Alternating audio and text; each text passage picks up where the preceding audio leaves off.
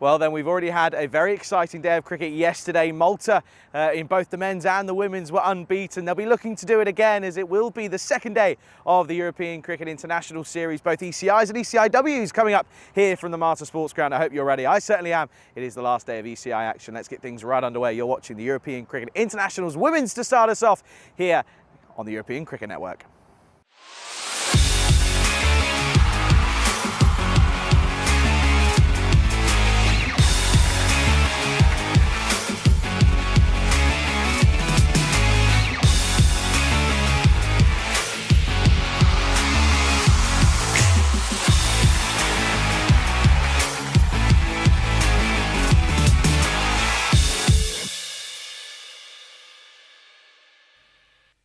This European Cricket Network event is proudly brought to you by HCL Software, Paramatch and Victorinox. A very warm welcome to you. Good morning wherever you're tuning in from around the world. Welcome to the Master Sports Club here in Malta. It is, of course, another day of action then coming on this European Cricket Network. And, of course, it's another day of international cricket. Yesterday, what a day we had, of course. It was a great day for the Maltese Cricket Federation, going 2-0 in both the ECI and ECI-W series. Of course, yesterday morning, the Maltese women's side took on a Bulgarian side in their first ever T10 fixtures. And, of course, it was a pretty tricky day for Bulgaria. But let's just get one thing straight here. They really grew into both games. You know, at the back end of that second game, getting up to a pretty decent score. Okay, it was short of a point, but you know, you've got to take the positives for them. It was certainly a really good debut for them on the European Cricket Network yesterday. Of course, they'll be looking to continue that momentum going into today. Of course, it is Malta women taking on Bulgaria women in match 3 of the ECI-W series. Let's go out to the middle. Tyrone Peters has got the two captains. Bulgaria to call. Heads. Heads is the call. Whoa. And that is a head. Batting. They're going to have a bat. And then news from the toss is that Bulgaria, they're going to bat first here in this first morning fixture. Bit of a surprise toss result there. I think, you know, going off the history of what Bulgaria have done when winning tosses yesterday, they of course bowled first. They did the same in Bulgaria, so out in Greece when they did play against them. So they'll be looking this time to put some runs on the board. I like this change. Of course, you've got to remember, we mentioned this yesterday, this Bulgaria side are a new side when it comes to cricket. Most of them have been playing cricket for less than a year now. So of course, for them, it is about trying to work out what works for them. We saw that yesterday, a lot of batting lineup changes in the first game compared to the second game. And that's realistically what this weekend's about for them. They're not going to be worried about results. For them, it's about developing cricketers to start off with here. You know, a lot of these players are just finding out what their roles are and working them out. You know, am I a batter? Am I more of a bowler? Am I more of an all-rounder? What's my strength? And that's what, of course, we saw yesterday. A couple of batters really did stand out, got a nice couple of runs, and who can forget that magical moment when they got their first boundary in front of the cameras. As for Malta, then, it was a great day, taking 2 4-point wins yesterday. They'll, of course, be looking to pretty much get a dead set victory in this first game, get the trophy into their hands, and then of course maybe change things up in that second game of the morning. Going to be a really exciting day. Let's go over to Rico Full, who is standing by in the comms cage over there. And of course, Rico, news from the toss then here in match 3 of the ECI-Ws is that Bulgaria, they're going to bat.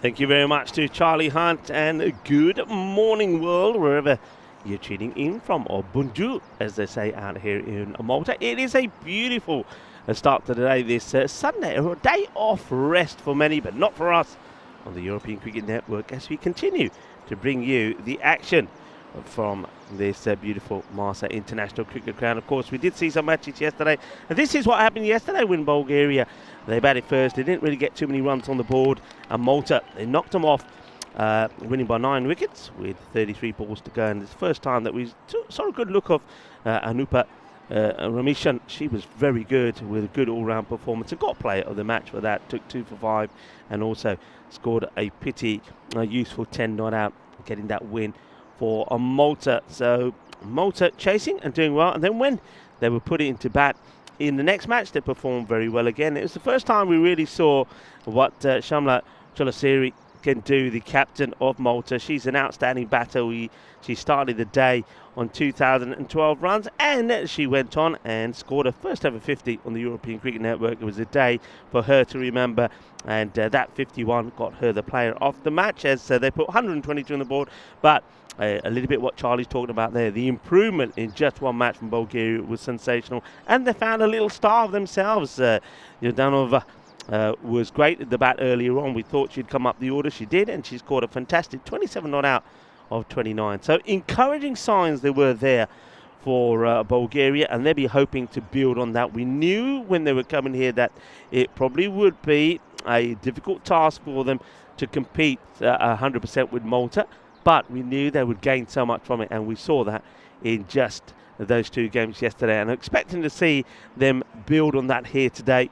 And a positive move from them as well to bat first, as we have a look at the fantasy dashboard. So yes, the captain, Shamla Cholasiri, she's going to be pretty key. I think Jess Reimer played beautifully yesterday behind the stumps. She's certainly somebody that can score some good valuable runs for her side as well. And the one thing that we were talking about is that I wonder if Malta, or at what stage will Malta make some changes to that batting lineup so maybe some of the other batters do get a bit of a hit out there in the middle, because I think if you just leave it to Jess and Shamala, you may find that some of the other batters don't really get a go. We are ready to go here. The battle of bat versus ball will start, and it will be another person who performed very well yesterday, Yadva, to start with the first. And asking the question, probably a little bit high. She did start with a royal duck yesterday when she got a wicket of the very first ball that she bowled, but not this time, as Detalina Runakova, the captain of Bulgaria, goes for that shot, but it's just a little bit high. Benefit of the doubt there, going the way of the batter. Just got to be a little bit careful with that, not to be going right across the line. And that's a bit fuller, but just going down the leg side this time. It's one of those, I think if you're learning cricket, whether you're a junior, and in this case, a lot of the women players, I would be saying like some of the shots you want to learn is if the ball is full and straight, just defend it, block that one out. If it's a little bit shorter, going down the leg side, get the pull shot in place, and then just get the dab outside the off. That's a good start, but try not to go across the line to these straight deliveries, because it could be dangerous. And she does get the bat on ball on this one. Now that's a better shot. This time she doesn't go across the line. She just watches and waits and just plays this down, because again, it's good ball. Good start this from the bowler Yadab. He's got the ball right on the money to start off. We want to say good morning to a lot of people that are joining us on the chat as well. Hello to Rob, Wayne, Bob, and Terry Richmond in there as well. Lovely to have you all with us. That one's going to swing a little bit, and that's why it's going to be called a wide. Wayne was in there earlier as well, and John Heesum. Lovely to have you all with us on this beautiful Sunday morning. A little bit overcast to start with, but those clouds will burn away. Rico Full here with you, and delighted to be here, and delighted to be with this young man as well, Charlie Hunt. Easy like Sunday morning. Morning, everybody. And this is a good start for Malta. Yeah, morning, Rico. In comes Yadav once more, and this one's again a bit down the leg side. Good shot. This time, that's the right shot to play. It is down the leg side. She goes right across, gets bad on this, and will get herself off the mark. So Detalina is off and running. Yeah, just a little bit too straight, as you said, Rico. And Yadav would have been hoping for a replica of yesterday, getting a wicket with the first ball of the day. But well, it was a good question, but just couldn't quite get it full enough. Of course, had to get a lot of bounce off this artificial wicket here in Malta. Another day of action. Going to be an exciting few hours here. And firmly hit. Now, we were impressed with Nikolova yesterday, especially with her eyes. Got a good eye, so you saw there that's a good straight delivery. She's able to play it nicely with a straight bat. Got a bit of power in there. Just only the Yadav gets a hand on it, which prevents the single. And let's see if she can get a good partnership going here with her captain. That's the one that is pitched right up there. What a good ball that is. Look at the movement on this. That is a great delivery, and that would have outfoxed a lot of players. Watch this again. Watch this go late. That's too good. Ooh, that what a delivery ball. is genuinely too good. And it swings round roundabouts, and at the end of the over, it's an interesting start for Bulgaria. 2 without loss, of course. Good morning to everyone, and as we always say, we appreciate all your messages, and well, of course, you can get in contact with us on our personals, but you can also get in contact and get interacting with the socials and the content that comes out on the European Cricket social media as well. Yeah, you can do. And I must admit, I loved and really did appreciate a lot of the comments from our viewers about how good it was to see the women's cricket yesterday and the development of those players, of those teams, and that we are covering it and putting it out there for the world to see. So thanks very much, liking those supportive messages. As well, joy. Now, this lady did have some joy yesterday. It's doing the rounds on the social media at the moment, thanks to a brilliant catch that she pulled off yesterday. Absolutely, and rightfully so. She'll be hoping for another good day. And as will Malta in general, to be fair. They were really good yesterday. Unfortunately, just a level above Bulgaria. But as we said, Bulgaria are certainly looking up and got better almost every 5-over stint yesterday in either the field or with the bat. That's a nice looking pull shot. Plays that nicely. Shame that she does have a good eye for this shot. Yeah. Detalina. I mean, sometimes that will get her into trouble, but as long as she keeps her eye on it and plays it nicely. She's all right. Look, that's nicely played. You think about how little these girls are, that these guys, that they've all been playing. The thing that sort of what I'm seeing, with the amount of shots that they're playing with a straight bat with pad, and that shot there, the textbook sort of pull shot, just gets away from her, and they'll take a single, a bit of a misfield from Shamla this morning. What that tells me is that they're being coached the right way. They're being, they're not just being chucked in and going, yeah, go on, just see what you can, sort of let natural sort of ability take over. They're being coached, genuinely are being coached, which is lovely to see, and that's, how you've got to start your time in the game. Yeah, definitely agree with that. Tao's an interesting position, isn't it, outside the in the pocket.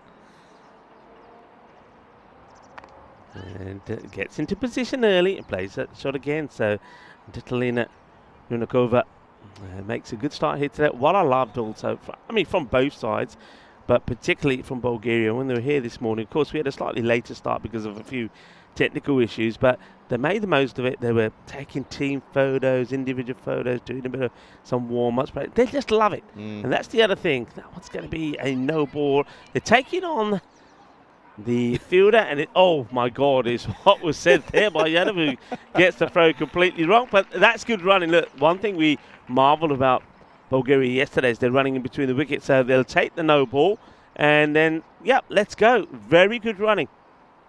Yeah, absolutely. Free hit to come as well, by the way. Yadav just looks as if Malta slightly asleep this morning. A nice way to put it. You said easy like Sunday morning. I think you're allowed to on a Sunday. I like that, by the way. See that reaction from Jess? But she had a bit of a giggle at that one, rightfully so.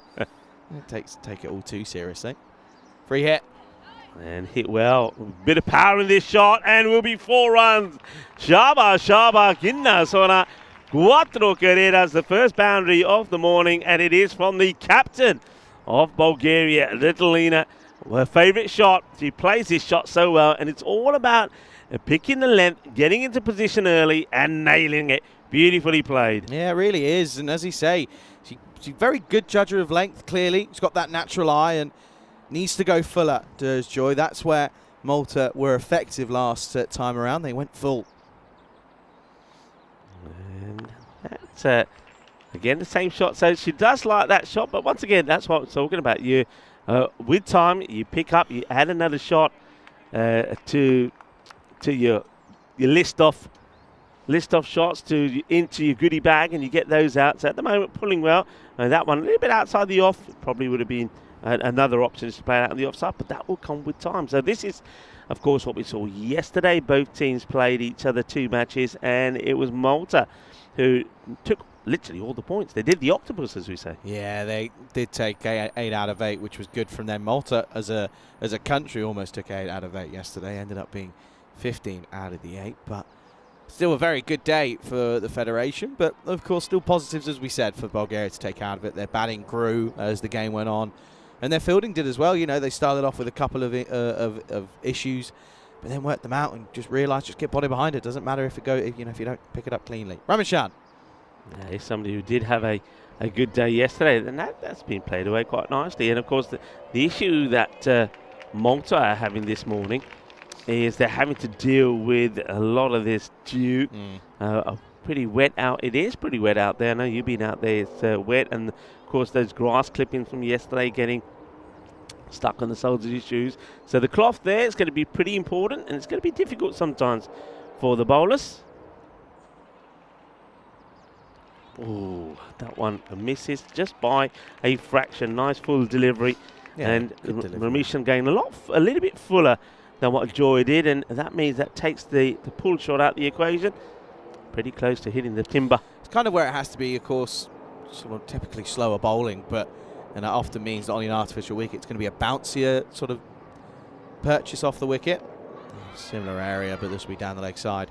So that's why, you're seeing Joy there. She's not bowling a terrible length in that last over, but there were just a couple ones that they just pop up. Just because, just the way that the artificial wicket works tends to be the case everywhere. The slower the bowling, it will bounce higher. Yeah. And get more out of it. Yeah, Mission just checking her field. I mean, they have put a fielder on the boundary, but I don't think she needs to be there on the leg side to Nikolova, to Vitalina maybe. So keeping her there for the time being. You are allowed 2 out. And it's another appeal, and this time again the umpire probably say no. Probably again that bounce. I think it's going down the leg Down side, leg to be as fair. well. Yeah, on the back leg of the batter. You see here, angling down the leg side.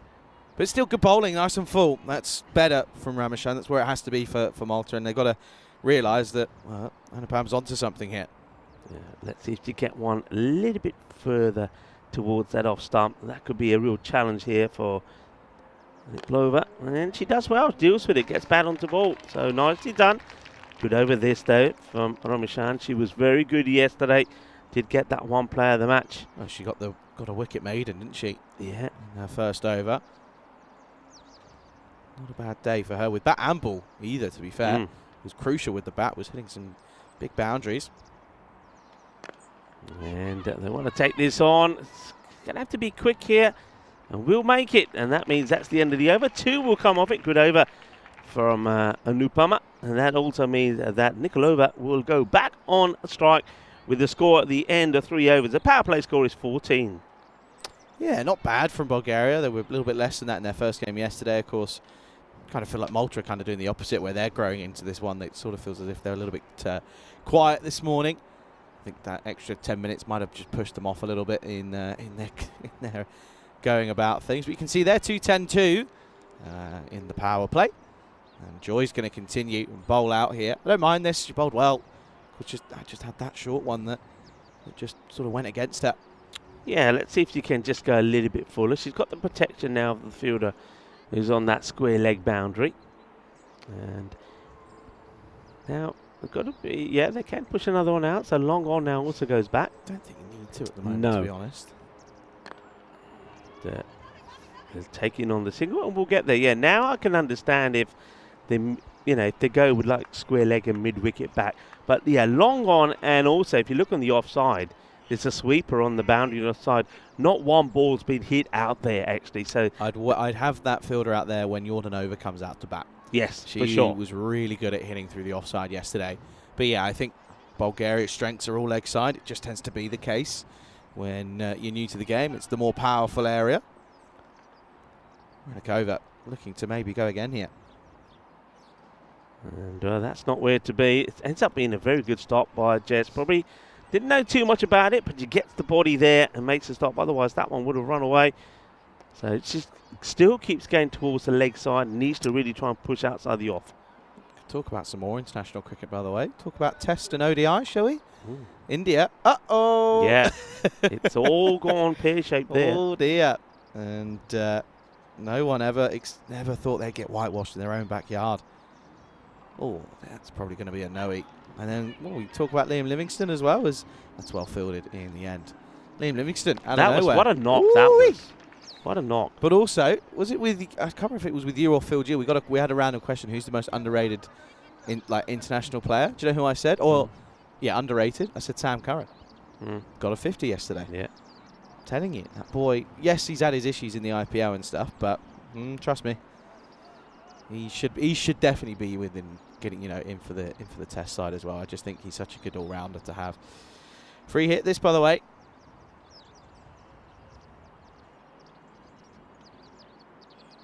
And doesn't really get this right. Jess is, I think, just testing out her vocal cords this Sunday morning. She seems to be appealing for everything. Yeah, interesting one, that one. I think in hindsight and with more games under their belt, and a bit more experience, you probably wouldn't have taken that run on the free hit, because you probably do want at the moment Littlina to have most of the strikes, especially against Joy, because, well, let's just say she's had a little bit of joy against Joy. And Nikolova hasn't really managed to get her away, but now she gets good bat on ball. Should be just a single, so rotates the strike. Yeah, I'd like to see Colaseri come up back into the ring here. I think it's just quite defensive captaining. Captaincy, I just think, realistically keep the squeeze on. No need to offer them up the easy single. If they hit it over your head, then fair enough. But, I just think here at the moment, with the way that Bulgaria are, I think you want to keep your squeeze on. And that's up in the air, fielder. Well, that sweeper sort of does get into play. But, well, what is that? That's a little headbutt into the belly. And Malta just getting a little bit close to each other there. I mean, that is one thing that you know that early on teams will do, especially when you knew everybody chases after the ball. So watch this. And Just a little love tap, this one. Swatted away to Yushchenko. And it's well fielded. Good running again, though. yeah, the running has been really good. We were impressed with this with Bulgaria from the moment they were out there. They weren't getting boundaries, but when it came to running, it was good. They were running the extras on the buys, the no balls, and even the little singles that weren't there. They were making them count. So good play from them on that front. This one is over the offside, and that's going to be 4 runs. Well, what a shot this is, and look at the celebrations. Focus on the celebrations as Nick Lukova gets a boundary here. And just watch the captain as this goes past to the boundary. There's the shot, and it is Detalina who gets it. There she goes, look, bat up in the air. It's another boundary to me, she says. Oh, well struck. Put that one in the scoreboard, in the scorebook. I'll have it. Thank you very much. Nice way to finish the over. Joy ends up conceding a few, to be fair. Goes for 19. And at the end of the 4th, Bulgaria not going badly. Above a runner ball as they find themselves 25 without loss. Yeah, well done. Yeah, George, she's just a little bit too short. Was unable to get the ball in the right areas. Her first over went for 10. And that one, 11 come off that one. So good stuff. I've just seen a stat, by the way.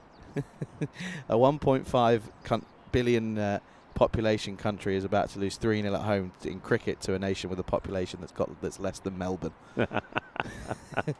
Hello, everybody out in India. Hope you're okay. You know what it is? They were too busy with the Diwali celebrations. They ate too many jalebis, I reckon. Shamla. But fair play, yeah. Yeah, Shamla comes back. She wants to keep it nice and tight.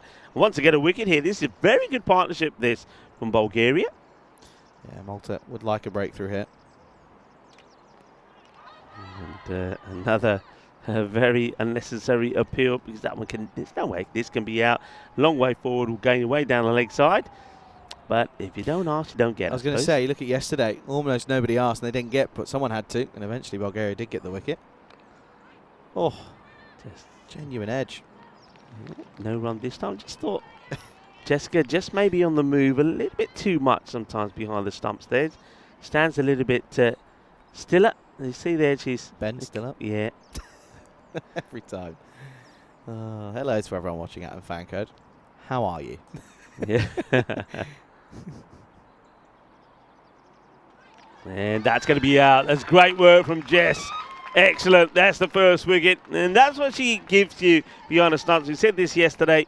It's a wonderful character, great personality, and a very good cricketer. And behind the stumps, well, you'd always back her to get the wicket there. And that's going to be the end of what has been a very good partnership. Nikolova will be stumped by Jess for 5 of 17 deliveries. But good work there from the keeper.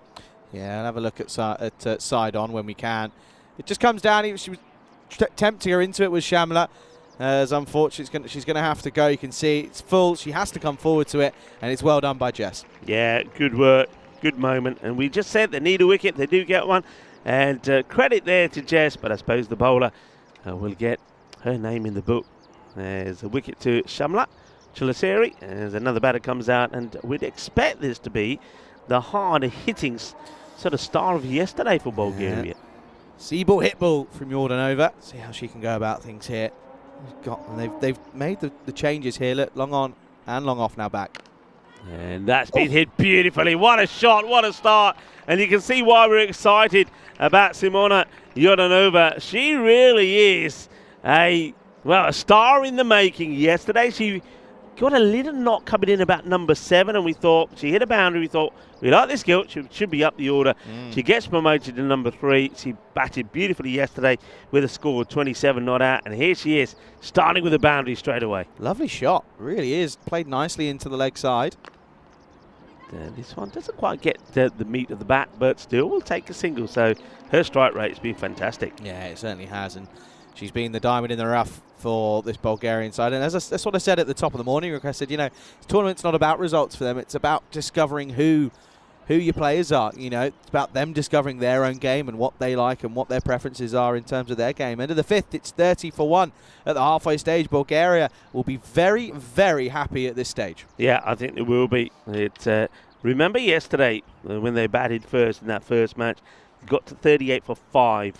And so already you can see a huge improvement from them, and that improvement will continue. More matches, the better they will get. Absolutely. You can see there the state of play. So, of course, coming to the end of our first of 2 weeks here in Malta. We've got another 2 weeks to go. And then, of course, on the 18th of November, we start ECS Encore in Spain, as we'll be up in Barcelona. And then, of course, we'll be heading to Khartoum yet again, as Ramachan is going to return for her second. Yeah, Ramachan bowled a nice tidy over. You'd expect that from her. And there it is, full and straight. And that's going to be the wicket. It's a big one. As, Yordanova gets done by a good one. We know that Anupama Ramachan is a quality player. She adds value with bat and with ball. It's just a good length. And even though it looks like a nice aggressive shot, Yordanova just gets beaten by the length and the line there of Ramachan. So that's going to be the end of a quick fire.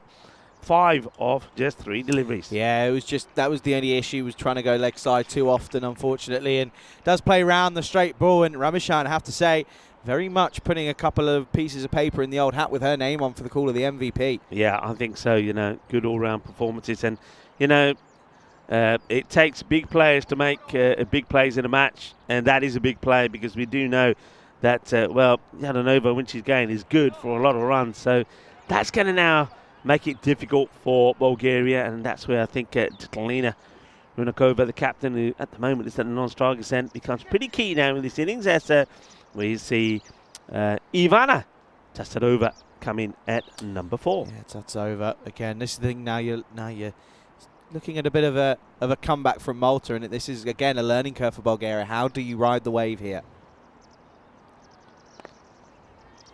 Gets bat on ball, but no run this time. That's well played. Could have easily swiped across that one and run the risk of losing a wicket there. Could have Ivana. So nicely played.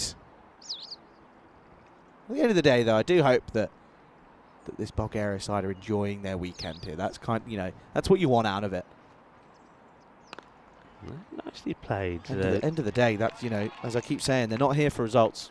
It's not the be-all, end-all of the weekend for them. It's about getting experience and getting experience out there in the middle, and also getting used to the cameras as well. And I said this yesterday about Ivana. She's got a good eye, plays that ball really well. You can see she's not swinging and missing, and she can't be, because Ramachan has got the ball on the money all the time. So it's a good little battle between these two. And now that's a good ball, and still gets bat on it. Wanted the single there, and yeah, you can see there the captain, Detalina, says, yep, should have gone. She's disappointed with herself, because when she looks back and sees where the ball is, she says, yeah, we could have made that. Yeah, probably one miss there, but last ball of the over.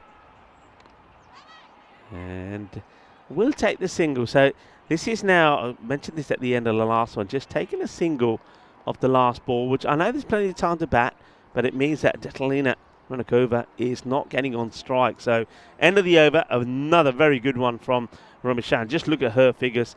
Picks up a wicket and only goes for just 3 runs in her 2 overs, which leaves Bulgaria now on 31 for 2 at the end of 6. But yeah, keeping the captain on strike, that's working a treat at the moment for Malta. Yeah, it certainly is, and it's working in their favour, as you say. You've still got the likes of Taleva to come out, and certainly still options for Bulgaria, but it's about it's as you say, the big thing is they didn't let Simona Yordanova get comfortable.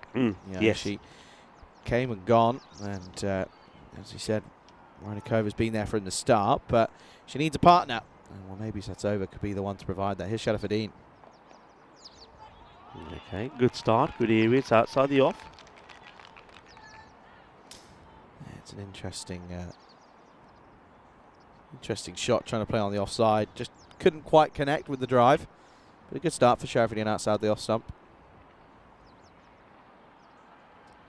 It's down the leg side, so it's going to be a wide. See, I think when we were watching Thanuja, Sharafuddin yesterday. He put probably 4 or 5 good balls in, but lets herself down with those 2 or 3 wides and over. Something that she'll work on. Of course, not the most easy of conditions this morning. She's going to have to keep that ball nice and dry. It's just out of the reach of a caught and bowled opportunity, but to get this, gets a single. Now this will be interesting because I think just Lynn now gets on strike. He's spent a long time off it. She'll probably be looking to once again hop across the off stump and get the pull shot, but they have got 2 players back to her, so this is good field placements from Malta as well. And there she goes. There's that shot. She will be fielded by the fielder that's been deployed out there in that sort of square, between square leg and mid-wicket area. They've got to be high and square in place as well. Have kept that sweeper out on the offside all the way through the innings, more or less. That's one thing that I think Malta can have a look at. That's going to be too wide. So that's the balls I'm talking about that Sharafuddin has got to work on. It's just all about release point. That's all it is. It's just releasing the ball too late or too early. That's the issue that she's finding, and that's a real easy fix. An hour in the net, so that's a fix. Yeah, it really is. So it's nothing to be too concerned about. But of course, it's just something that all you have to do is just look at. That's better. Yeah, it gets played away nicely. That's fielders placed in the right positions. Will do the fielding as Ivana plays a nice shot, and after getting iron, playing some defensive shots, she's off and running again. Wow, just had some amazing news, by the way. Yeah, Yash Singh, who was umpiring yesterday, his wife gave birth last night. And they welcomed a beautiful baby. Up in the air. I'll go say, well, congratulations to Yash and to your family. Yash will be happy as well. Beautiful baby boy. So there's a budding cricketer ready to play in an ECS come 15 years' time. Bahut badaiyan apne umpire Yash nu. That's baby boy born hoya. So yeah, lots of congratulations to Yash. Good news as well is that the mother is healthy as well, which is very good news. Congratulations, and lovely little news to start your Sunday morning off, eh? Yeah, that's nice, isn't it? And that one's not so nice. Once again, it's that wide ball. Yeah, just trying to. Again, you'll see it in a replay from one. You'll see it just the release point. That's all it is. And as I keep saying it, as I say, it's an easy fix. You see, just as it comes round, it's just a bit early that time.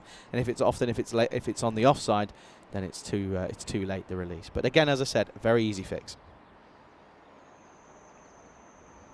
Yeah, better. And gets a dot ball in there. And that's where, you're right. Once she gets the release right, and if that ball's not sliding out of her hand, she's getting the ball in good areas. And you see there, that's how she started with that dot ball, the first ball, and that's where she goes back to here now. That will be the end of the over. And 7 will come off that. And Bulgaria move to 38 for 2 after 7. Yeah, of course. The ECI-W coming up at the end of this year, 9th to the 20th of December, before we take a break and a hiatus to rest and recuperate and go again next year. But yeah, of course, first time that we'll see Germany and Jersey in the women's game here on the network, which will be really exciting in the T10 format, of course. We have seen Germany play T20Is against Austria a couple of years ago. Yeah, and it won't be long, folks. It won't be long. That's a good delivery, It's a really good ball. And there is an appeal. I'd like to see this again, Charlie. Was it just going slightly down the leg, maybe? Let's see. Now she steps across. That's out for me. That's hitting leg. But anyway, umpire's call. Umpire, this side's not the. I suppose just feeding it could have been missing the leg. Yeah, Shenko just has a slight fumble. Very rare that you see that from her. Yeah, we're just going to go back to that ECI-W. It won't be long, maybe a year or two time, when these two teams will also be featuring in there. That's the thing. That will keep growing. We spoke about it yesterday. Not out, just slightly. Yeah, that's what we said yesterday. You could easily, in some way, you could open it up to 3 divisions. I think with the women's game, as I said, because it's earlier in its sort of development stage, you do have to be careful of having England playing against Bulgaria, more from a safety perspective more than anything, for example. But you could certainly open it up to a third division. Malta, Croatia, Slovenia, and Serbia, Bulgaria in there as well. Good delivery. You certainly could open that up to a 3rd division. Yeah. Absolutely, you could. There's so many opportunities, so many formats that could be deployed. But of course, the key thing is more teams, more cricket. How close was that from hitting the top and middle stump, by the way. Yeah, not far away. Look at that. Whiskers away. Good take by Jess as well. Good bowling this from George. And, well, asking the question here, and this has been given. So it's lightning quick from Jess. It means that Susan George will pick up a wicket. Delight for Malta, but pain for Ivana. Let's just see here. So she goes for the big shot. She gets herself out of the crease, and that is just unbelievable work from Jess Reimer. That is sensational. What a great bit of work that is. That is a wicket from nothing. Yeah, very good indeed. And, well, Tatova's a little bit frustrated with the way she gets out. You can understand why. But the third wicket falls, and they're just stemming the flow of runs here at Malta, which is all they needed to do. As yeah, it's again that fuller ball that's just looped above the eye line, and it's tricky to deal with. You fall down the wicket, and Jess makes no mistake. And Jess, one of the keepers in the women's game, you don't take options to. And it's going to be 39 for 3. Sarandeva comes out at number 5. Yeah, she just really forgot about getting herself back home. I didn't expect, because Jess is not standing up, didn't expect the wicketkeeper to get the ball back into the stump so quickly. And that's great awareness from Jess Reimer. Another wicket goes. The second stumping for Jess.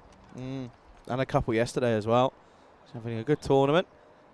Again, I think with her, if she gets a couple runs in these games, then that could be a chance for another shout for MVP. Really could be. Yeah, her work so far has been really good. Right, Sarandeva. I like that. Everyone was ready. The ball was at the bottom of the stumps then. Where's the Grizzly gone? Jessica, found it. It's here. Let's go. Last ball, not yet. George just losing a run up there. Well done for pausing there. Could have easily have gone through and had a bit of a nightmare. There you go. Oh, yeah, look, found it.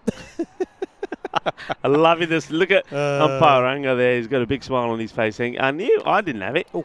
And that is going to be a very good over from Susan George. Beautifully bowled, just the one run from it. And it picks up a wicket thanks to some outstanding work behind the stumps there from Jess. 39 for 3 at the end of 8 overs. So 2 to go, 12 balls to come. Can they get up to that magical 50? Should we play the game again? What, played first thing in the morning? Yeah, come on. Let's have a look, shall we? Where would it be going? This time of day, what are we? We're just getting about 9:15 local time. You've got no chance. I got no chance. You're not guessing this. Again, it's in a country that we've been to, but you're not guessing the airport. All right. Yeah, probably not. Country. Hey, let's try with the country. Yeah. Did we have it yesterday? No. No, we didn't. Okay. Budapest? No. Good shout. Right, Yeah. no. Good start that from Colisari, by the way. Comes back for the 9th. Go on. Tell us. Toulouse. You never would I have would have got got that. Never. Never would have got. I Never, could have narrowed never. that down. It's a country that we went to for the first time, but that was Yeah. pretty obvious. But It's, not out. celebrating, but not out. Marina Coe's been there from the start, hasn't she? Been starved of the strike, though, royally in the last couple of overs. That's been the issue. So many times, last ball of an over, they've taken a single. She hasn't been able to get there. And if she was, she would have played more shots like this. She's very good rocking on the back foot and playing that pull or hook shot. So you can see why she scored runs against Greece as well. And, you know, she's a niggly sort of batter. She'll stick around and keep one end going and play some nice shots as well. Really good comeback this. Only 10 runs have come off the last 4 overs. Really impressive. They were 30 for 1 after 5. And at the moment, 40 for 3 here in the 9th. Oh, that's well bowled. Lofts that up there. So says, I'm not going to go shorter. I'm not going to give the batters the opportunity to play on the leg side. And Sarandeva misses out on it. And that one's going to be gone. Caught and bowled. Great catch. And, well, Cholasiri is not going to put these down. Just flights this one up there again. It's a little bit wide off the crease. So Sarandeva can't really get too much power into the shot. It gets a bit of the top edge. It floats up in the air. And Shamala Cholasiri is there to take the catch. And unfortunately, Sarandeva not able to get off the mark. Yeah, disappointing way to go, unfortunately. Just couldn't quite get it away from the bowler. Good catch, though, from Shamla. And again, with her 50 yesterday in the wickets here as well, it's going to be a tough old task of choosing the old MVP at the end of the next game. Yeah, I mean, let's see how the batting department goes. You'd expect her to be once again at the top. This one's pretty close. And hands on heads as the batters do come through and take a bite. Galabova in here at 6. This doesn't miss by much. Does not miss by much at all. That's a good over and a good spell from Colaseri yet again. So an over to go. Bulgaria 41 for 4. Yeah, and you're right about the last. I mean, in 4 overs, they've scored just the 10 runs. And remember, at the halfway point, they were 30, and that was when I was saying, you know, they will and should go past the 38. They managed batting first yesterday, but not by many, not as many as we thought, mainly because of some outstanding bowling. Ramishan came, bowled a really good one, and Shamla's been good. Susan George, what a good over it was from her. And now it's going to get a bit harder as Yadav comes back to bowl her second. And she certainly has got that little bit of extra pace that some of the other bowlers don't have. So she's a double threat. 21 years of age, still young, and, you know, going to be so crucial for the future of Maltese women's cricket. It really is. You know, you can nurture her into being a very good player. And the thing is as well for Yadav, give her a year or two. You can start with the right contacts. Swing and a miss with the right context. Oh, they're going to take a bye here. Jess not paying attention. It's a direct hit. They might just want to check, but I think she gets back here. Just want to have a look here. So Jess just sort of falls asleep, doesn't realise they're taking a single, and they come on through. Oh, is the bat down? Well, they celebrate the single, but I don't know if she's got back here. Let's have a look. Might need to look at side on. I've never seen... Oh, this could be close. I think she's just going to get in. Just got to hear. Well, one thing that she's got to learn, well, you see the captain, Rutnikova, celebrating that she's made it. It's like she's won the race, but she's got to learn to slide the bat in. She was very lucky to put that heel down. But, yeah, never seen a celebration because a batter's made it home to Talina. But she gets back on strike. Can she make it count? And plays that trusted pull of hers. It gets well stopped. Of course it does. Because you know who that is? Yes, it's Chenkova, who is always there proudly. What I was saying is that, you know, Yadav, a couple of levels. She's not far away from, as I say, fair break, for example. There's different, opportunities around the world that if you know the right people, get her into that sort of circle. Well, that's well struck. Will be just a single, though. No, you're right. I mean, there's certainly people watching that will probably be not just her, but 1 or 2 players saying, you know, for her personally, I think right now, I think her goal should be the Malta Shield next year.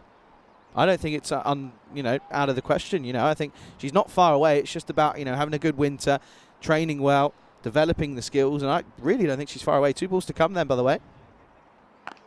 No. Shot. Yeah, powerful shot.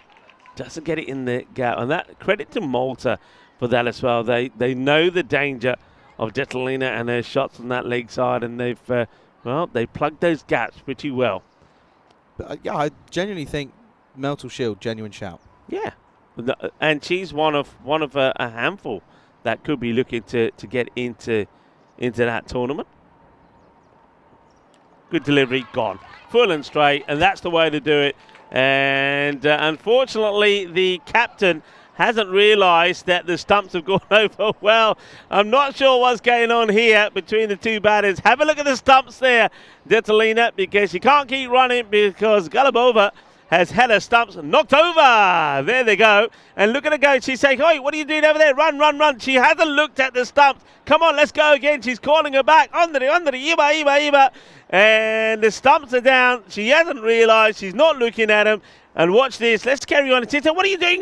Jaldi kar. Oh, yeah, Babaja. And in the meantime, I've never seen that before. The 2 batters are running, and the fielding side are all celebrating. And it will be a wicket. It's the end of the innings. And Bulgaria will finish on 45 for 5 at the end of the innings. What a comeback that is from Malta. They were 30 for 1 at the end of the 5th. In the next 5, they only concede the 15 runs. It's very good, and they take 4 wickets in there as well. So it's remarkable stuff from them at the end. Let's have a look at the highlights. Joy had a bit of trouble. It wasn't sort of going her way. She ends up conceding 19 off her 2 overs, which was just unfortunately. She just gets too much bounce. And with the likes of the opener in the skipper, Detalina Rojnikova, she loves a bit of short stuff and was really pulling into the leg side nicely. Yeah, there were some nice shots there from Catalina. And thing is, though, and what she has to work on is, look, 22 balls and batted all the way through the innings. She made 20, but she's got to face more. And if she was to face, let's say, 35 deliveries, then you're looking already there at potentially them getting past or maybe getting too close to that 70 score. So when she's out there with some of the other batters that are less experienced, she's got to really take control of the strike and dictate the strike. Wickets were falling, but yeah, Charlie's absolutely right. Good credit to the way Malta came back here. There was just a couple of expensive overs. There was that one from Joy that went for 11 over number 4. Then Shamla came back on and tried to tidy things up, went for 5. It was 30 at the halfway point. But yeah, this is what she does when you say about tidying things up, just getting the ball full and straight. That was Ramashan, by the way. I really am impressed with her. I know Charlie's talking there about the young Yadav. Certainly got potential to go further, maybe even make it into something like the Malta Shield. But certainly there's one or two others that you can look at there. So, and Ramashan is certainly no exception. Shamla Cholaseri, very good as well. And also, don't forget the great work behind the stumps there from Jess Reimer as well. She was great. That was a good caught and bowled from Cholaseri. We were talking about her. But we had a crazy end to the innings as well when that last wicket fell down.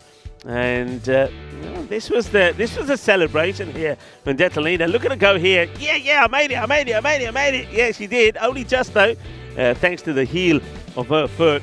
But right at the end, she was screaming and shouting at her partner. It was Galabova saying, "Come on, run. You got it here, Nutter." And then she's looking at the ball, you see, saying, "Come on, we can make it back. It ain't going to the boundary. Let's go again." Just watch her screaming and getting And Galabova, poor her, she's thinking, why are you making me run? My stumps are knocked over.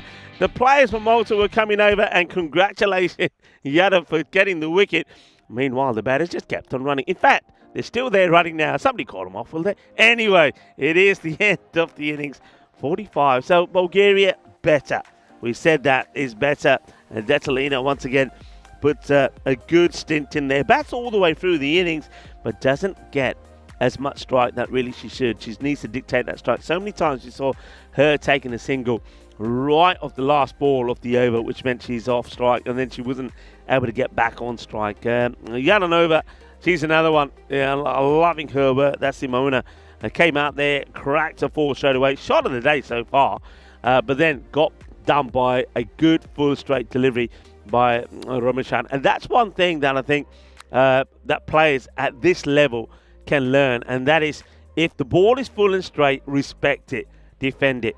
You'll get the ball to put away. You'll get a chance to play your shot to other deliveries, and if you can apply that mindset, you can stay out there longer and get bigger runs. Maybe a little bit like Desalina did. She knows what her shot is going across the line and playing the pull shot. Bowling figures there, Cholaseri 2 for 6. You can't keep her out of the game. Susan George got that 1 over in where she picked up a wicket as well. But you've got to mention Ramashan.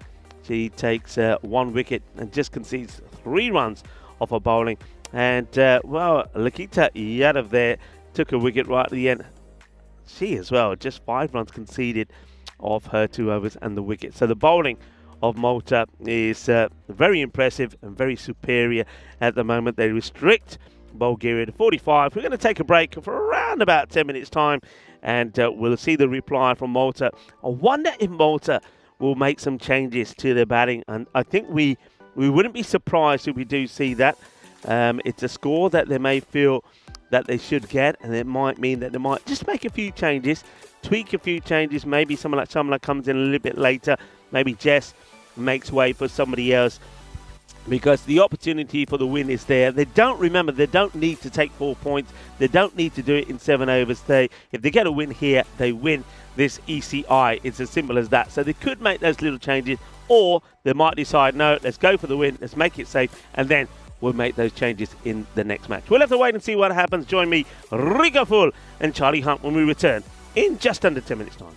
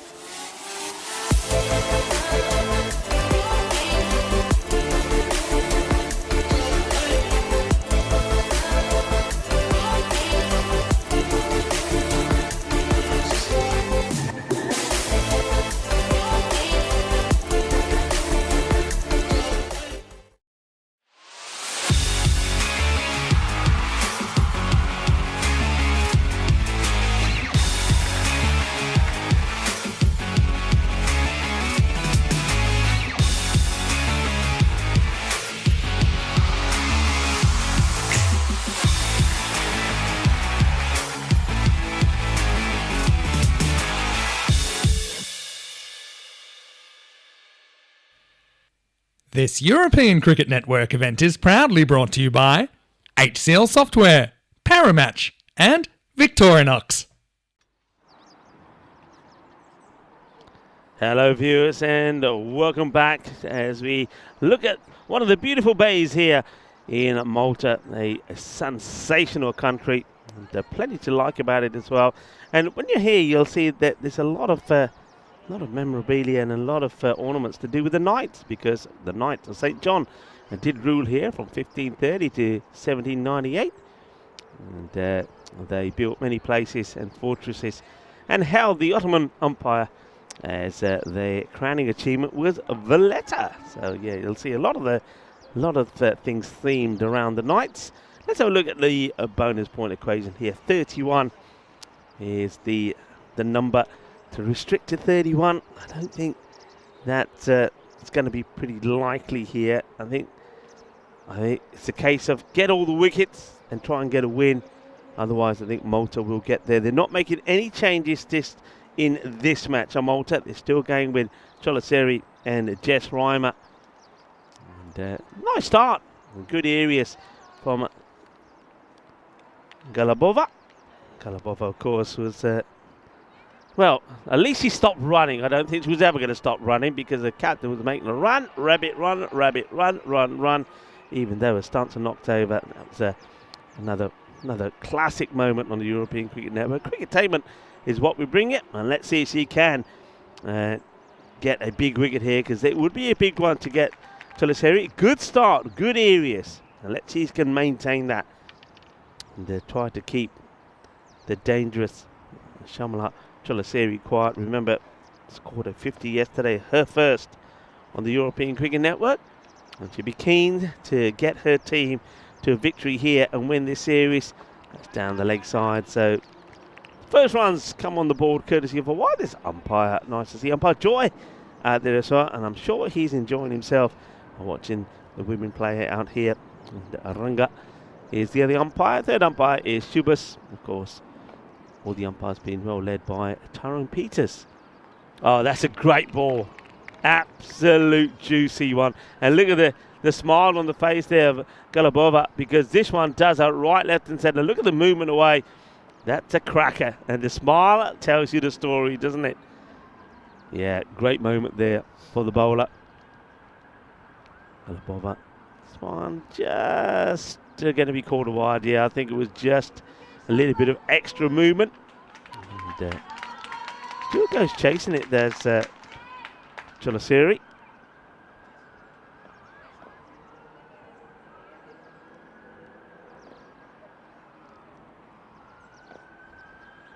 And oh, that one comes out all wrong. I think just be a wide here. Yeah, wide signal. You can see today being a Sunday here, got to say, coming into the ground here was like a breeze. It took around 10 minutes. No traffic on the roads. Of course, there's about 359 churches in Malta. Maybe everybody went to church. It is a Sunday. But nobody on the roads. It was a pleasant change. This one probably should be a wide. It will be signalled reluctantly, I think, by the umpire. Says, I don't want to, but I have to, because it does miss everything and go past the leg stump. So Galabova, after a good start, just lost her radar a little bit as Charlie Hunt joins me back in the cage. Yeah, church for every day of the year and the rest. It's another one down the leg side. Yep, there we go. Yeah, that's the thing behind it. It's the saying is it's a church a day keeps the doctor away, apparently. Supposedly. Well, when I did my rooftop tour, there was loads. Yeah, couldn't stop seeing them. And they're pretty spectacular buildings. Oh, the architecture in Malta is next to some of the best. Yeah, that sandstone looks absolutely impressive. And it's a good pick up. And should get at least a couple, really. And no, Shamla says no, we'll stay there. She's probably thinking she'll give Jess a couple. Now, look, one thing about these two, and it's something that we saw throughout the Maltese batting innings yesterday, is that the running in between the wickets sometimes is a little bit suspect. And let's see how it goes. Well, they won't have to run about that one. That's going to be another wide as Galabova just starting to lose her. I wonder if Charlie, because she made such a good start with those first three balls, that she's just trying to bowl a little bit quicker now, and as a result of that, she's just losing her shape. Maybe, potentially. And that's going to be another wide. So that's now, I think, about 7 wides in the over now. So what was looking to be a pretty tidy start is, well, turned a bit downwards. Sour's the right word. Yeah, 8 now off the over. Just the old yips coming into play, maybe. And yeah, well done, umps. This could have been, I'm going to say umpire score, it was probably more a wide than not, maybe. Let's have a look. No, it touches the line. It's all right. Bounces on the line. It's on the popping crease, so it's going off on the line. It's a good call. Yeah, well done. Sneaks it in, just club over. And this one not so good. So just it's interesting. It goes back to what you were saying before. It's not in the body. The body's good. Where she ends up, everything's right. It's just the arm. It's where the release point is. If you watch this one, body stays pretty upright, but look at the release point, and that arm doesn't come straight. Get that arm straight. So anybody that's watching, a little tip from me is get the shoulder off your right arm, your bowling arm, just clipping your ear as it comes over. So you can see that gap between the arm and the ear. Yeah. So if you get the arm straight, the shoulder of the bowling arm, the right arm, is going to be clipping your ear. So we'll look at the gap between where the arm is. You see that? You can get that arm straighter, and that automatically will bring the ball straighter. Going to ask everyone for invoices for that coaching clinic? How much are we paying? Better ball gets played away, and they will take a single. The over comes to an end. It's a healthy start, though, for Malta. 11, courtesy of those wides, unfortunately, off the first. Yeah, and it's a good start in the chase. Of course, they'll be looking for the win here, which will, of course, confirm their victory in this series, which will be good for Malta. They've been on the wrong side of a couple in our ECI-Ws. 287 without a golden ball now, by the way. And things are just certainly starting to keep on going with that rate. And I think 405, I just have a feeling it's on the cards. You said this yesterday, yeah. I mean, the way it's going at the moment, it could be. Hello to Lance, who's joining us, and to Kroom, and also Helix. Helix, good to have you with us. It's a swing and a miss here from Jess, who remains on strike after taking the single of the last. Yeah, of course. I have to say, I've enjoyed having a translator at the tosses. It's good fun. Something you don't see every day. And gone. What a catch. And you know who it is. She did this yesterday as well. It is Martina, who takes a sharp catch. Well, that's a surprise. And I think she got Jess Reimer yesterday as well. And Jess is probably thinking, Martina, what have I done to you? She hits this pretty well, and Martina snaps this up. No trouble at all. Oh, that is a tremendous grab. What a catch. What a moment. Yeah, straight to her. And very nicely done by Abadjeva, who, to be fair, as you say, Rico, she's loving being in the covers, and another disappointing way to go for Jess. Only goes for one. Unfortunately, it's going to be 11 for 1 as Reimer has to go. Yeah, and delight there for Sarandeva, who does the bowling, gets it in the right areas. I think it's the right shot to play, actually, from Jess. Gets too much elevation. Yeah, right shot doesn't gets too much elevation. If she wants to go with the elevation, needs more power. New bat comes in. Doesn't have to do anything about that, and they're going to stick with Ramishan coming in at number 3. Now, yesterday, the 2 times she came in, she whacked her first ball to the boundary. Yeah, of course. Looking to very realistically get these runs ticked off, and then maybe in that next game, maybe rotate through the order a bit, give a few options out, change things up, Malta, potentially.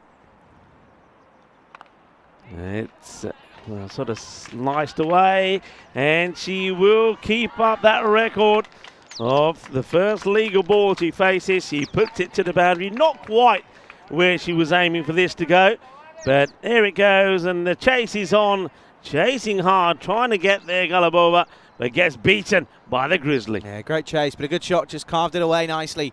Did Ramashan through backward point, and a welcome boundary. First boundary of the chase for Malta, and they're already a big chunk into it. 16 for 1, just 30 required.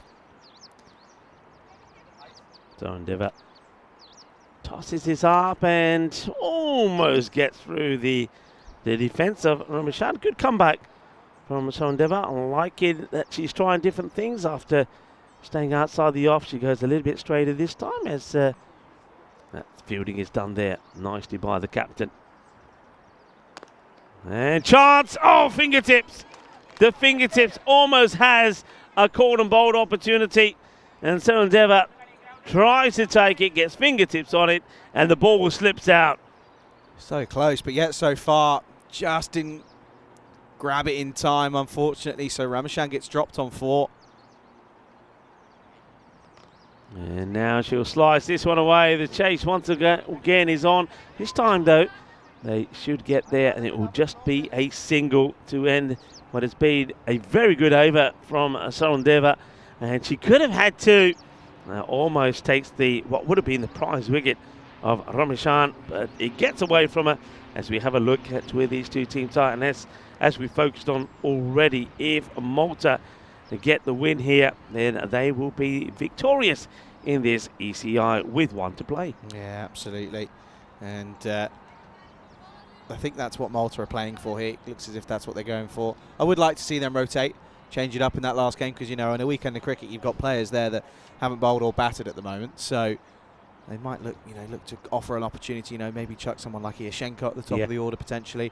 Even the likes maybe of Stella Ruja, for example. No run, the field is there. Yeah, there was Helix saying that someone apparently is saying that there's a couple of undetonated World War bombs in some of the churches. There's loads of them around Malta. Because Malta was, during the World War II, was actually the most bombed country. That's a noble. I might have to just check camera 1 here just to sort of have a look at the look of this here, but whether or not it's a noble or a wide, just in terms of where it bounces. In terms of, I think this might have gone right past the line, but the height also. Hit. Let's have a look at the height. It's a free hit to come. It's a no-eat, so he needs to cash in here, Ramachan, and will do so. Hit firmly into the leg side, and well done by the fielder out there. Superbly done by Stanislava Sadendeva, who does well, and they get back comfortably, and they'll get back for 2. Yeah, I'm loving the stop here.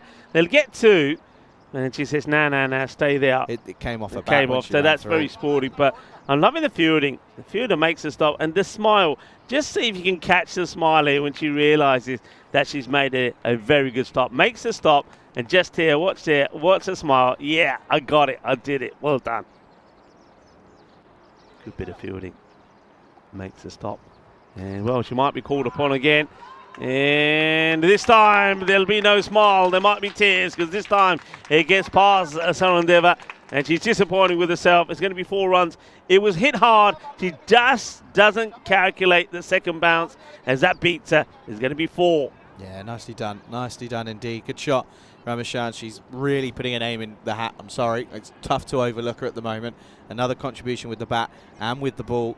So there's lots of, realistically, good day and good weekend for Ramachan. Yeah, she's had a great couple of days. She's had a very good weekend, and this is another one which she just manages to get away.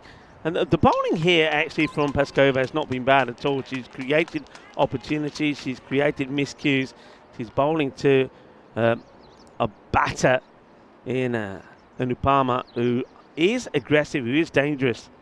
So she's managed to keep her quiet so far. Just the odd one that's got away, and that's courtesy of a bit of a misfield, really. Cut away nicely. That's 4 runs. And don't bother running for that, as Cholaseri gets her first boundary as well. Hasn't had too many balls to face, but ball number 5 will be cut away beautifully. 4 runs. And this over and this match is going Malta's way pretty quickly. Copy and pasted out of the textbook. If you ever wanted an exhibit or an example of how to play the perfect cut shot, it's that. Back foot across on the offside, hit away. Thank you very much for coming. Great shot from Colaseri, really is. And she's had a good weekend as captain as well. I'm going to take nothing away from it. She's been really good in the field. And she'll just watch that one go by. So that's another wide. That brings the 30 now on the board. And remember that it was 30 after 5 overs for Bulgaria. Malta will do it in the power play. And they're well ahead, of course, here. And they're likely to... that's no ball because of a field. There was too many fielders out because we are still in the power play. So no ball now being called as well. They've got 3 out, and they still have got 2 out on the leg side and 1 on a sweeper out on the off. So no ball called. 1 has to come in. I think that was just the fact that the point fielder just didn't come back in after having to go retrieve that, sort of stayed where she was. She's still not in, is she? No, she is in, yeah. She's in. She's in now? She's in now, yeah. All right. So another wide down the leg side. Another free hit to come. The free hit stays in place. And I think Cholaseri knows that, and he will be looking to go big here again.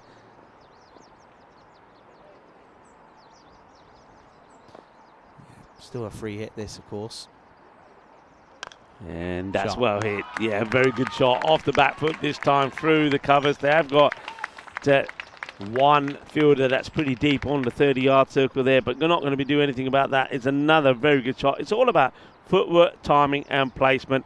4 runs to finish the over, and the power play, well, 36 now without loss, and just needing a further 11 runs for victory. Yeah, absolutely. Nicely done indeed. As in reality, things are now starting to, again, unravel here. A good over, 18 coming off it for Malta. And, of course, we'll probably will be looking to chase it in this over, of course. They did so in the 5th over in one of the games yesterday. Looking to do it in the 4th with 11 required. Here's Toleva. And she's going to start with a bit of a wide as well. And that's one thing that was certainly the big difference, and it's no surprise really, not to us, and to anybody that knows the cricket and follows the cricket. It shouldn't be a surprise to you as well. You've got a team that is very much very new, only been playing for less than a year, coming together. So, and I can tell you, and I don't know, Charlie, what your views on this is. That's a better delivery, well bowled. But I think one of the hardest things in cricket to do is learning to get a proper legal bowling action, especially if you've never played the game before, because it seems to be the most unnatural thing to do, to try and bowl, keep the arm straight, not to throw. A broken record, but that's just the difference, isn't it? It's the extras column.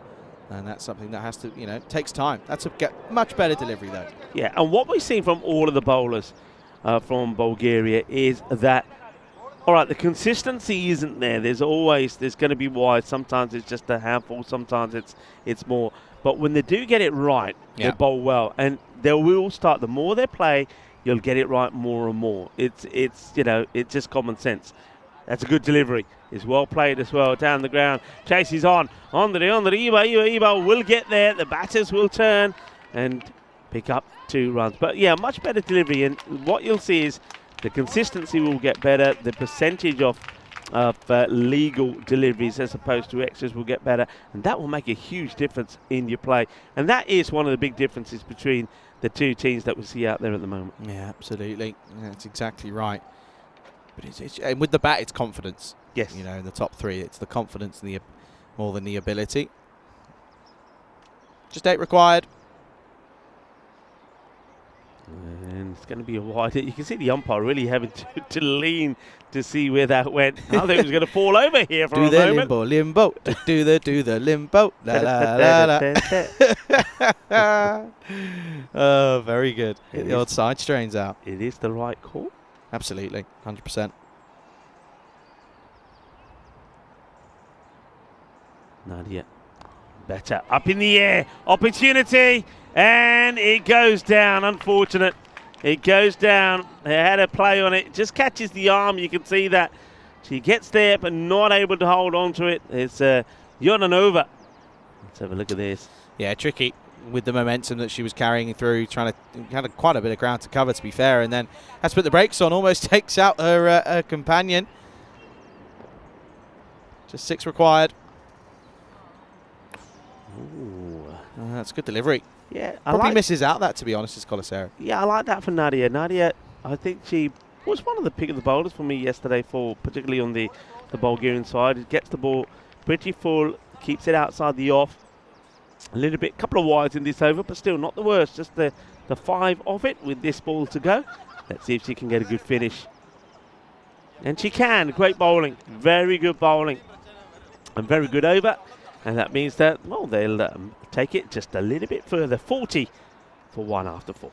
Yeah, which is, it's a good over, to be fair, from Nadia. Only conceding the 5 runs. Not bad at all. No boundaries coming off it, which is what you want. And as you said, yeah, just the 6 runs required. 40 for 1 here in the 4th. Malta, they'll take this as a bit of a confidence boost, won't they? We mentioned it previously. They've had a tough old year with the ECI-Ws. They, of course, played in Estonia and, of course, didn't get the victory in that one, but, of course, used it as a good learning curve. And, of course, we've seen them time and time again on the network over the course of this year. And they have, again, got better as time's gone on. Yeah, absolutely. And a few people talking about what bowlers can do, getting the ball pretty straight. I mean, if you look at this delivery, there's Sarandeva comes back. It's all about, what I was saying, getting your arm up straight, getting the shoulder just clipping the ear, and then with that you work on the right release point of the ball. But what about the batting, Charlie? So we've seen a lot of batters. So again, maybe talking about Bulgaria, because they are a team that are very new, developing well. They've got good eye, the good coordination. How do you start to build getting a little bit of power in hitting the ball? It's sort of rinse and repeat. It's being in the nets and underarm feeds. They're big. Underarm feeds are huge. Pros at the highest level will do underarm feeds all the time, and it's practice makes permanent. Not perfect, as this one gets hit away, and there'll be at least one, if not two, on the arm. No, they won't. Just be one. It is. Practice makes permanent. Not perfect. Yeah. No one's perfect. But if you practice, and one thing I said this morning, a lot of these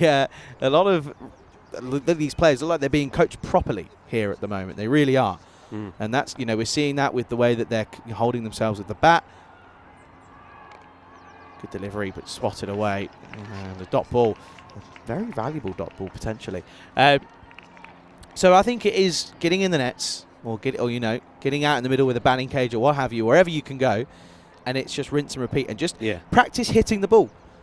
Trying to hit, genuinely try and hit it as hard as you can. Yeah. At this point. Don't worry about technique. That's a shot and a half, by the way. Yeah, that's probably... it's going to be a close one. It won't win the match for him. I thought for a moment he was going to go for 4, but it should have done. It seems to have hit the deck and just plugged. So they'll get a couple. Yeah, you're right. I mean, sometimes I see, like, for example, I see the batters from Bulgaria. They're in the nets and they're bowling to them, whatever.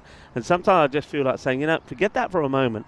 Just see this ball here first, and that's hit pretty well, and that will be the end of the match. That's going to be 4 runs, and it is quite fitting that the captain of Malta, Shamla Cholaseri, will take her tally to 15 in this one. 15 not out. A good partnership between her and Ramishan, who scored 16, but that will be the winning runs, and Malta will not just win this match, but they will win this ECI. Congratulations to them, but also I want to say, and they've still got one more match to play, and I think I'm looking forward to it already, because I do think we're going to see Bulgaria once again improve bit by bit. They're getting better all the time. But yeah, just going to what I'm saying, nets is good, but I'd much rather that somebody just gets a bucket load of balls and just says, right, one after another.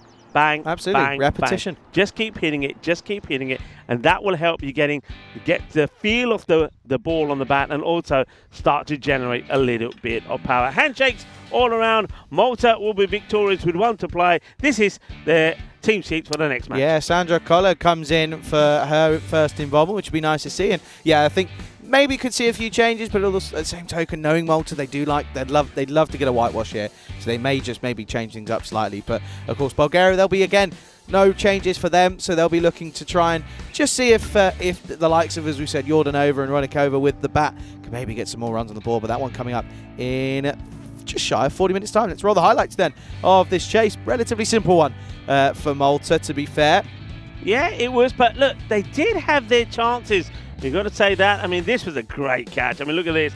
Not a bad shot from Jess, but the catch was lightning quick reflexes from Martina, and that was the first breakthrough. And remember, they could have had Ramishan pretty early as well. Yeah, and she ends up going on to get the player of the match prized as Ramishan, and again, that's another one for her, and I reckon, if anything, that almost solidifies. If I was choosing, I think she's my player of the series so far. I think for all-round performances, don't forget her bowling has been sensational. They just haven't been able to score any runs from her. But that was the opportunity, and it was close. So close, but not close enough. And then, well, this was one that was stopped, but unfortunately, there was one that got away as well. Yeah, eventually there was one that got through. The old relay throw ended up coming off the bat, and they didn't take a run, which was nice and very sporting of them. But yeah, absolutely. Some of this cut shot was one of the best shots of the day. She then followed it up with a even better shot through the covers. She hit it away nicely. Played it late. Really good timer of the ball. Yeah, she is. She's a good player. We know that. She's going to score good runs. But as I said, she did give some opportunities as well. I think there were some wins there as well from the Bulgarian women. They bowled some nice deliveries. They beat the bat a number of times, and it could have gone a different way. It wasn't to be, handshakes all around, smiles all around, and I mean all around, even from Bulgaria, because you know what? These girls, they just want to have fun, and they're having fun here on Sunday, playing a game that they love, and that's all that matters. Go out there, play a game, enjoy playing, have a good time, enjoy, make new friends, and go out there and do it again. And they will be doing it again as we have a look at the scorecard. Sound like Sydney Lawfer there, you do. Anyway, Colaseri batting nicely again, 15 off 12, and Ramachan as well, 16 off 14, going nicely. But again, no real question about it, just the extras column being an issue with 14 runs coming by the way of wides, 2 no balls in there as well. But of course, a wicket for Sarandeva, so positive to come out of it. But Taleva as well, only going for 5 off her over. Very economical indeed. So again, always keep saying it, but it's a true point. Always positives come out of it for Bulgaria. So there's confirmation, and that of course does solidify the way that this trophy will go. It will stay here in Malta, as Malta will win this ECI-W. Still a game to go though. That one coming up in 35 minutes time. We'll be back soon. You're watching the European Cricket Internationals Women's Edition here in Malta on the European Cricket Network.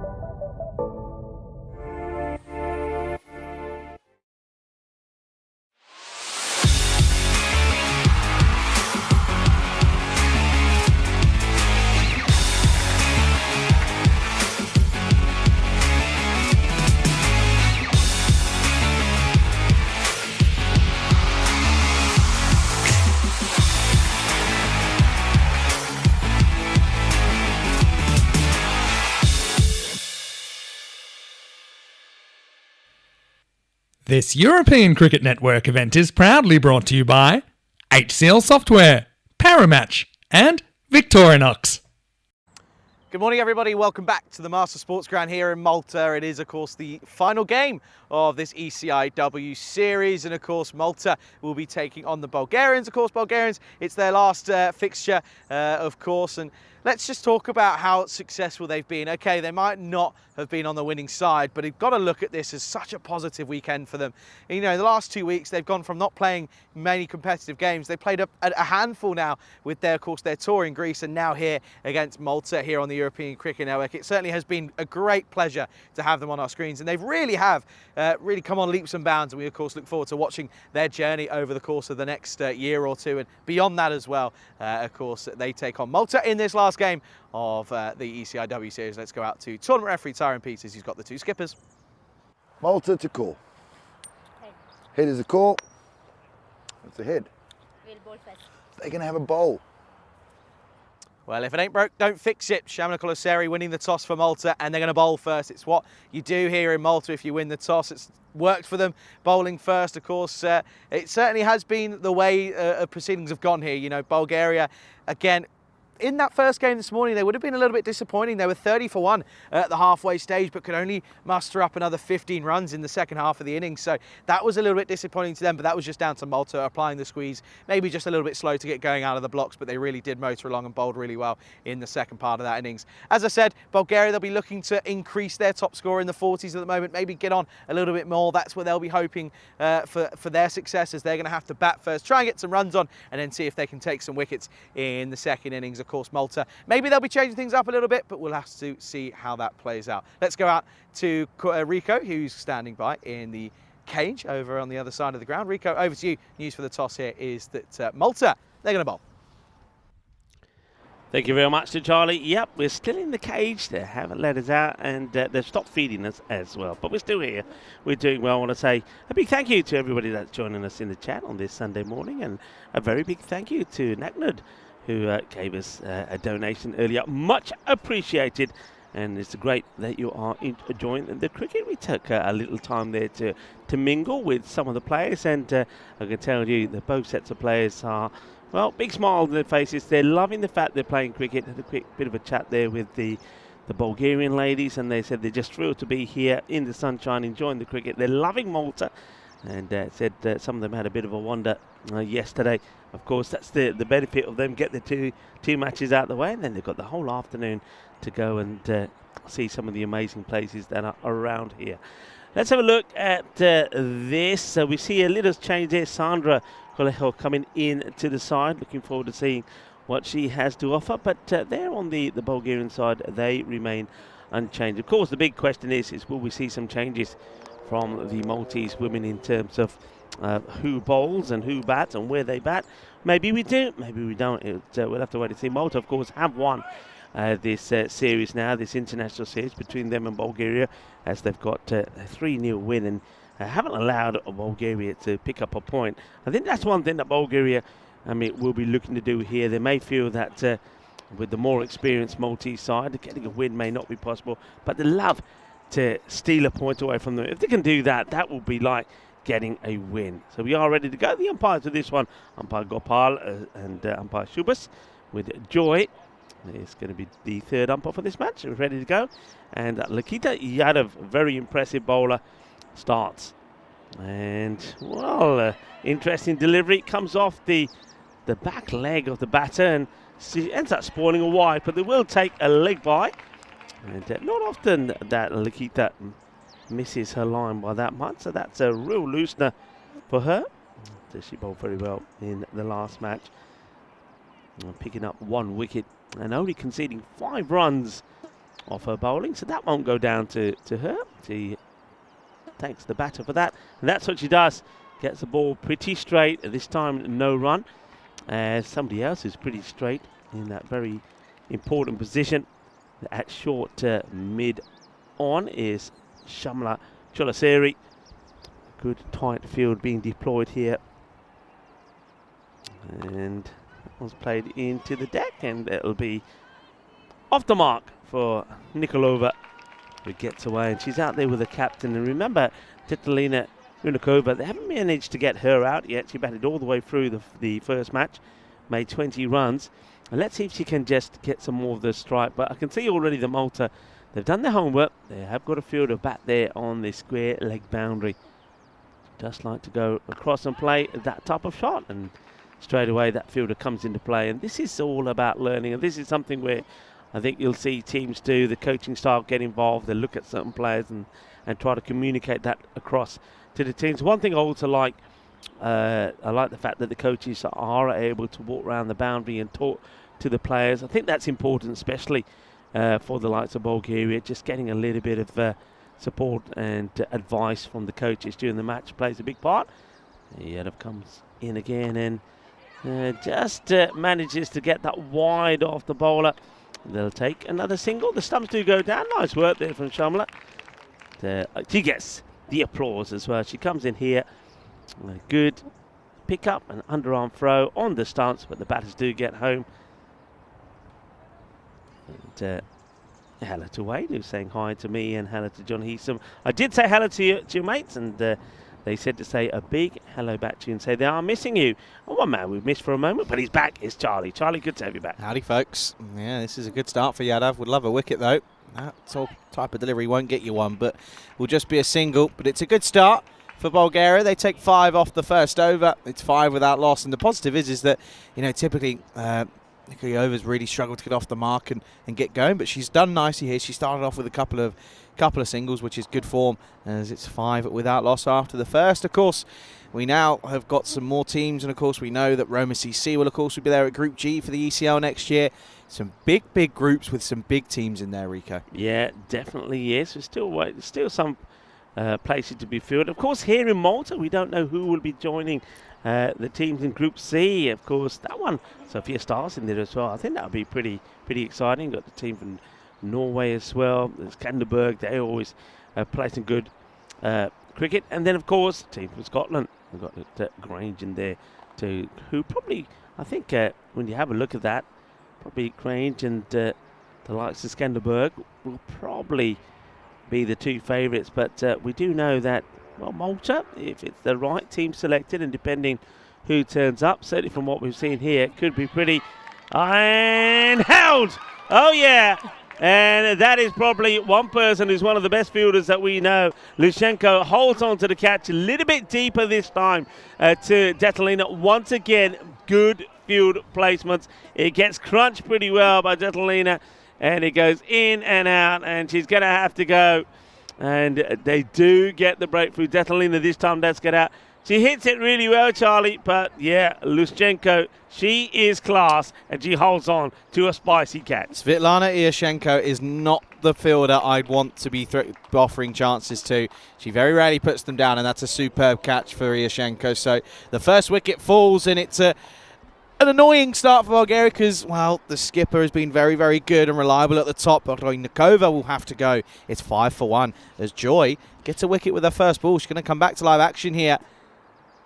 And this is off the splice as Tatsova comes in at number 3. Interesting, no Jordan over here. Yeah, they're making a few changes also. Do you think that could be down to that it's an early wicket? Could be, yeah, it could be. Good observation for me. And this is Ivana Tesadova who's in. She's listed to be behind the stumps in this match as well. What a good catch that was. It really was good. That ball was hit hard. Yeah, second time of asking, did nicely.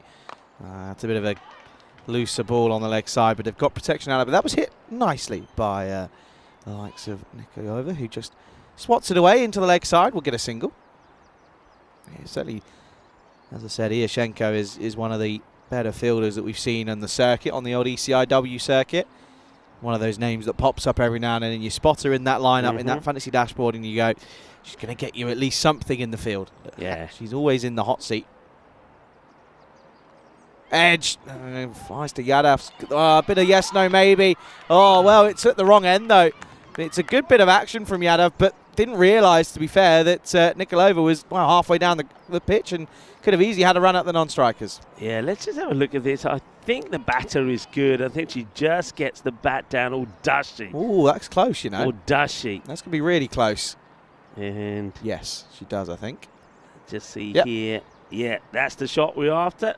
just down in time. So only just makes it a good pick up from throw, but you're right. I think a bit more alertness, and the throw could have gone to the other end. Yeah, absolutely. Look, Yadav will be a little bit frustrated with herself there. Just the decision making just got too tunnel visioned on that striker's end, didn't she? What an over from Joy though. Really impressive start. Oh, this is uppish, but straight to the fielder, and close chance here. I just couldn't get the ball out of the hand there. Yeah, it needed to be a pick-up, clean pick-up, and underarm throw straight away. You can see in the end, because she's not able to get the ball clearly in the hands, the throw back wasn't what was required. If that went to the bowler, and it would have been running into trouble. Yeah, you've said that their running's been one of their best sort of skill sets, Bulgaria, but not so far here in this game. Bottom edge. One hand, one bounce? No. Good stop, though. Good over from Joy. Really, really tidy stuff. That'll be the close of that over. And it's going to be 8 for 1 after 2. Yeah, Silda Joy certainly has brought plenty of joy for her team. She's fielded well. She's bowled well. Nice, tidy over. Picks up a wicket there. Good celebrations there because it was a big wicket of Detalina. Now this is going to be a really big test, this, for Bulgaria. How do they go about the batting with Detalina not there? You can see there already that Malta, they haven't given up a point as they've won 3 from 3 and have taken all 4 points from every contest so far. Yeah, do you know what? I like this. They're really not taking their foot off the gas here. They're going full strength. Ramashan's going to bowl the third here, and she's been so good. Her economy rate is impressive, and she hasn't got out yet with the bat when she's been asked to, so she's pretty much, for me, looks as if she's on the way to another personal trophy as well. That's unfortunately going to probably be a no ball, though. This is too high, and they'll nurdle into the leg side, but I won't get a run, but yeah, definitely too high. Yeah, rare loose delivery from Ramashan, just over pitches. It's called straight away by the umpire. So free hit coming up. Can they make it count? Yes, that's over. Can she get something out of the screws here? Played a nice shot into the leg side in the last game. Oh, just looks like she gets been caught in two minds here almost. Yeah, she's just needed to make a little movement, didn't she? Just a little step. The classic pull shot, a little step towards the right and then come from high to low. Misses out on it, and well, Ramashan gets away with it. Full and straight, and it's a simple game of cricket sometimes. Ramashan will pick up another wicket. That's another scout for her. So that's over. Just trying to play across the line, and it's going to be another wicket that tumbles here. Bulgaria 9 for 2, and this is a tricky start for them. Yeah, it's a very good delivery, and I think it's going to be curtains there for Ivana. But it goes back to what I was saying before. I think sometimes, and when you're learning and you're new to the game, I think one thing you say to yourself is, okay, the straight ball, the one that I know is full and straight and going to hit my stumps, that's the one maybe I need to just get that defensive shot on. I know that some of the Bulgarian women have played that well. They just dropped the bat on it and not allow the ball to get through. But you can see that's a good ball. It's on the stumps. And I think respect the good ball and try to put the bad one away. And Rameshi, I can't get a name right here now. So Rameshian does get the ball right. What's going on here? Ramashan. Hang on, let me get me teeth. Yeah, we'll put them back in. Go on. There you right, go. Ramashan Hey! gets someone in the right areas, full and straight. And again, inside edge onto the pad. I reckon that hits the stumps, you know. I genuinely reckon that hits the stumps. So let's look at this. I think this rolls backwards. You're right here. Let's have a look. Goes back and it ends up there you go. How do the bails not go there? It's hit right at the base and the bails don't come off. So Yardanova, who we know is an explosive player, gets a bit of luck to start off with. It's bat and pad. And you can see the umpire saying no. A little bit of bat on that. So Ramashan, good start. Good areas. Gets the radar right after that Not no far ball. away that, by the way. Just catches the little inside tickle. A little bit late on that one, though, Yordanova. What an over this from Ramashan, though. Lets that one go. And well, we have said that they need to be a little bit careful about which ones they take on. But that one, unfortunately, is okay. So that's a dot ball again for Ramashan. Good to see Rob Lever in the chat. Hope you well, Rob. Of course, plays for Transylvania out in Romania. Hello, Rob. I hope you're well. And saying morning to us all. Morning, everyone. Well, Nikola Yova's ready to go. Ready and raring. just can't get this away. Super over from the likes of Anupama Ramashan. Only goes for one, gets the big wicket as well. That'll be the end of the third. A great power play for Malta as they're at 9 for 2. Completely different start to this game. In the last one, Malta were a little bit slow to get out of the blocks, but this time they've really started strong. Yeah, they tightening the screw. Remember, you still got the likes of the captain, Chilaseri, who will bring herself on the bowl. She bowls very tightly at the moment, so putting the squeeze on. The power play comes to an end, and well, big downward steps for Bulgaria. And of course, the question is, how do they go without Detlina, their captain, out there guiding them? And Jordanova could be the key. I like the fact that she was respecting, as I suggested, those straighter balls. So anything that was straight, she was just managing to drop the bat on it. It's a good move to go back to Salida Joy. She bowled very well. The left armour on the money again, bat on ball. They will take the single. Well run. Yeah, nicely just played away, and there she is again, Yashenko. And potential buzzers there, but batters just weren't quite paying attention. But Joy returning here and is getting off to a wonderful start. Complete polar opposites. Went for 19 off her two overs in the last game. She started off wonderfully here. Oh, this is a swing and a miss from Jordanova. Just can't get bat on ball here. Yeah, just having a look at this field is what a good field this has been set to her. You got long on, long off on the boundary, mid wicket on the boundary, behind square, back as well, and then somebody that just on the edge of the 30-yard circle in the gap between mid wicket and long on. So they're setting the field to the dangerous batter. Up in the air, and that's going to be gone. And it was a matter of time. Jordanova was just chewing up a few deliveries, unfortunately, and Joy is going to get a second. A very good caught and bowled. Came at her relatively quickly. It was off the splice for Simona Jordanova, and her good tournament with the bat unfortunately comes to an end. Yeah, and unfortunately, she'll go without scoring. It's going to be a 6-ball duck for Jordanova. And she's going to have to go. Nice to see that she's still got a smile on her face. That's one thing that has really been lovely to see, and not taking this personally. They're trying to have fun. They're enjoying themselves. They're happy to be out there, but that's not going to plan. But Joy, oh yeah, she's really has been good. I mean, we've been talking about Ramashan, of course. She, for me, and I think Charlie, you're echoing the same. Probably could be the MVP here because of her performances.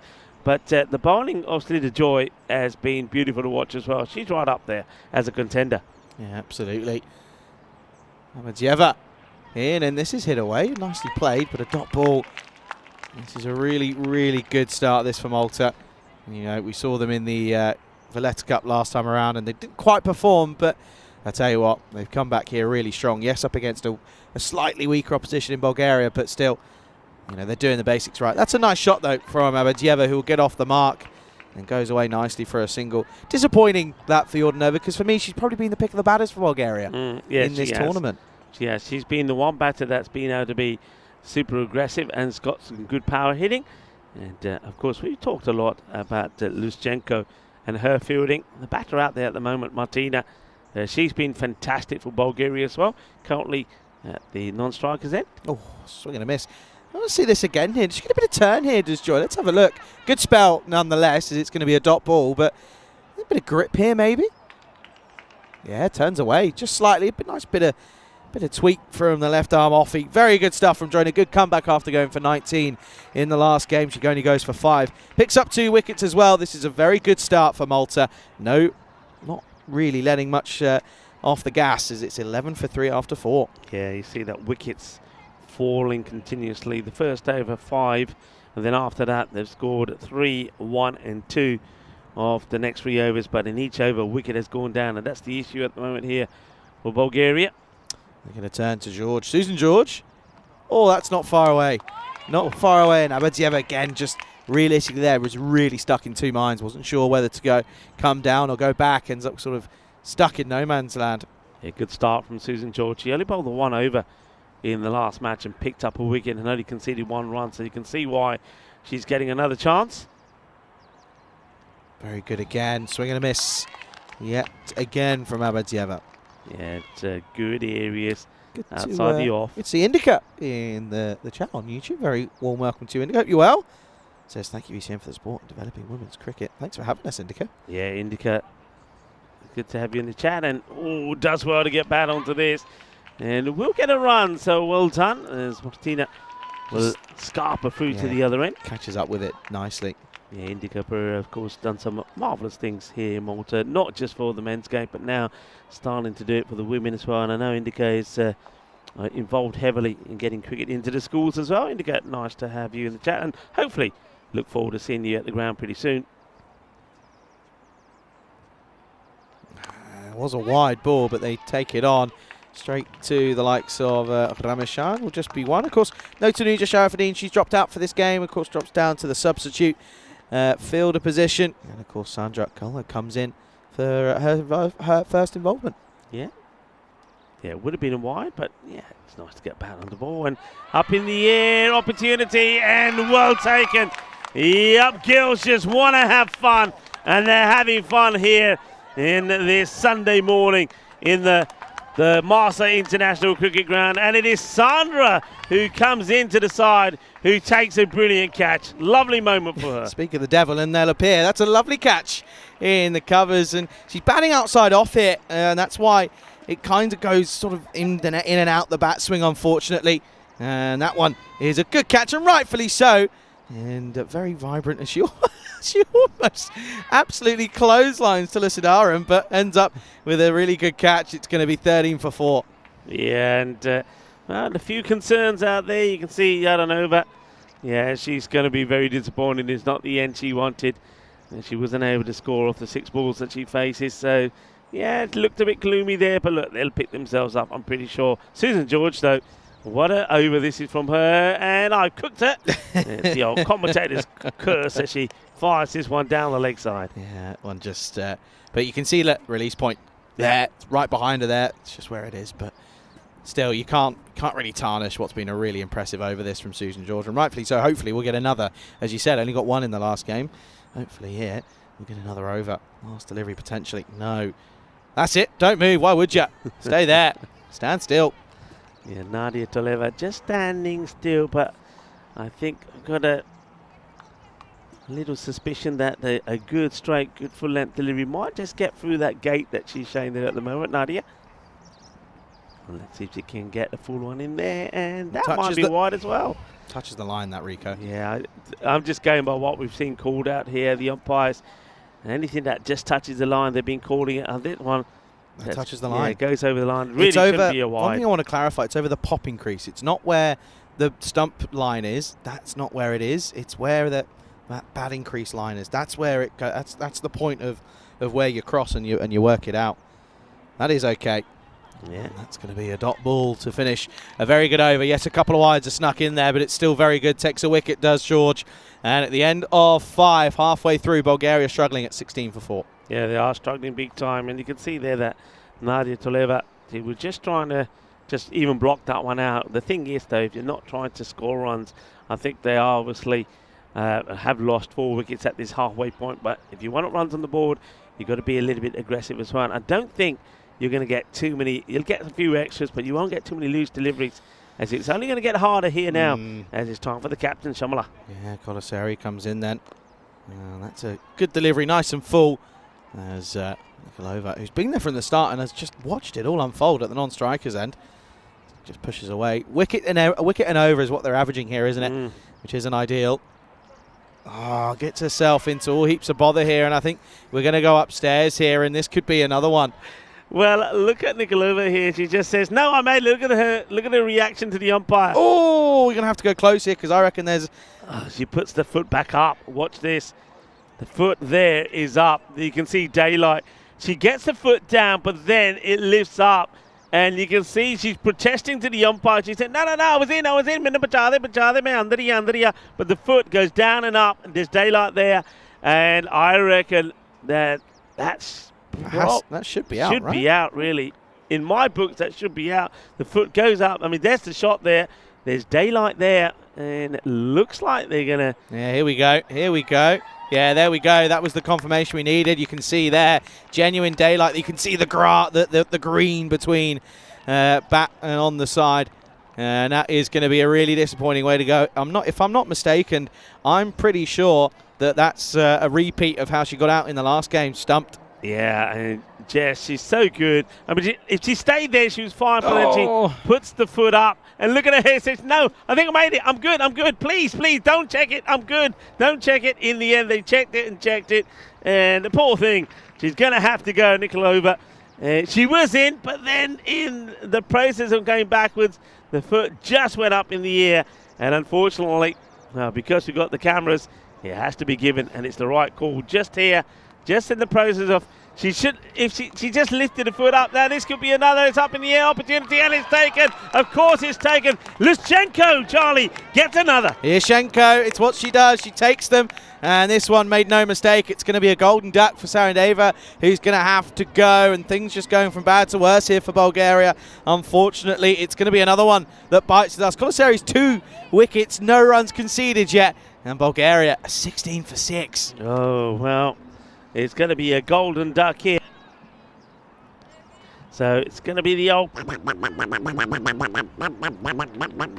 And we have an opportunity now for the captain, Shamala Kolasari. Remember, she had a highlight yesterday when she scored a half century. Now is a hat-trick opportunity courtesy of this catch. Yeah, beautifully held. Right, hat-trick ball coming up. Oh, it's going to be a wide ball. That one's definitely a wide. As just trying to flight that one way. That one had snow on it when it re-entered the atmosphere, by the way. Can understand it, though. And the balls are wide on the hat-trick. Chamla, I mean, here she comes again. Oh, swing and a miss. Good delivery. Taleva's off 1-1 there. Did you see that, by the way? She thinks she's run 1 in the last 2 balls just by galloping down. 17 for 6 here. And this is just... This is really such a disappointing way to finish with the bat for Bulgaria. They've just been getting better and better, and unfortunately they've just sort of crumbled a bit here. This is hit away and will be a dot. There's Lyschenko again. Such a gun fielder, it really is. Just, as I said, it's not negative. You can't take any negatives out of this tournament as, oh, well, I'll have to go. No ball given here now. Off the pitch. Is it right off the pitch? Yeah. Off the pitch. Oh, yeah, big time. Just a side on. 3 hit to come then. 18 for 6. Kalabova, can she get something going here? She hits it back to Kolasari, but it's going to be a dot to finish. What an over! Super stuff from Malta. They've really got the squeeze on. 18 for 6 after 6. Yeah, and the story continues. It's wickets falling every over. And in that one, there was 2 that went down. And, well, Shamla Kolasari did have the opportunity for a hat-trick, but, well, bowled it wide. In fact, the runs that came off that over were extras. There was the wide and the no ball. So where can Bulgaria get to here? 18, 6 down, 6 overs also completed, 24 balls to come. They might struggle to bat out the 10. Yeah, it feels that way. That's well played. That's off the glove, I think, more than anything. But this is what I was saying, you know, that shot, there's no gap between bat and pad there. You watch this. The bat comes down nice and straight. Look at this. There's no gap whatsoever. Nicely dealt with. A full straight delivery. George returns, of course. Now, what's this come off? I think this is pad, unfortunately, and that's going to be another one that's going to bite the dust here. And Malta all over them like a rash here. George picks up a second. It's 18 for 7 as Taleva's going to go. Yeah, unfortunately, to go without scoring 3 ball duck. I think what she's trying to do there is good. She's trying to block out, but unfortunately this time the ball eludes the bat and goes straight onto the bat. Yeah, it gets through that gap that wasn't there in the last ball. This time there is, so unfortunately she'll have to go. Susan George picks up another. Oh dear, Rico. This is the collapses of all collapses, unfortunately, for Bulgaria. I think, to be honest, I think this is what people were expecting maybe coming into this weekend. And, you know, they've succeeded themselves massively, Bulgaria, by performing the way they have. Good leave. Very good leave, as that's going to be the likes of Paskova, who comes out. Yeah, we also getting to a point now here where we're seeing batters from Bulgaria who haven't really had a chance to go out there. And Paskova, you could just see, obviously very new to the game from the way that she's standing and holding the bat. And chases that wide one. You just get the feeling here that if Susan George can get another straight one in here, she could get another wicket or two. Yeah, it feels that way maybe. It's just about getting it straight for George. Just about getting it nice and straight. Can they get to the 30s here? That's the question. It is straight. Comes off the leg, and yeah, definitely going down the leg side. Yeah, I like that from the umpire. Just it's always good when the umpire just gives you a little indication of why it's not out. And yeah, that one was going down the leg, so you can see that Susan trying to get that straight ball in, but that one just drifting down to the leg. That's fine. That's A-OK. Good delivery. Nice and full on that, just on that line. Yeah, good umpiring. Remember, the line now does belong to the bowler. So, good example of what is not a wide now. Oh, gets through the gap. Not far away from leg stump, George. Almost within touching distance of another one there. Yeah, liking this from Susan. It's been a terrific spell. 2 for 7 with the ball to go and getting closer to maybe her third. Paskova. Oh, not far away. She's got a bit of lateral movement, did George, and she probably should have deserved a wicket there. But the swing and a miss isn't far away. This one, oh, I tell you what, I don't think even if you zoomed in you could see the gap. That was not far away at all. End of the over. And Bulgaria, 20 for 7 at the end of the 7th. Yeah, 2 runs off it and another wicket falling in the over. But yeah, I thought that was going to be it. Thought that was the ball, but it just moves away. And I reckon it's kissed the off stump on the way through, but the bail, again, just stays on. Right, this is our common events. From here, of course, Spain. We've got the encore there in Barcelona. And from Barcelona, we go to the Carnival Oval. Ramashan to return. And this one, upish. Yashenko. Oh, it's a good effort. Just falls in front of her. And they'll come through for a single. Not a bad effort at all, though, from Svetlana Yashenko. It's a great effort. She has to really get down and slide. And she does slide through, and it just drops before she can get to it. Super effort. But, well, it's nice to see that Galabova does get off the mark. Yeah, absolutely. Ramashan, though, dangerous bowler. Oh, this is swatted away into the leg side. Nicely timed, to be fair, from Paskova. She'll get a single and she'll get off the mark as well. Yeah, both batters. Well done. That's Galina Paskova who gets off the mark here as well. And she just, yeah. Swatted away, genuinely. Yeah. Which...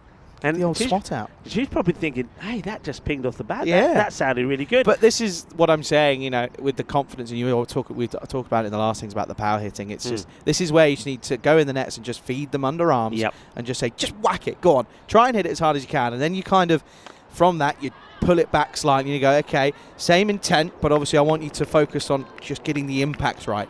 And then that's where you kind of, especially when, because it's so easy to hyper-focus on technique, it really is, but you've just got to turn around and say, at the same token, let natural instinct take over, especially at this level. Yeah, I 100% agree. There's Ramashan.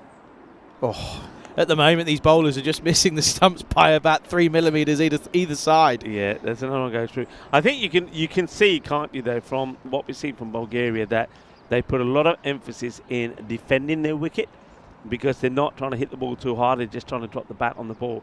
So the next stage for them is to, like you say, and like we've touched on, that's a good ball, and that one also somehow eludes the stump. And that's why really, you know, a lot of people have been talking about, oh, you know, LBWs. Yeah.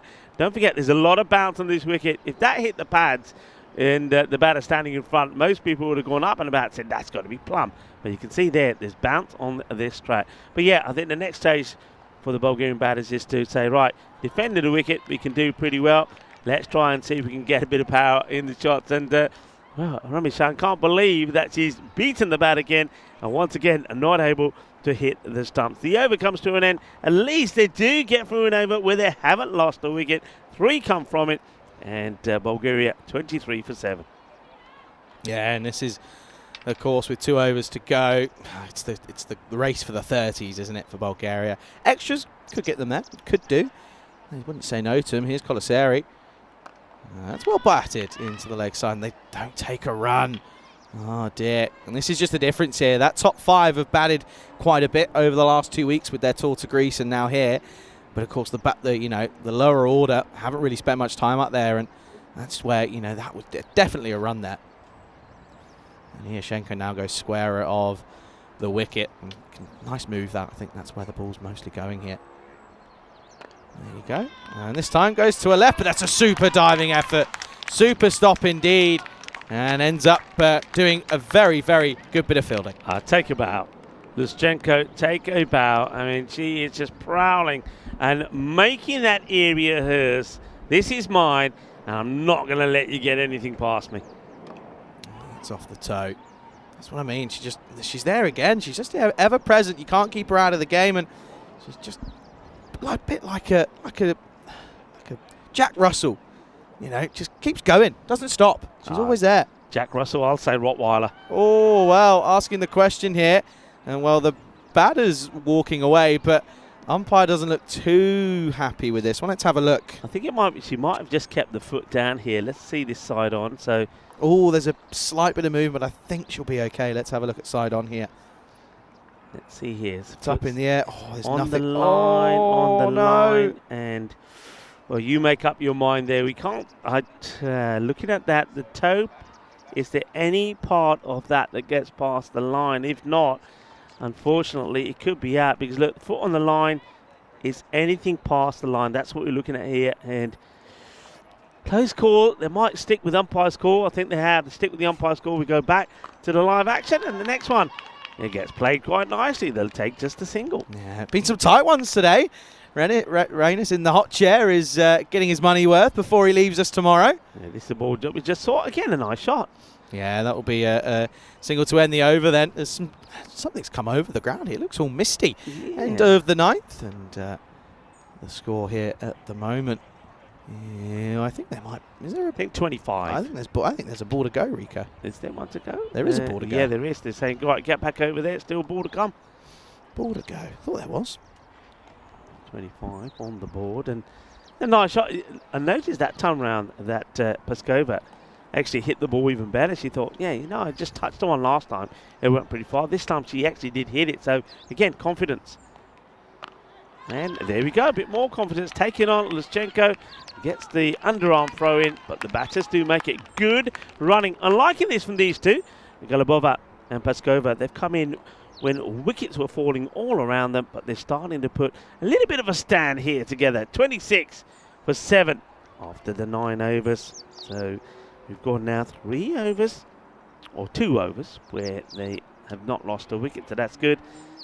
And maybe, depending on how this over goes, they can perhaps get to a score of 30. But they're going to have to deal with another good over of Yadav, who starts pretty well, gets it nice and full. You've got to be looking for a run here.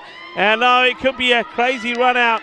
And they may survive, they will, because they don't manage Malta to get the throw and get the ball back to the bowler. But, I mean, there's definitely a run here. Yeah, this just comes down to the fact that, as I said earlier, they just haven't spent that much time out in the middle and haven't practiced the running side of it.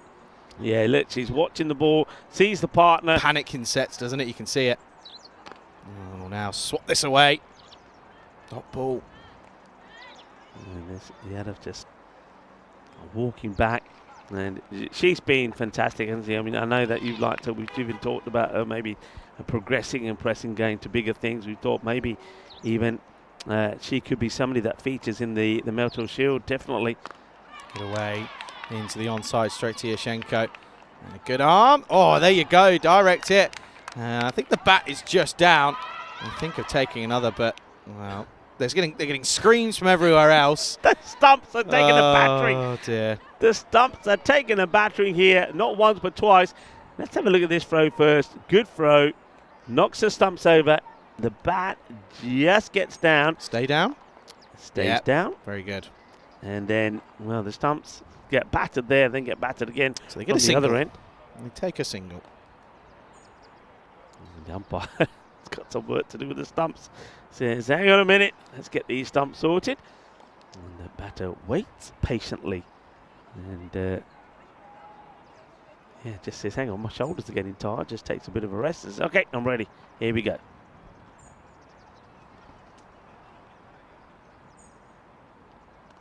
Swing and a miss. Swing and a miss from Paskova. Another dot ball here. Yadav joining them up here. Yeah. Being impressive. opens up with the ball, bowls the first, and closes the innings as well. It's only gone for 5. Wicketless at the moment with 2 balls to go. Yeah, absolutely. Swing and a miss. She's got to go straighter. I think if she wants to pick up wickets here, she's going to have to go stumps, go timbers. She's only got a ball left. Yes, she's only gone for 5. It's been very economical, but in an innings where the wickets have tumbled pretty freely, she hasn't taken one. I stand by what I say 100%. I reckon give her 6 months, 8 months of, full-on, good winter's training. Get her in there. Why wouldn't you? Be good to have a Maltese representative. Well, last ball of the innings. They're not going to take a single, so it'll be 27 for 7 off the 10. And Bulgaria just take a step back in what's been a really good weekend with the bat. Unfortunately, this time around just hasn't quite clicked. And I think that's just the issue is, to be honest, because they bat the top order have done so well in this tournament, the middle order weren't really ready and the tail certainly wasn't. And unfortunately, it doesn't wag. So they'll only reach the 27 off the 10. And it's going to be 27 for 7 off 10. 28 for victory for Malta to make it, realistically, probably 16 points out of 16. Yeah, I think the issue there was that Malta were able to get rid of the captain, Detalina, this time. She went early just for 2. And then, on one occasion, the only occasion in an innings, Yadanova wasn't able to get going. They removed those 2 and for only scoring 2 runs. And after that, it was going to be hard work. And the fielding was pretty sharp as well. That was a great catch. Yeah, absolutely. Yashenko, she does what she does best in the field. She was on one. It was a matter of time. She just kind of hadn't really had many balls come her way in the field this weekend, but it was a matter of time for her when she puts that Maltese kit on. It's a matter of when, not if, that she gets involved in the field. Yadav just got sort of tunnel vision there, going for the wrong end. Didn't realise that it opened up quite nicely on the other side. And then, of course, the wickets kept tumbling. Yeah, they kept falling. And fair play to all the bowlers. And Joy was great again. Susan George, I think, bowled beautifully well. Of course, the captain, Shamala Cholaseri, was getting the ball in the right areas as well. Just good lines being bowled. And this was after there was that little period where they just gave a few runs away, and we thought, okay, there was a chance that wasn't taken, but they came back well. That's that corner ball from Joy. Joy all around for the Maltese. They came from everywhere. No Joy, though, from Yadanova. This time she would go for a 6-ball duck. That was hit up in the air and another catch taken, and that was a magical moment for Sandra Colejo. She just came into the side, and she takes the catch, and how quick they were to celebrate. And, of course, the Bulgarian dugout was looking a bit gloomy. Now, this was really unfortunate for the batter. Look at her pleading with the umpire, saying, "Nade, yaar, umpire, nade. Minute chance there." And Nikolova, she gets in, but then rather than keep the foot down or slide it, she lifted it up. And, well, once again, another stumping for Jess Raymer. The wickets kept falling. Nice, full and straight. This one just had to be out as it misses the bat and goes on to the back foot. You don't get plumber than that. And Malta certainly enjoying their moment out there in the field as one batter replaced another. And there's that stop again. Brilliant. And Luschenko, I'd say she's like a Rottweiler there. A Rottweiler guarding that area. Nobody comes and nobody goes without me saying so. But isn't that beautiful there? I mean, words cannot describe the way that innings ended there. You can see the likes of Romishan just talking to the batters and giving them a little bit of a tap on the back there. That was Galabova.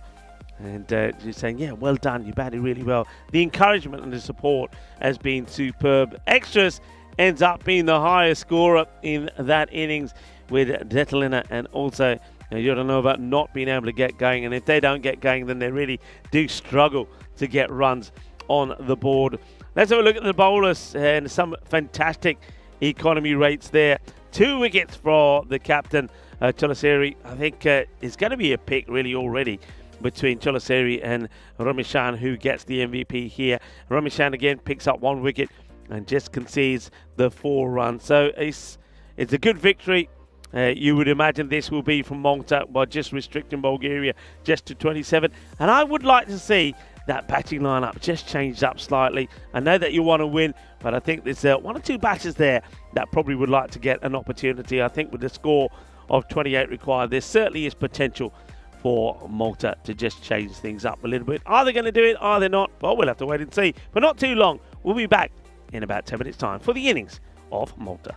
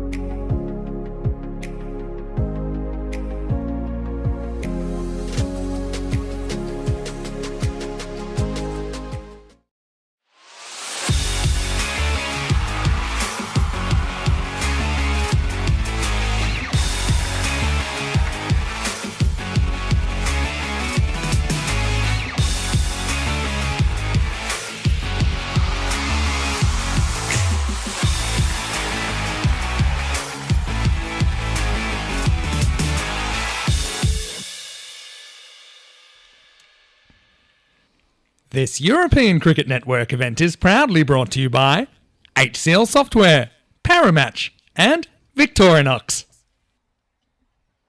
Hello everybody, welcome back to the Master Sports Club here in Malta for the final innings of this European Cricket International Women's Series, as Malta will be chasing just a 28 for victory here, as of course this certainly very much will be a relatively simple chase, but of course probably will expect, and I'm looking out there now and they have changed things at the top of the order, as it looks as if, well, she was on fire in the field and she's going to take to the middle with the bat. Ioshenko is going to open up with Nikita Yadav for Malta, and rightfully so. They probably should change Enrico Full. What's your opinion? Yeah, definitely. I think if they didn't change, I think me and you probably would have been talking and highlighting a fair bit on it. But yeah, you've won the series. You should win this match anyway. Make the change, give some of the other batters an opportunity, and I like it. So well done to Malta for making those changes. And let's see if Bulgaria can go home and finish with a few more highlights. Starting off with the ball is going to be Sarandeva. Ready to go then. Just 28 required. Hit away and into the shins of point, but that's going to be a dot ball to start. Yeah, it hits this pretty well actually, and it just nestles in the right place for the fielder. So Galabova makes the stop. Yadav doesn't get off the mark yet. She's got a nice technique, is Yadav, I must say. And she'll watch this one go down the leg side. Yeah, liking the technique. She seems to be pretty well balanced. And let's see. I mean, we've loved her bowling. Let's see what she can show. I'm glad that she's going to get an opportunity to show you, because I know obviously we're saying that her fielding and her bowling's been good. She can bat as well. Oh, that's going to be a no ball, I'm afraid. Sarandeva just letting loose of that one a little bit too late. Yeah, got to be careful here, of course. Haven't got too many runs to play about with. Ivan says, this must be the lowest score ever. No, it was on this ground. What was it, 6 all out? 6, yes. 6 all out? Yeah, goes out. Yeah. Free hit. And it's just going to be played away. And they're not going to get a run here. Wow. Okay. Yeah, that's one thing. Look, one thing we have said all the way through here. More impressive out the two in terms of running between the wickets, Bulgaria, without fail. Yeah, for sure. And I mean, you even look back at first innings from Malta yesterday. You know, Reimer and Colaseri really had some troubles at one point. They were very much yes, no, maybes. Uppish and going to fall safe. Well, I think that that shot there is a shot of a player who hasn't really had much time in the middle. Yeah, and also somebody who's probably just getting a little bit frustrated that she hasn't been able to get off the mark. So it's another dot ball. Oh dear, now this one's going to be a wide, and I think that's going to be what's going to be really tricky. You know, they've given up, I think, 30 of an average when Malta batted first. They gave up 33 extras. Did Bulgaria, of course, in that last innings, in that last game, gave up 14, but of course only didn't bowl the whole allotted 10. That's going to be another one down the leg side. That's and you can she's just starting to get a bit sort of negative in herself. Someone just needs to come up and go, it's okay, just do what you do best. Yeah, I can see that the captain there, Detalina, just having a chat with her, and she's saying, okay, she's nodding her head, probably, hopefully just saying, hey, relax, come on, do what you do, get it right, get it in the right areas, and she does. Good ball. Uppish chance. Oh, and there you go. There's a wicket. Very good wicket indeed. As well, they're surrounding the batter like flies at the moment to rubbish, because they're all round her like a flash. And there you go. Yadav will have to go. Unfortunately, just didn't click for her. I think that's just rustiness comes into play there. 4 for 1. Yeah, and the thing is with Sarandeva, and I've said this before, the way she bowls, because she gets so much height on the ball, the bounce is always going to be tricky. It's an awkward bounce, and she's literally playing the wrong shot to that delivery. And a good catch, well done. We want Bulgaria. We said let's see if they can have some highs and some positives before they go, and they will, because they get a wicket. Yeah, good catch by Nikolova, absolutely. So new batter will come out, and this looks like it's Slida Joy, so a lefty to contend with. And of course this is now something that Bulgaria will have to notice and fix up and change, but to be fair, with the way that they're fielding very in tight, they don't really have to change too much, just little shifts here and there. 4 for 1. Oh, this is hit away. That's going to be 4. That's a nice shot. She came out and played some nice shots yesterday when required, Joy, and that's another. Yeah, it's 2 for And Still Joy keeps eye on it and That's okay. crunches it nicely. That's going to be 4 runs. Yeah, that's okay. I do want to give a very quick shout out to the Wood Army. Good luck today. Boreham Wood National League South take on Leyton Orient in the FA Cup. And, of course, the old giant killers Boreham Wood in recent times. Looking to do it again. Good luck to everyone out there and enjoy your day. Well, I'll tell you who will be enjoying their day is Malta, because they'll be celebrating this afternoon, won't they, the Malta women's side? They certainly will. Could be a double celebration if Malta men can get over the line as well. Yeah, I think the Maltese and the Bulgarian women will both be celebrating. For sure. They'll be celebrating together. They've made good friendships here, these two. Going to go again here, but it's not out the middle, and it's just going to get away, but a good stop by Slavia Glabova. And they'll just take a single. Yeah, let's just have a look at the height there. She does come forward, but again, that ball is a bit that she couldn't play that shot again if she tried to hit right on the toe edge part of the bat. Yeah, nicely done. Absolutely. And that'll be a single to end the over. And it will be 9 for 1 after 1. Ioshenko still won't face a ball yet. She's at the wrong end. Yeah, she won't. So where's Boreham Wood playing? They're playing at home? It's at Boreham Wood, yeah, Okay. which is, of course, great for the club in terms of revenue. Yeah. So it's Boreham Wood. I don't know if you know much about them, but a couple of years ago, they beat Bristol Rovers in the second round, I think it was. They've done really well in getting through in the last couple of years. They didn't do so yesterday. This one stays low as the Labour starts. That's going to be a dot ball. And then a couple of years ago, they had a great run. They beat St Albans, which is a big rivalry, of course, in Hertfordshire. And then all the way, they beat Bournemouth at Bournemouth. Wow, in the fourth round, I think it was, and then got to the 5th round and lost to Everton at Goodison Park. Pretty unbelievable story. Just making sure that they haven't got too many behind square on the leg side. That's what that was. Fielder comes across. Deliver to the left-hander. I know Kroon will love me talking about the Boreham Wood history. He'll love that. Oh dear, that's going to be a leg side wide, unfortunately. I know Boreham Wood pretty well. I mean, used to sort of your area, isn't it? Yeah, used to do some work up that way. It's a nice part of the world. Of course, got the studios, haven't you, up there? Boreham Wood Studios. Yeah, the Elstree Studios as well. Lots of stuff up there, and that's where the chairman for Boreham Wood made his trade. He was working in the old movie industry. Worked on Charlie and the Chocolate Factory, is a fun fact. Another wide, though, down the leg side. Of course, his wide's probably going to help them get there relatively quickly here. Yeah, just, I suppose, a left-hander. And somebody might want to just make a suggestion or that she might go around the wicket, maybe here to the left-hander. Yeah, maybe. I don't think, she's just, again, it's just haven't got the experience that you see a lefty and you go, you change over. I think that you're spot on there. That's okay. Oh, not far away either. And Joy almost falls over in trying to keep a balance. Good delivery, good comeback. Good comeback, yeah, good delivery. She's pretty unlucky that that one hasn't taken the stance. But once again, look at the bounce there. And that's what we're seeing here. The slower bowler certainly getting a good bit of bounce. Absolutely. So 2 wides off the over so far. Deleva will come back again. Oh, I don't mind it. I don't mind the idea from Joy. Not a wide over the stumps, but it's probably the best way to play that sort of ball, really. It's going to be short, or bounce high. It's not short, but that's what right. I mean. The bounce. So, yeah, I like that. Good thinking, but wasn't able to execute it. Yeah, just couldn't catch up with it, unfortunately. It did skid on a little bit, to be fair. It didn't quite sit up like it normally does. Now we'll nerdle this leg side, but there's no run there. Oh, there probably could have been with the misfield now, but they set each other back. Yeah, Paul's got a good point. Kettering Town beat Northampton. Kettering Town in the non-league pyramid as well. Niall Ranger scored the winner, by the way. That's a blast from the past, old Niall Ranger. He played for Boreham Wood. So then, at the moment, 11 on the board. Just 17 runs required. There's a few of them. This will be hit into the leg side. Might just be one. Will be well fielded.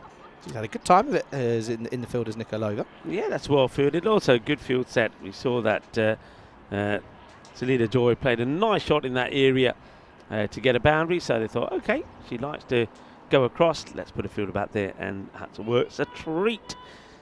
Now the field has to change to a right-hander, and also, let's see if Toleva here can get the line right straight away. Nadia. Yashenko facing a first ball here. Nicely played and dropped into the leg side, but again, not really pushing singles. Joy will keep the strike As at the end of the second, Malta are 12 for 1. Yeah, and look, a tidy over there. If it weren't for the wides, it would have just been the one single off it, but 3 come off it, and the score 12 now for 1 after 2. Yeah, and you can see there that that's confirmation, 12 points to nothing for Malta, looking to make it 16 out of 16 in what's been a very dominating weekend for them. But of course, I think they would have known that they should have been favourites coming into this weekend, with Bulgaria, of course, being relatively new to the cricketing scene in this regard. Yeah, very much so. But they have battled well, as Galabova is going to have a go now at Joy. Oh dear, that's going to be a no ball. That was just getting dragged down. The extras are, I think this is probably fatigue as well, starting to come in for this. Quite a fair bit of cricket. If you're not, if you're not used to it, it takes a toll, both physically but also mentally, as well. Galabova just got that one all wrong. Let's see if you can come back here. I think just bowling to a lefty is enough to put off. Oh, that's another no-eat. No-eat. There could be a run here. Miashenko says, yes, come on, let's do it. Rightfully so. Put your foot down. Absolutely. Nicely done. Good running. Yeah, double up. And yeah, of course she wants to get that end, because Miashenko is saying, I don't mind having a go at the free hit. Well, he faced one ball. It's a good way for her to get off the mark with a free hit. It can't be out, of course, unless you run out. The stumps have taken a battering somehow. What's happened here? Fair enough. I don't mind it. You never know. See what you can do. Just going to have a go. And, well, that was a bit cheeky. Just wants to make the umpire do some work. A little bit cheeky there from Ivana. Of course, she's behind the stumps this time, just over, and says, yeah, I'm just going to knock him over. That's what I do. Can Miashenko make the most of the free hit then? She'd love to get something going here. Galabova now facing a right-handed batter. Might appreciate it does. This is hit away. Straight to the fielder, though. Oh, dear, shy at the stumps. And now there should be buzzers here. Well, there won't be. Again, just the running between the wickets for Malta, not quite up to scratch. Yeah, you've already got to be alert. You can see on that time, both batters switched off at different times. So first of all, you can see that the non-striker, Joy, saw the opportunity, said, let's go. And then just have a look at that. As Lushenko, she was not paying attention, so they get nothing. But they will get extras, and extras here. Well, extras was the highest score in that score from Bulgaria when they got to 27. And it might be the highest score here as well. 12 off 29 for all 4 points here for Malta. Oh dear, that's probably going to be another no ball just because of the way it bounces, yeah. Oh, given us a wide here. I mean, if that's on the other side, they would have given it as a no ball, because I think it should be. Because if it deviates, there's nothing you can do as a batter. That's right. I mean, I think this was probably more on than off. Enough. So fair enough. I'll give you that one. All right, Mischenko still looking to get off the mark, by the way. Yeah, properly. Oh, just swaps away at this one, but it's going to be another wide, Rico. Yeah, well, extras going up, and it's a shame, really, because we were seeing a vast improvement from the bowlers and their lines. And, of course, there was always the odd one or two that went for wide. But, yeah, I think you could be right here. I think a little bit of that fatigue and tiredness coming into play now. For, don't forget, these girls are not used to playing the amount of cricket that they have done the last couple of days. Oh, not far away. Dangerous play from Miashenko. This one not far away at all. Whiskers away. Oh, what a good delivery that is. How? Yeah, you're right. How does that miss? How does that not? Oh, look at that. That is so close. Getting closer to picking up another wicket here, Bulgaria. Oh, now another wide. And well, the extras column is building up. That's already 13 of the 19 that have come off this innings so far by the way of wides. Yeah, everybody's saying good morning to Jacob, who joins us in Morning. the chat. What you got planned, apart from watching the cricket, of course, on this Sunday? What you got planned for today? Of course, be a nice day off for you.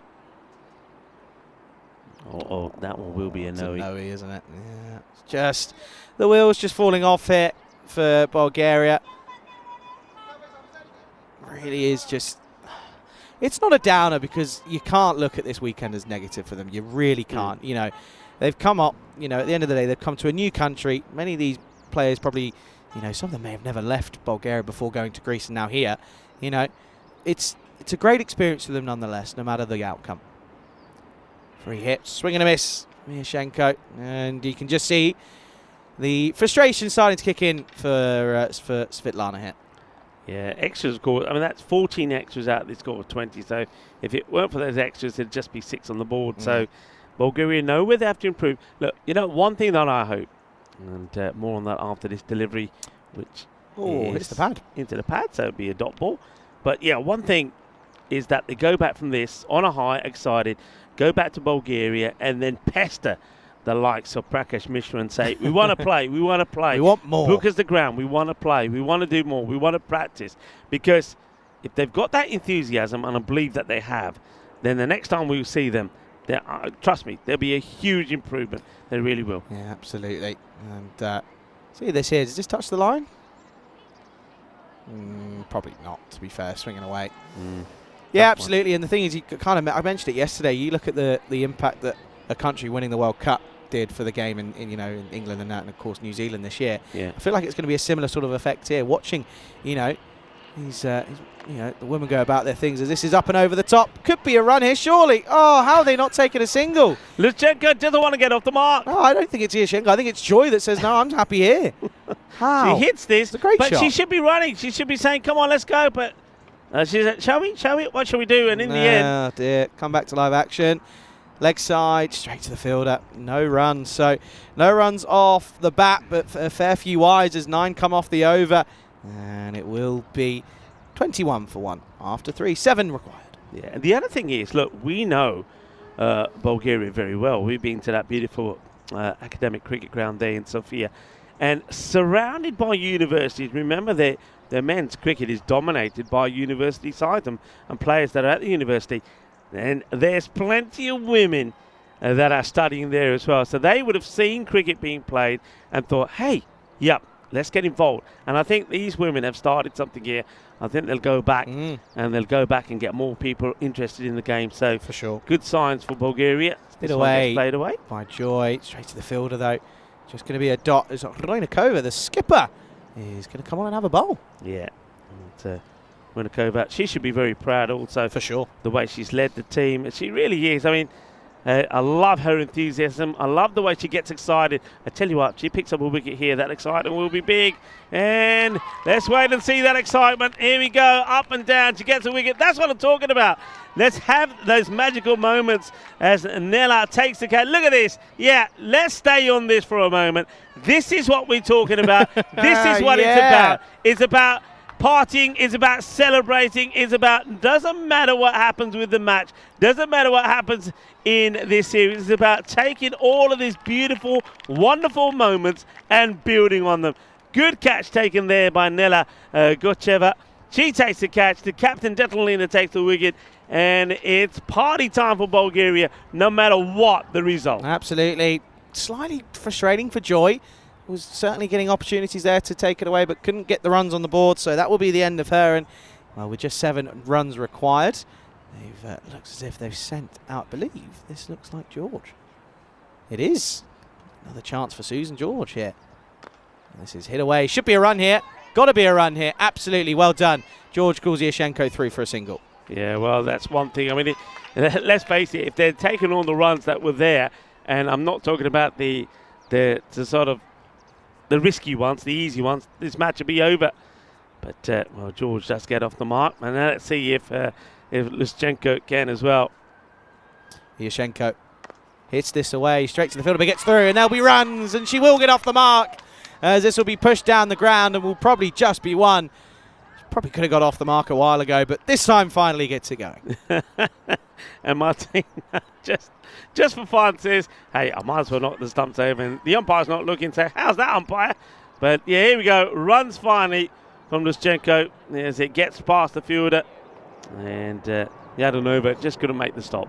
Yeah, good driven for a single. So just 5 required. Can George get something going here? Nope, and leaves it, rightfully so. Could do it in wide here. Yeah, well, I don't think. Yeah, this is going to test people. I don't think I've been involved in a match ever where on both sides the highest score has been with the extras. Yeah, tells you. Certainly the area that needs to be worked on for sure. But again, just rinse and repeat in the nets. That's another wide, so just 3 required now as Ranikova, after picking up the wicket, is just falling off it. Yeah, extras keep going up. That's 17 out of that 24 now in extras. 25 with that one going on the board. So then just 3 runs required. Oh dear. Oh, Ranikova knows straight away that that's not what she intended. That's a no-e. Yeah, big time no-e. So 1 less. Free hit for George. And if she hits it well enough, it could be the match. Took the fielder by surprise there. Oh, I'm here. There we go. Here we go. Then come back to live action. Free hit to come. 2 to win. Well, there's going to be one of them. That will tie the scores. That's going to be a no ball off the pitch here. So, well, probably going to do it maybe with extras here. Yeah. But take nothing away from Bulgaria. They've done their country proud here, and they should certainly hold their heads high no matter what happens on this delivery. As the skipper will bowl this one. The scores are tied here in the 4th. It is still a free hit still. Remind yourselves of that. And it's not going to matter. Yeah, they'll do it with a wide, and that will be it. Game, set, and match. And it will be another 4-point win for Malta. They'll do the clean sweep over Bulgaria, and they will win the last game of the series by 8 wickets. Yeah, it's a good win. A comfortable win from Malta. You expect that from them, and fair play to them. They gave the opportunities to 1 or 2 of the other batters. So it's a lovely moment here as the players come together. They'll have chats, they'll chat with the umpires. Of course, the umpires are very experienced and knowledgeable. It's nice to see them sharing their thoughts and their tips with the players as well. But it's been absolutely wonderful. And I know that our viewers have enjoyed watching this. Jacob, well, you're making me jealous. He's saying it's freezing here. I'm sat inside with his popcorn, watching in front of the fireplace. What a lovely picture that is. And, well, Jacob, it's nice to have you with us and all the viewers. And I'm sure you'll all agree. I know there was a big gulf in the standards between these 2 teams, but they've entertained us.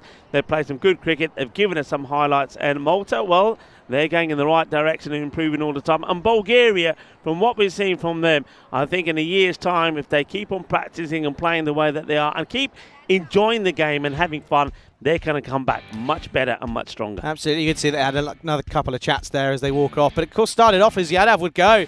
And it was a wicket there for the likes of Stanislava Salandeva, who took that one. It was a good catch as well by Nikolova, who had a good time in the field, to be fair. But, of course, unfortunately, it was just the extras that kept on flowing. Joy came out, got a couple away, but, again, couldn't quite hit the middle of the bat more often than not. There was a few that she probably should have, but unfortunately couldn't get them away. This one was a wicket, though, as she would fall. A good catch by the likes, of course, of Kucheva, and rightfully so. Celebrations all round. Yeah, I'm loving that. It was wonderful to see, and could see that even in the background.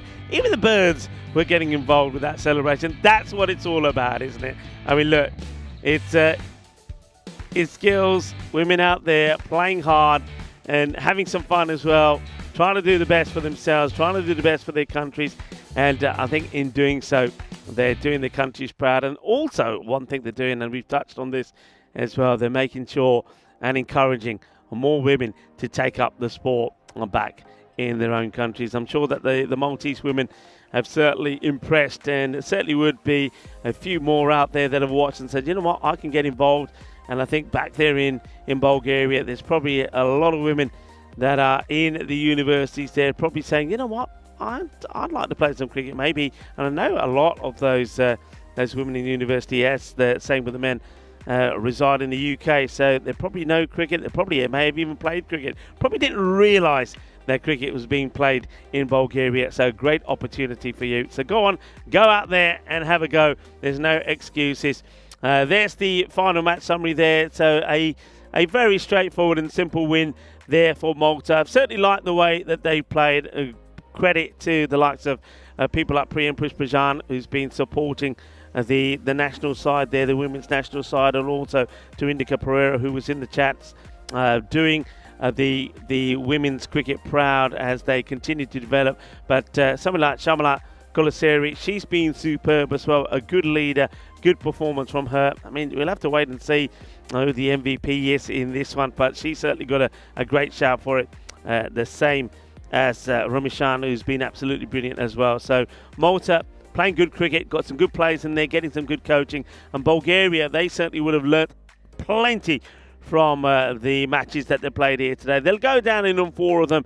Malta, well, they wouldn't give up a point, will they? Taking all the points from every single game. But Bulgaria, they would be making notes. They would have learned. I think they showed how much they learned already from when we saw them in the field, setting the field right. We saw how much they learned from when they were running in between the wickets, and they'll learn more as well. And the beauty is they can look back and watch all of these matches and continue to learn from them. And I think that they'll take little steps forward all the time. So well done to them as well. It was great to have them playing out there. I love the passion. I love the desire that they gave us. So we're going to take a break. Of course, got a nice long break here now as we have to say goodbye to the women. But don't forget, it is time for us to see the men in action, where the Maltese men will be taking on the men from Czechia. Czechia went down 2-0 yesterday with 2 to play today. They did take a point away from from Malta in one of those matches. So, but they know they're in the same boat really as the Bulgarian women. They've got to win this first match. If not, then, well, that European Cricket International will be decided as well, and it'll be Malta who will win. And Malta, they needed some highs in their men's cricket after their disappointing display in the Dream 11 European Cricket Championships, and at the moment they seem to be doing that. So we're going to take a short break here now. We're going to leave you with some of those beautiful views of Malta, and we'll be back in about 45 minutes time to talk you through the action between the men of Malta taking on the men of Czechia. There you go, coming up in 44 minutes time. Join me, Rico Full, and of course Charlie Hunt when we come back. Hasta pronto, mi familia.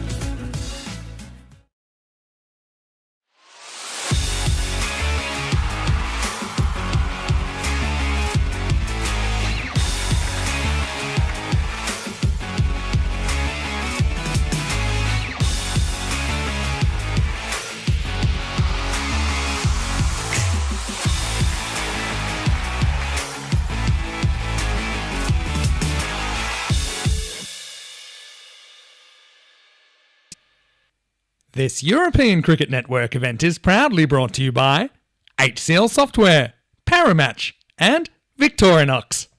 Hello everybody, welcome back to the European Cricket Network. It is of course the second half of action then here today as we shift our attention to the ECI, the men's series, the bilateral series between Malta and Czechia. Men, the Malta side are of course pretty similar situation to what we had this morning. Malta 2-0 going into this afternoon's fixtures. A win in this third game will seal the deal for them. They're looking to really take the trophy out of the hands of Czechia and keep the trophy here on home soil. Let's go out to the middle as Søren Peters has got the two captains for the coin toss. Malta to call. Tails is the call. Tid. We'll bat first. They can have a bet. Well then, news from the toss is that Czechia are going to bat first here in this one. That's a bit of a change in tactics for them. I think they must have looked at yesterday, looked at the footage, looked at the scores and gone, yeah, we've not got it right bowling first. They're going to, realistically, they know that that top five of Malta, even top six really, is so dangerous, especially here on home soil. You know, they know the pitch, they know how this place plays. So they realistically know that if they're going to have a chance of getting some wins on the board here, they're going to have to try and get runs on the board themselves. That's realistically the way they're going to have to go about this. Tactically, of course, they didn't quite click with the ball as well. It just didn't seem as if the plans really worked for them, and they were quite sort of against maybe changing their plans, being quite rigid in the way that they went about themselves yesterday. So, of course, as I mentioned, a win here for Malta would seal the deal. They'd keep the trophy, whereas, of course, Czechia need to win to keep this game alive and keep this series going into the last game of the day. Let's go over to Rico Fall, who's standing by in the comms cage. Rico, over to you. News from the toss here in match 3 of this ECI series. Czechia, they're going to bat. Thank you very much to Charlie Hunt doing a magnificent job out there in the middle. And Czechia, look, yeah, they couldn't get the chase on yesterday, could they, to get a win? So they've got to try something different, and they are going to be having a bat first. I like that move. Try something different to see if it can get you a better result. Remember, they need to get a win in this match. If you don't win this match, then Malta will win this European Cricket International. So it's a bit of work to be done here. This is what happened when they last played each other. Of course, Malta put 169 on the board. Marco Das was in dazzling form with that 76 of 23, and Czechia just had no answer to it. It was a win by 59 runs. Only Ruthraj Magare, I think, in both the performances for Czechia was stood out. None of the others really performed. In the second match, well, Malta were restricted to 125 thanks to a good comeback from the bowlers of Czechia. Mahbub Ali got to 36 of 19. Priyam Pushpajan got to 32. And but it was Varun Prasad 32 of 15. And with the ball 2 for 22, that restricted Czechia to 114.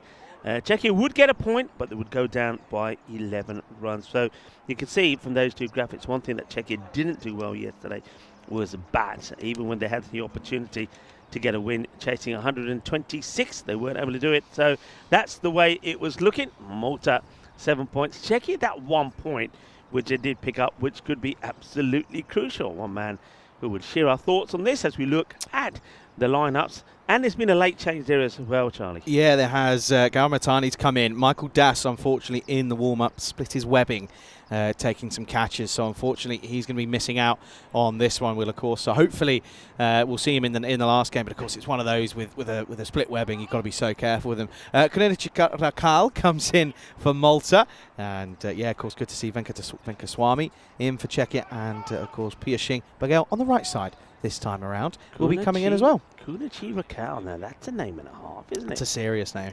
A bit of a tongue twister. So, yeah, look, let's hope that Marco Das is okay. There's nothing worse. I mean, he'll obviously get a few stitches in that, I would imagine. 15. What's that? 15 letters. 77 to 23 then here in the third game, of the ECI series between Malta and Czechia. Well, it's a pretty simple equation, this fixture, folks. Malta get the win, they keep the trophy, and well, it makes it a very successful weekend for Malta in general in cricket. And of course, if it's a win for Czechia, it would certainly make things interesting going into last. Lala to open up the bowling for Malta. That's okay. Sneaks it in. That's going to be a dot ball to begin with. Yeah, good call from the umpire. That sneaks in, and it'll be a dot to start off with. Bit of away movement there from Lala. That'll encourage him. Mohammad Ratul made starts yesterday, but never went big. Yeah. It was the batting that was the issue for Czechia. That's too wide this time. That will be a wide ball. So first runs on the board for Czechia. Yeah, they're batting. And that's what I said in the intro, Rico. I kind of felt that this is probably the right move to bat first. I think, you know, with that top order, okay, at the time of the toss, obviously Das was still in the lineup, but of course things have changed. But I still think Matani's a good player. But, you know, relatively quite scared, to be honest, of that early order. That's over the top, and that's going to be 4 runs as Ratul will get this one over the top. Yeah, good hit in the power play. You've just got to get it over, and he does. Goes down on one knee. He gets it just over the outstretched hand there off the fielder, Priyam Pushpajan, and we'll get 4 runs. Yeah, just is the word there. It wasn't far away from Priyam, of course. Good to see him back out there, and absolutely. You know, this is a good Malta side at this level. Really is. It's a strong one, even with the loss of Das. You've still got Matani who can go big. And down on the leg side, it's a fielder out there doing the patrolling. It'll just be a single. Yes, we see the bustly figure there of Yadav Manu, who yet to make an impression. Yesterday just got the 1 knock, but never really got pain, did he? My question now is, you know, come to it in a moment, but, you know, who's going to take that opening spot? Yeah. You know, you've got options. Manu could easily go up there and you could chuck him out there and go on, see what you can do. Matani can open as well, but, you know, probably realistically we'll of course see Lala, but I think, you know, it's a question of who would you push up there. Varuna's got opening experience before, push Parajan as well. They've got plenty of options to sort of replace Das at the top. Yeah, Matiani, I mean, I know I haven't seen too much of him in this series, but the matches I've seen him in. Kartama. Yeah, right? Kartama, he was good. Yeah. Here, he had 1 good performance in the knocks that he had, so he's a bit off at the moment. So whether he comes in like for like, that's over the top of the fielder, who's, I've got to say, just a little bit slow getting back there. I mean, Sharma. I suppose Sharma, he's got the experience, but he also got the age maybe just slightly against him. He's not able to get back quick enough. No, absolutely. And to be quite frank, it's kind of a surprise that Sharma doesn't react quicker. Just pedals back, and you should be able to tell pretty quickly that that's going quite far over your head, so you've got to turn around. And this is going to be edged, and great stop. Well, there's the wait. Well, I wonder if that ball ended up in his cap. I mean, if it did, it's purely accidental. But this is a funny moment. He doesn't know where it is. Makes a stop. It's in the cap. It is in the cap. 5 penalty runs. Now, listen. You got to use common sense here.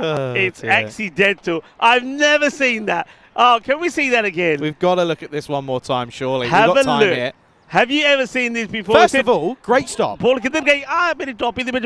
That's fantastic. Brilliantly captured. What a stop. It's a great stop. He's launched himself. That's Matani, who's got a late call-up, ushered into the action. He's got a smile on his face, and rightfully so. Oh, that's wonderful. That is really wonderful.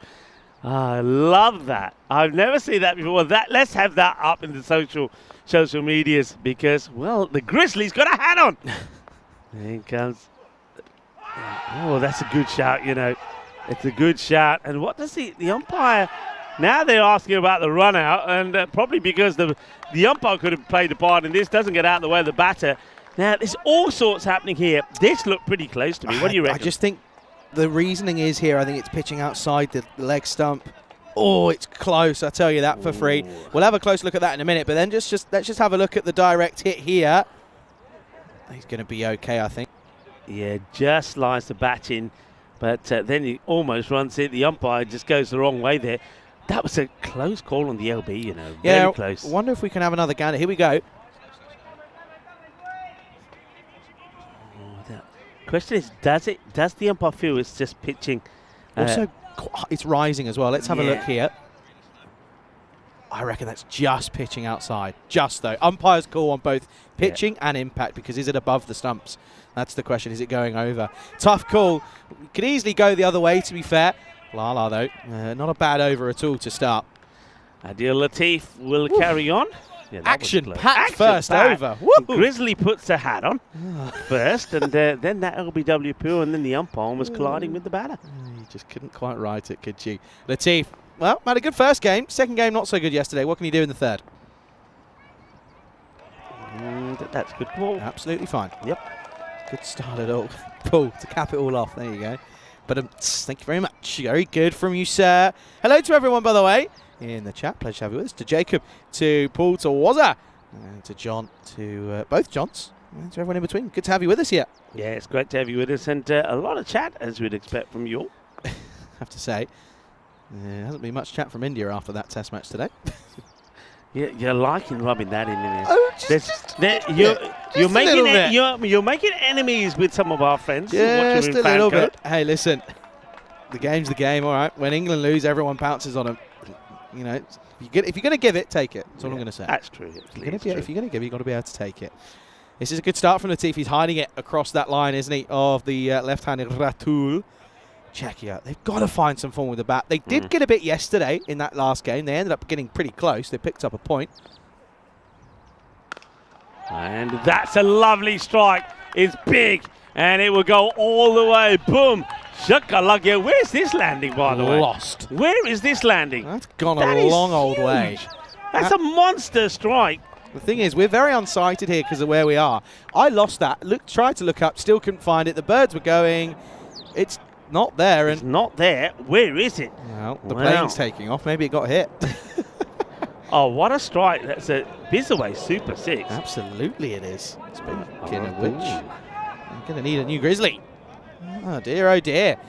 Well, welcome back to the European Cricket Network, folks. It's been all action for the first 9 balls.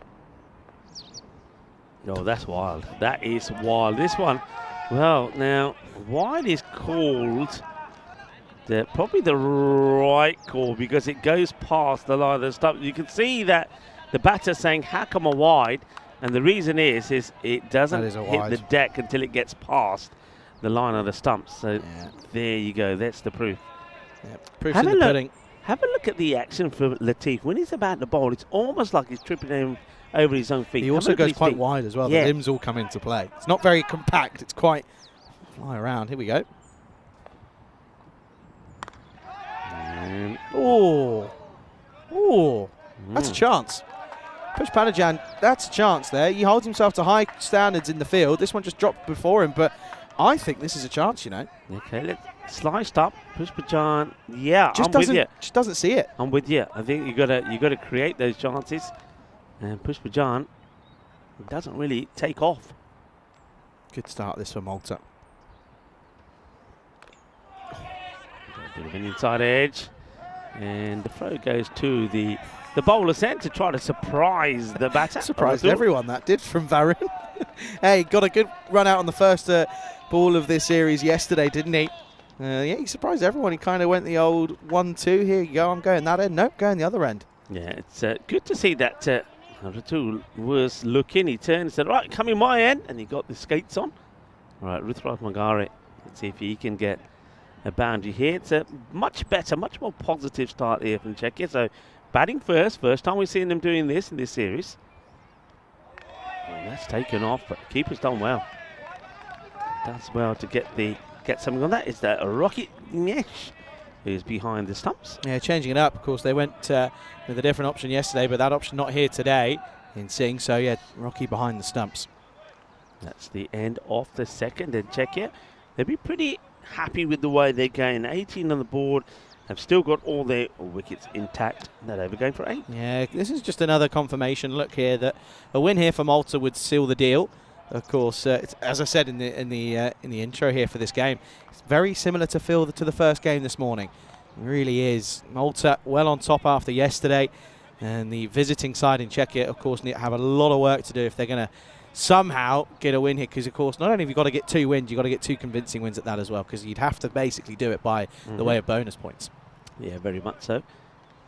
18 without loss, going at 9. It's not a bad start for Czechia, as you said. They are going to turn to Jamshid. And they'll take it on a risky one here, and well, Mahbub Ali couldn't get there, and he gets away from him, and they're going to come back for 2. Very good running. Mahbub Ali put under pressure, wasn't able to get hold of it, and he gets away from him as Kunachirakal is the bowler, and he won't be happy with that bit of fielding from Lala. No, he won't be. Yeah, you got 15 letters in Kunachirakal, and then 4 for Lala. Nice and easy. Yeah, just a bit of a wayward throw and a bit of a coming together, but glad to see that both okay. Magari at the non-strikers Just the 3 balls faced, 3 runs for him. Ratul, can he go again here? Would like to see. Shot. Beautiful shot. What a wonderful pickup. I mean, it's down the leg side, not by a lot really from Jamshid, but this is a cracking strike. Boom. Shakalagia, shaba, shaba, kinna sona. Yeah, that's gone a long old way. Something about the leg glance for a lefty just looks that much better. Well, when the result's 6 runs, there's no complaints from any batter. No, just plays that away beautifully. Don't bowl at his legs. Good start, but he made starts yesterday, did Ratul, and always found a way to get out.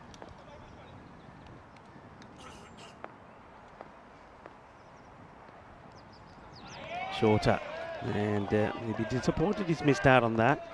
But I think on hindsight, he's probably saying to himself, should have been really looking to play the cut shot on this one. Yeah, I think he probably actually gets... Rico, I think that's a tough one there, because I think that's actually not that wide, as wide as you think. I think that's cramping him up a little bit on into the chest there. It's not... It's almost you'd have to dab it down to fine rather than cut it, or uppercut, I guess. He got hold of that one all right. Well, that is out of the middle. Nice and sweet. Sweeter than a bowl of rasmalai. And that is certainly going to be troubling some cars in that car park. Boom, boom, baby. That's a lovely shot from Ratul.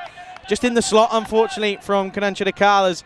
It just rockets off that bat. And the crash of leather against Willow doesn't get much better than that. Yeah, it doesn't. That's a cracking shot. It flies over the stands. Nice to see a few people in there that are tuning in. Yeah, absolutely. I think I can see Zishan. Mr. Zishan himself is there. He's taken John's seat. That was where John sat for about 9 days straight. Would move for one reason only. Guess what that was? Lunch. Hi, John. Hope you're well. I hope you all got back safely, of course, a few days ago, and enjoying from the comfort of your own home now. Well, I get the feeling this was probably very wide, and he's going to really dive to get in. And I don't know if this is taken cleanly, John. No, it's taken cleanly, but his foot gets the stumps first. Watch this here. He just gets cramped for room. Was going to be gone for all money, but look at that back foot. There you go. Goes into the stumps and would have been gone, but yeah, unfortunately, the foot into the stumps means that's not out. Yeah, and look at the disappointment there from Jamshid, because he knows it as well. Just those little moments in a game really mean a lot in a T10 fixture. One delivery can make such a big difference, and you could get Ratul there, and if you don't get him now, he's got the chance to go on and really contribute big here. Well, Magari's on strike, the skipper for the Czechia side. He, of course, put his side into bat. He hasn't faced many, he's just faced 3. He's facing up for the last ball of the power play hit.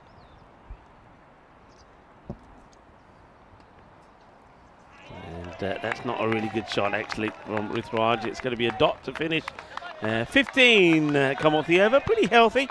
And Czechia keep ticking along, 33 without loss. The power play score. Hey, I want to say hello to Andy O, who joins us here in Malta. Sir. And one thing, of course, we take, and Andy O is part of this, we take the integrity of the game very seriously. And of course, don't forget, on this day back in 2011 was a historic decision. 3 Pakistani players were sentenced to jail terms for their involvement in spot fixing during the Lord's Test in 2010. Salam Bhatt, Mohammed Asif and Mohammed Amir were serving ICC bans when they were tried by a court and charged with accepting crop payments. I remember watching that, and I remember I was 9 years of age. I knew a little bit about cricket, wasn't massively into it yet. I remember seeing that on Sky Sports News and just knowing that it was huge. Yeah. Because it was massive. Yeah. Huge at the time. Of course, Mohammed Amir's gone on to have a pretty good career, in all parts of the world. Sharma, some spin. Oh, my word. Now, that's a terrible delivery, a terrible start from Sharma, who was, well, one of the good bowlers to watch yesterday. Oh, wow. That was an interesting one, isn't it? Free hit. It's definitely a no-hit for sure. Well done. Big delivery now. And clobbered. Thank you very much. And that has been dispatched. So Mohammed Ratul, who probably should have been run out on 26, smashes another big 6. Just exactly what I said, Rico. That chance there, went astray now. He's got to be at the batter that stands up and says, okay, well, my time is now. Time to shine, and that certainly is a good shot. Just That's the difference. Played it on merit, whereas that last shot of that last ball in the over, Magari was just so eager and keen to very quickly try and go big over the leg side. Okay, so 33 now. So he has gone past where he was yesterday, and this is manoeuvred beautifully. Well, what about this for a shot? It was like a little paddle sweep out of the middle, and it's a cracking stroke. Watch this. And watch the way he deals with this. What a great shot. And there she goes. 6 more, and a good bit of fielding there by one of the spectators. Yeah, got the old 360 out. Need a response here to Sharma. Played away, and this time a single. Don't mind that. The two batters do a good bit of team fielding. So a little much bit of better dive. this from Czechia, though. Yeah. Just applying themselves. And do you know what it also is? It's intent. But it's sensible intent. Yeah. It's positive, but it's not rash. Nagari's last delivery was rash, don't get me wrong, but Natul's just his shot selection's been so much better today. Just look so much more switched on here. Right, let's see how Magari deals with Sharma. And wants to be aggressive, doesn't quite get this one the way he wanted. He'll take the single, won't mind that. If he has to play second fiddle for a while Ratul is going like this, he won't mind it at all. They're looking to bring up the 50 in the 4th over. Already a huge improvement from Czechia, electing to bat first. Sharma again. And that's nicely played, but to the fielder, a little misfield, but it won't cost him. Latif again is just having a bit of an upsy daisy at the moment. Just can't quite sort of get things going. Look, just a bit of a misfield. Just spins away off the turf, to be fair. As Latul's at the other end, he's just biding his time here, batting well. He'd love Magari to get a few, because otherwise the pressure's going to start getting to him, I think. And Magari goes after this one, and he will get a few.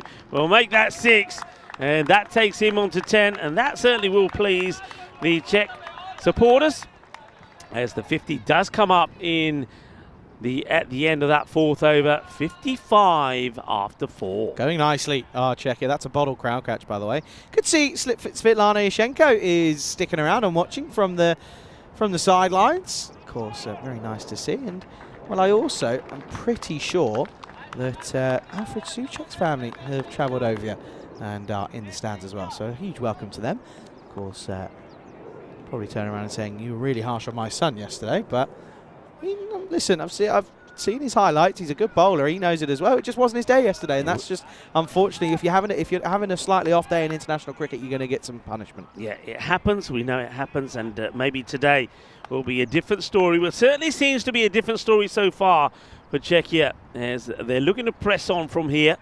And expected score at the moment around that 135. They'll want to try and go beyond that. I still think that they'll be looking to try and get close to that 150 batting first here. But this man certainly put a spanner in the works in their intents yesterday. Varun Prasad bowled beautifully.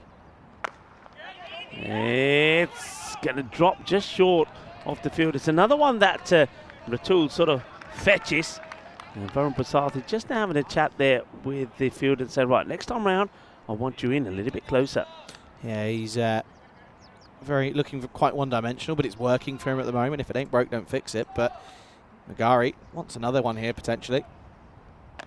All right, doesn't get it out of the middle. Fielder is out there. Should be a straightforward, comfortable catch, and it is. And Rusrat Magari, once again, it's all about the pace, and Varun Prasad does it again. He just gets the ball in the right areas. There's no pace on it. Goes high up in the air, and it's Anais Mohammed, who took a couple of good catches yesterday after he put one down. Well, he's not putting them down anymore, as that was as easy as they come. Yeah, certainly was. And once again, it was just the pressure starting to build. I think he knew that he had to get something going, but unfortunately just picks out the fielder, so Magari will go. And the score, as the skipper makes way, is 56 for 1. Have to say, I am quite surprised at who they've left out this time around, Czechia, in of course, the big man who was coming in at 3 yesterday. I'm very surprised to see that they don't have the likes of Warndal in the lineup. So saw him there with the bib on. Adnan in at 3 then. Yeah, there's a couple of changes there, you're right. And Warndal And a lot of noise. And yeah, Wando not inside. And also they've opted to leave out Sagol Hussain, who I suppose fair play, he never really got going yesterday at all. He was out on a diamond run out, and then when he did get a chance, he really struggled and made 2, I think, of something like 6 deliveries. So they know they've got to try and get some more firepower with the batting, and let's see if those changes work for him. Yeah, Adnan was again too one-dimensional yesterday. Yeah. So he's got to try and change things up. Here's Ratul. And one guy they have got in is, and I mentioned him in my intros yesterday, I was very surprised he didn't play a part, Kranti Venagataswamy. I've seen him play and bat in Czechia. Yeah. I think he is class, and he certainly is somebody that, you know, you could be getting in here. I think the only reason they haven't, they decide, right, let's keep this left and right partnership going. Yeah, absolutely. Adnan on strike. Thumps it leg side, and that one will be 6 runs. And listen, you can be one-dimensional, but when the bowling you're getting means you can only hit it there, it's fair enough. Yeah, absolutely. It's there to be hit. He gets under it and clobbers it. That's one thing that Czechia weren't able to do well yesterday. Malta were getting right behind and under the ball and hitting it big. Czechia was slicing it. They were sort of carving it to fielders, and when they did go aerial, 9 times out of 10 it was being caught. So it's better from them already. Yeah, it certainly was. I just want to bring up this for Ratul. 43 runs, 35 of them on the onside. And that single that he got at the start in the middle part of this over, should easily be carving that over point, if not covers. And yeah, he's gone 22 at mid-wicket in terms of his run scoring at the moment. Last ball of the 5th, potentially. Oh, now this could be a surprise wicket. I think it will be. I don't think the wicketkeeper knows anything about it. This is where luck really comes in. Suerte, suerte, suerte. Does it just hit him and go onto the stumps, or does he try and push it on there? Well, the thing is, either way, he is going to be gone. And sometimes luck is just not on your side. And Mohamed Adnan, after hitting a big 6, is going to have to depart. Another wicket goes down, and he gets a lot of good fortune there. That's the wicketkeeper, Rocky Dinesh. Well, Rocky is probably known for throwing big punches. Well, this time was just a little push, but he pushes it onto the stumps, and that is out. Well, Lady Luck not on the side of the outgoing batter in Mod Adnan, and well, Rocky will turn around and say, yeah, I just let it go. I knew what was going on. I knew exactly what was happening. I'm good at this. He snatched at it, but he gets lucky. And as you said, Rico, it's going to be the second one to bite the dust. Halfway through the first innings, it's 64 for 2. Yeah, and of course, you can stay in touch with us, your commentators. We've actually loved all of your comments, and I've got to say, especially like all the comments that are still coming in about the women's internationals that we saw here for Bulgaria and for Malta. Very good, positive comments coming in, all liking what they saw and wishing both teams well as they continue to develop and go stronger. I'd like to address one that I did see away from the chat, and it was about, you know, is it too early to be putting Bulgaria, you know, in front of the cameras, for example? But the one point I'm going to come back with you on that one is that you look at what a difference, you know, to going into a school with evidence and with a video of, you know, the joy that a wicket and runs that brought those ladies out there this morning and yesterday. You go to a school, as this is Push Parajan, who's going to push this away. He starts off, and Ratul nicely cuts away. You know, that's what I'm going to come out with, is that you can now go into a school and go, look, this is what you can do if you pick up your cricket now. You know, in a couple of years' time, you can be out here with us and playing on TV and loving life. That's my argument to that. I think it's it's a very good answer to that. I think it's superb. Because now where does this pitch? Giving it out. The only doubt that could have been here is this ball pitching outside the line of the leg stick. The umpire feels that it's in line and going on to hit. We will have the benefit, Charlie, of the replay. Oh, pitches outside leg. And, well, the likes of Stidar sort of can't believe that his luck. And as I said, Lady Luck certainly isn't with Czech yet, but unfortunately he goes for a golden quacker. And he goes for a first baller. Adavind Stidar goes for none. It's 65 for 3. Derek's dancing here on Sunday. Derek is going.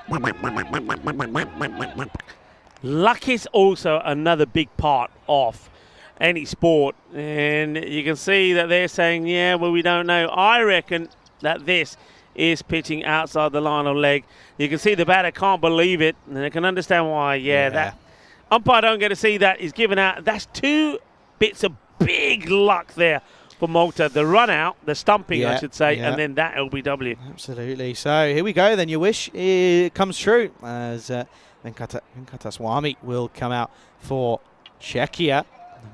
And disappointing. They had such a good start. They really did. And now, okay, yes, luck's not been with them, but still, unfortunately, you've got to create your own luck, and they haven't done that over the way that they played yesterday.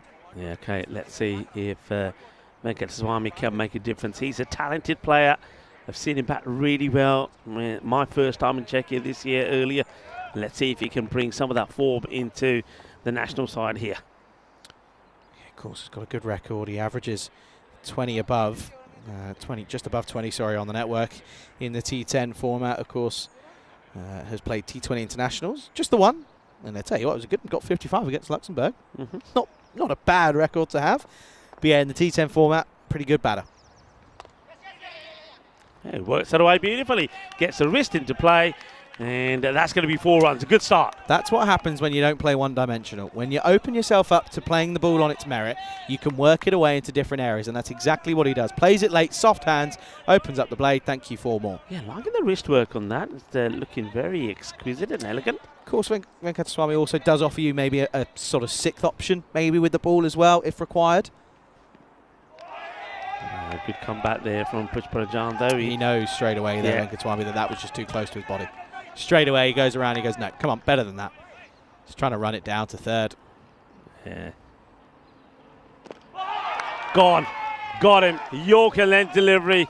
It's a good comeback, isn't it? After 2 outside the off, he says, I'm going to get it full and straight. And Pushparajan, well, he's not a bad guy to have coaching the women either, is he? Because if they pick up 1 or 2 things from him, they will get better, and very quickly as well. Pushparajan gets his full and straight. Yeah, it's really good. The last 2 deliveries, the batter in Venkataswamy was stepping across big time and was shuffling across and was still moving at the point of impact. So Pushparajan clearly clocked that and said, right, well, I'll just take you out of the equation. I'm going to go full and straight. And you're going to go 69 for 4, Czechia collapsing. And this collapse could certainly end up losing in the tournament. Yeah, it certainly could do after making, as you said, such a positive start. 55 without loss. They were after 4 after that terrible over from Sharma. Went for 22, but they've come back and come back strong. And it's Varun Prasath and Priyan Pushparajan, who bowled very well yesterday, who are leading the fight back here. Needs something to happen. And we are seeing Priyan Pushparajan, who's coming in at number 6. Yeah, this one is an interesting one. And I'll check it out. If they don't get to 100 here, they will really be kicking themselves. They will. And asking the question, not out. And of course, this is Piyush Singh Bagal. The bowler is Priyan Pushparajan. Yeah, just swings in, to be fair, swings late. And the question is the height for me, because it's pitching in line, impact is in line, but I think probably too high. Let's have a look. Oh, interesting. Yeah, close one. But to be fair, probably deserve not to be given out, you know, considering the luck of the green that's not gone their way. End of the over, 70 for 4 after 6, and look at that, the collapse of all collapses. Magari went, and then it was kind of just a revolving door as Adnan Sridhar and Venkataswamy went just for 11 between the 3 of them.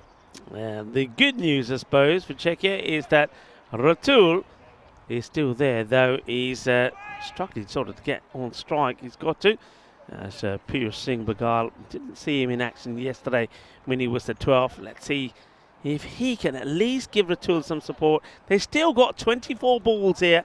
They can still get past that 120 mark. I mean, it was 134 the last time we look at that, the expected, but now those wickets have fallen. It's gone down pretty rapidly to 115. Yeah, they've still got, you know, big bowlers still yet to bowl out their overs. You know, you've got an over from Latif, an over from Lala. They're going to go with Varun for the 7th. Then, of course, you've got the 8th, 9th and 10th.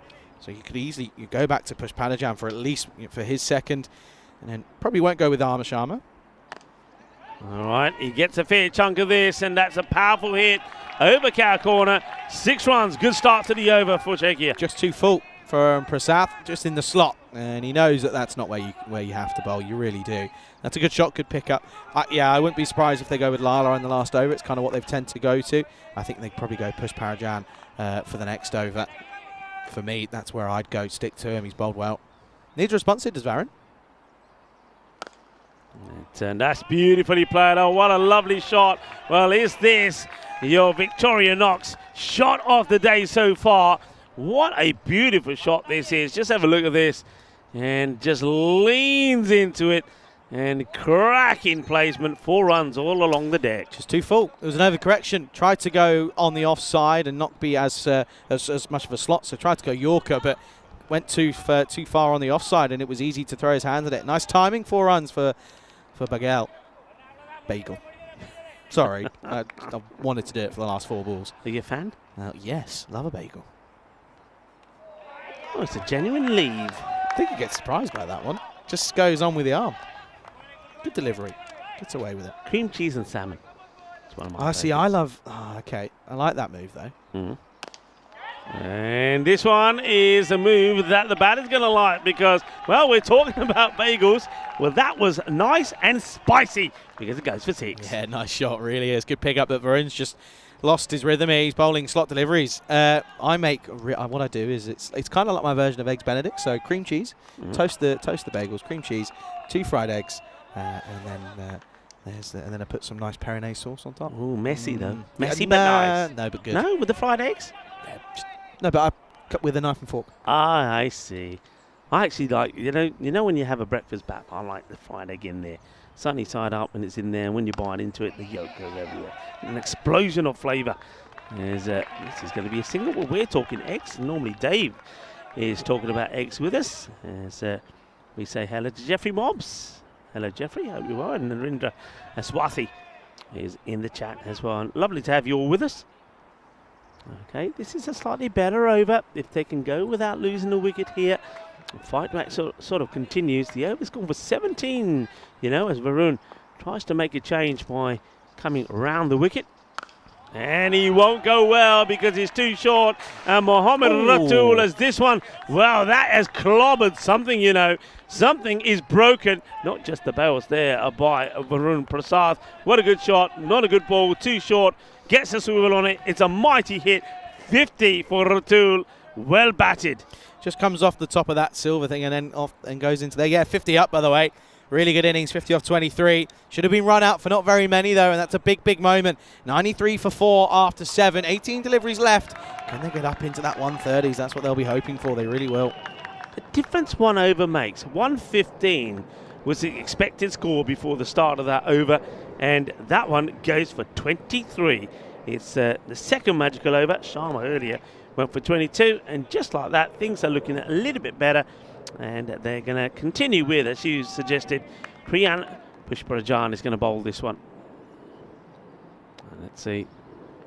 It gets just punched away. Take a single. Good move. Yeah, good move. So let's see if Priyan can continue and get another good tight over in. Or will he go like Varun Prasad, who, remember, he went for a quiet one and then an expensive one. 9 and 23.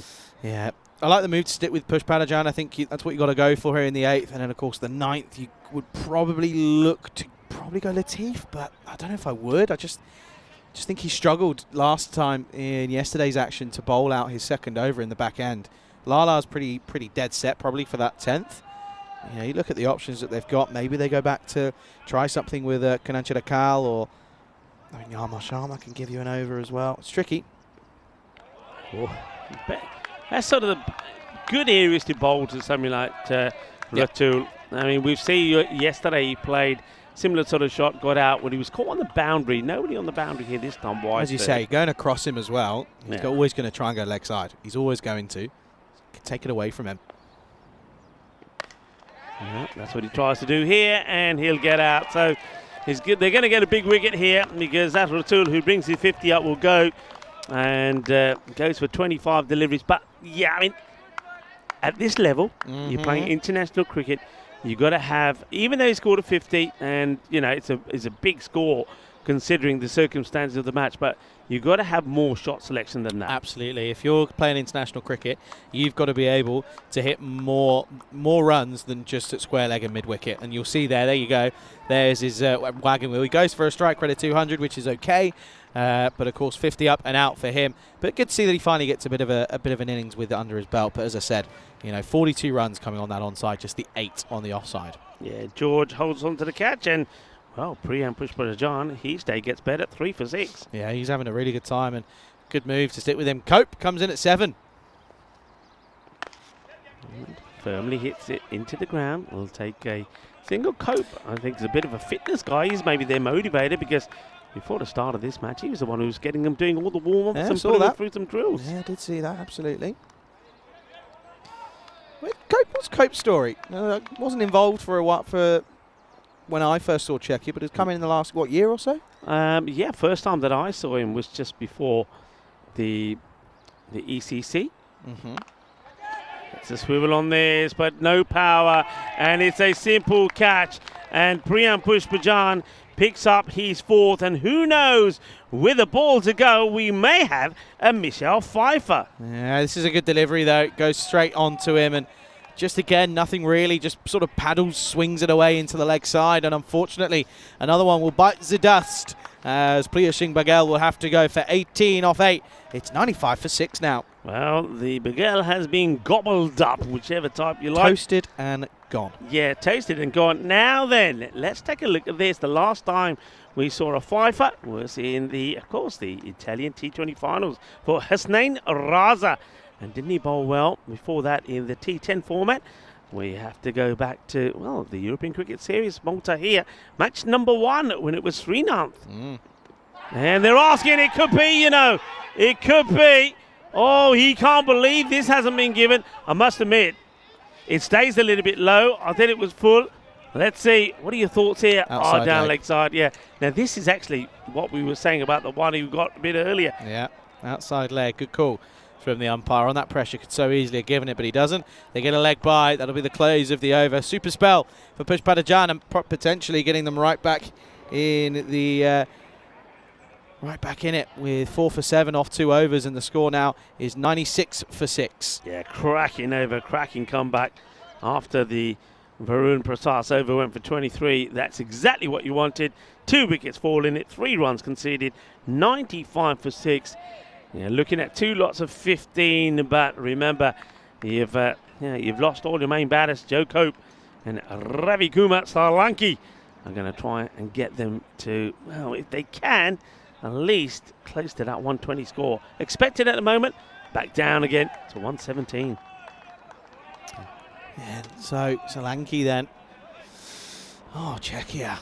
They had such a good start. They're still going at 12s here, though. Latif. Oh, no. My word. Whoa. Where did that come Couldn't do that from? again if he tried. Where did that come? Well, that's even worse than Did he Amir do that Sharma's. yesterday? I can't remember. I feel like someone did do that yesterday, and it could have been Latif. Yeah, it's a no ball, no question. Well, It's a double no ball. I don't even think the batter could have even tried No. to get to if he wanted to. No, it's a double no ball. 2 free hits. Let's see if they can capitalise. Ravi Kumar. And no, slices it straight up. It's not going to be out because it was a free hit. I think the fact that Solanki's sort of in the way almost saves him here. Thanks, Phil. He says Joe was called up early this year. He had a great ECS and a T20 at home, so deserved the call-up. There you go. I have to say, because not a name that I recognised a couple of years ago. And yeah, absolutely. Cheers, Phil. Hello, and Thanks, hello, Phil. Phil. I hope you're well. That was in the slot, and it got put away. You can't be bowling there. And Solanki goes boom. One thing, though, I want to say here, I want to see Rutal have a look at this shot. Mohamed Rutal, he's out now. That's the way you play those ones out in the offside. So pick that one up again. It'll make you even stronger. Platul, absolutely, yeah. Looking to not be one-dimensional. That's what it is. Good, That's where solid it has strike. to be. It really 100 comes up. It does. It does. 10 balls left. And carves it towards the man who's in that point area. They take the single. Varun does well. As I said, Latif had struggles closing out his spell yesterday, so I'll be hoping to try and do one better. But of course, being hit for 6 and getting a horrible no ball in there as well isn't ideal. Rocky taking it one-handedly there. Okay, back to Latif. And he's gone. Yeah, he walks, and that's very good from Joe Cope. Not good that he doesn't get too many runs on the ball, but good the fact that he knows he gets a little touch on this. He doesn't look at the umpire. He knows he's being caught, and he's just going to take a walk. That's the end of Joe Cope. And it's a good wicket for Adil Latif after starting with a terrible no ball. Another one bites the dust. 104 for 7. Yeah, disappointing way to go. He has got to go for it, isn't he? And comes off, and I certainly feel that it's struggle times this for Czech, because they know that early wickets will be different if they get them in the next innings. But you've still got Priyan, Pushpadajan, you've got Gadam Matani now in the squad. Mohammed can give it a hit as well, but Manu and many others as well. Lala, to name a few, and Varun as well. Now, this is pretty adjacent. We're probably going down the leg side, but a good delivery again from Latif, and this is much better in his way to finish his stint. Yeah, well, a jar alarm has come out there, but Set the alarm? Yeah, well, alarm bells are ringing really, I think, for Czechia, because if they go down here, then that's it. You're going to give up this series to Malta, because you won't be able to catch them.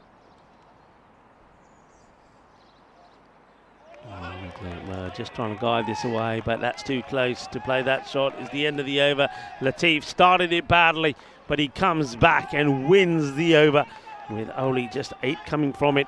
And Czechia struggling now. 104 for 7 at the end of that 9th over. Yeah, superbly done. Look at Pushpadajan, 3.5 economy rate, 4 for 7. Very nicely done indeed. And yeah, of course, shot Kora, Lala to bowl the 10th. No real surprise, to be fair. He bowled okay in that first over, to be fair. Just went for 9. I love it. He was carrying like 4 bags, cricket bags, when he came into the PMOA. I was there, and he still tried to handshake. I said, Lala, relax. I've seen you enough over the last 2 weeks. You don't need to shake my hand. You've got enough going on already. Yeah, he said, but no, sir, try. I was like, no, it's okay. It's not one of those comedy sketches, because he's a giant of a man. Everybody just gives him all the bags, and he just trundles in with all the kit bags. And sneaks Look at that that. one in. Look at that. But look at the swing after. After, yeah. This one really does come back. After the batter, look, straight, and it comes. Yeah, good bowling. Lala, do you think that we saw him the last 2 matches, and I don't think he was at his best. I think he scored 1.5 century, but he certainly was saving himself for the internationals, weren't he? Hit hard, hit well, hit for 4. Good looking shot. Again here from Ravi Kumar Solanki. But it's what you said earlier. This boy's come out and he's playing nice shots. He's playing the ball on its merit rather than trying to go big into the leg side every single time. Who's that under there? I don't know, but don't get that side of the fence. That's where the arrows are flying. Yes, Mohammed. And archery field. Nice shot. Really nice shot. Square drive. Argument for coming up the order, maybe? Why wouldn't you at the moment? Because at least he does play the ball on merit. Why wouldn't you? Solanki's loving life at the moment. He hits another one, then yeah, 100%. Lala needs a response after that boundary. And he goes at the stumps and doesn't quite find the middle. He gets a single. And now, Ajay Alam has to at least get back onto ball, if anything. No dot ball. He doesn't want to be just swinging and missing or trying to push this around. They've got to get some runs here.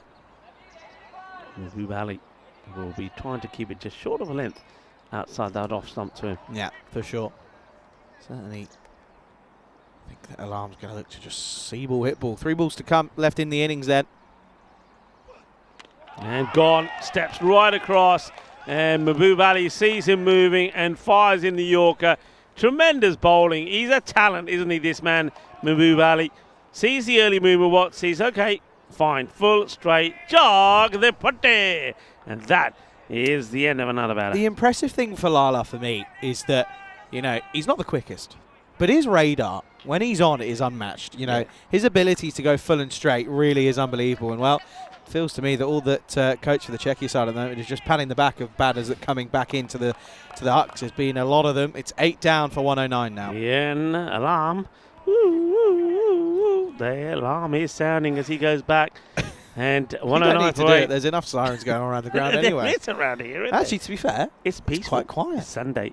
It's Sunday. There's hardly anybody on the roads today. No one's out. Well, you say that. You just jinxed us now. It's going to take us 2 hours. Now we're going to be good. Niraj Mishra is about to face the accountant. Bat on ball will take the single, so maybe they can get a boundary off the last here to at least get them to 114, one sort of 114, 116. That's what they'd like. Okay. One ball to come. Could be an Big delivery. ball. Yeah, I think Big so. delivery. If it's a 111 chase here, you back Malta to win the tournament in the next innings. You really would. Lala wants to get it right, rightfully so. Big delivery. Potentially last ball of the first innings. Yeah. Rocky. Mm. Rocky. You can't be doing that. You Yeah. can't be doing that. And he's not taken many cleanly in this innings, as Dianish, it has to be said. He just doesn't really react, and they'll get it through for a bye. It won't be 111 chase, it'll be 112. Czechia finished on 111 for 8 off the 10. And you still would say that that's not the best in reality. It's not a pretty looking scorecard by any means. As you know, at one point they were 55 with that loss after 4. They only get to 111 for 8 at the end of their 10. That's a big collapse for Czechia. It is, and the maths is better today because that means they only scored 56 off the last 6 Go on, boy. overs, and that isn't good. But it started good because we saw Ratul playing some nice shots in the power play. He was getting some good support from his captain, Magare. This was so good. Oh. And the Grizzlies got a hat on. It certainly did. A lovely moment there. Fancy dress for the Grizzly was a couple of days ago. Halloween was a couple of days ago. Come on, pal. Yes. Lala, good over, only went for 9. And then, of course, this was one that could have been given. Lala was insisting. But then, of course, there was a close one at the non-strikers end, but, of course, ended up getting home safely. Of course, we did see it 1 over for Jamshid Kananchikal, who didn't quite go the best way. And then Amar Sharma, well, he really let loose. Yeah, well, Sharma, it didn't go well at all. That was when we thought, right, hello. It was 55 with that loss at the end of that 4th over because he went for 22. But then Varun comes in and, takes the wickets. And that first over of Varun was 9 from it. 2 wickets went down. And then, well, we know he's going to be followed up well by Priyan Pushpajan. And he was, as Priyan, his over, also resulted in 2 wickets. So in just a period of a handful of runs, there would be 4 wickets that would fall. That was a real bit of luck for Rocky. Well, Rocky, well, he's known for some big blows and big punches. That was just a little soft push on. And then this was an interesting one. The umpire gives it a think and decides it is pitching on line of the stumps. To me and to Charlie, of course, with the benefit of the replay, we see that pitching outside the line of the stumps. There was no doubt, though, about this one. Just full and straight, and Priyan Pushpajan, he picked up 4 wickets. It was another big appeal for an LBW for a fifer, but that time it certainly was pitching outside the leg stick, so it wasn't given. Some good hefty blows, and that was, I think, the 50 that came up for Ratul, but he would get to his 50, then he would also get out. It was just a little bit one-sided. He got away with a few, but sooner or later, you're not going to get one out in the middle. And a nice, solid catch taken there by Sobhu George to remove him. Talking about catches, that was another easy one. As another batter came out and tried to go big, would go. It just wasn't happening as Piyush Singh Bagal did get to 18 before he found him. So go. That was a good shot. We liked that. And we thought, well, okay, liking the look of another batter at least. Lower down the order, playing a good part. Cope, he would go, gets a little feather on this. You know he did, he would go. And there's a coach. Everybody that comes gets a little pat on the back, but unfortunately, they might be getting pats on the back. Here's another one, but they're not really improving when it comes to what they need to do. And Mahbub Ali, big player, lovely guy. He's a gentle giant, but when you put a ball in his hand, he changes into a master destructor as he knocks the stumps over. He finishes with healthy figures. And Czechia, they will finish on the Nelson, 111 for 8. It started well. It started with a promise. 50 there from Ratul. But then, well, apart from Piyush Singh Bagal, nobody else really to make a contribution. Ravi Kumar Solanki, he played some nice shots there towards the end. Maybe he may get a call up further up the order in the next match. I don't think it's enough. The only way it is enough is that Czechia are vastly improved in the field. Remember yesterday, they were a little bit scrappy. They made some misfields. They dropped catches. If they're going to win this match, they have to be 100% on their game. It's got to be their top game. They've got to be A1. And if they are, it gives themselves a chance. There's those bowling figures. The economy there from Ali, superb. 4 wickets, though, from Priyam Pushpajan, Varun Prasad, one big over. But other than that, he picked up 2 wickets there as well. So all the bowlers playing their part. Only this time round, Amar Sharma, the captain, wasn't quite at his best. So they'll settle for that. Will Malta. And check here. As I mentioned, 55 in the first 4, 56 in the next 6. And also lost 8 wickets getting those 56. So that's not good for them. They still need to continue to improve. But let's see if they can improve vastly in the field. And if they can pick up, say, 3 quick wickets, who knows? Anything can happen. Join me, Rico Full, and of course, Charlie Hunt. Thank you for following the action. Thank you for your support of the European Cricket Network. Join us back in 10 minutes' time to see if Malta can get the win. And if they can, they will win this series with a match to go. Hasta pronto.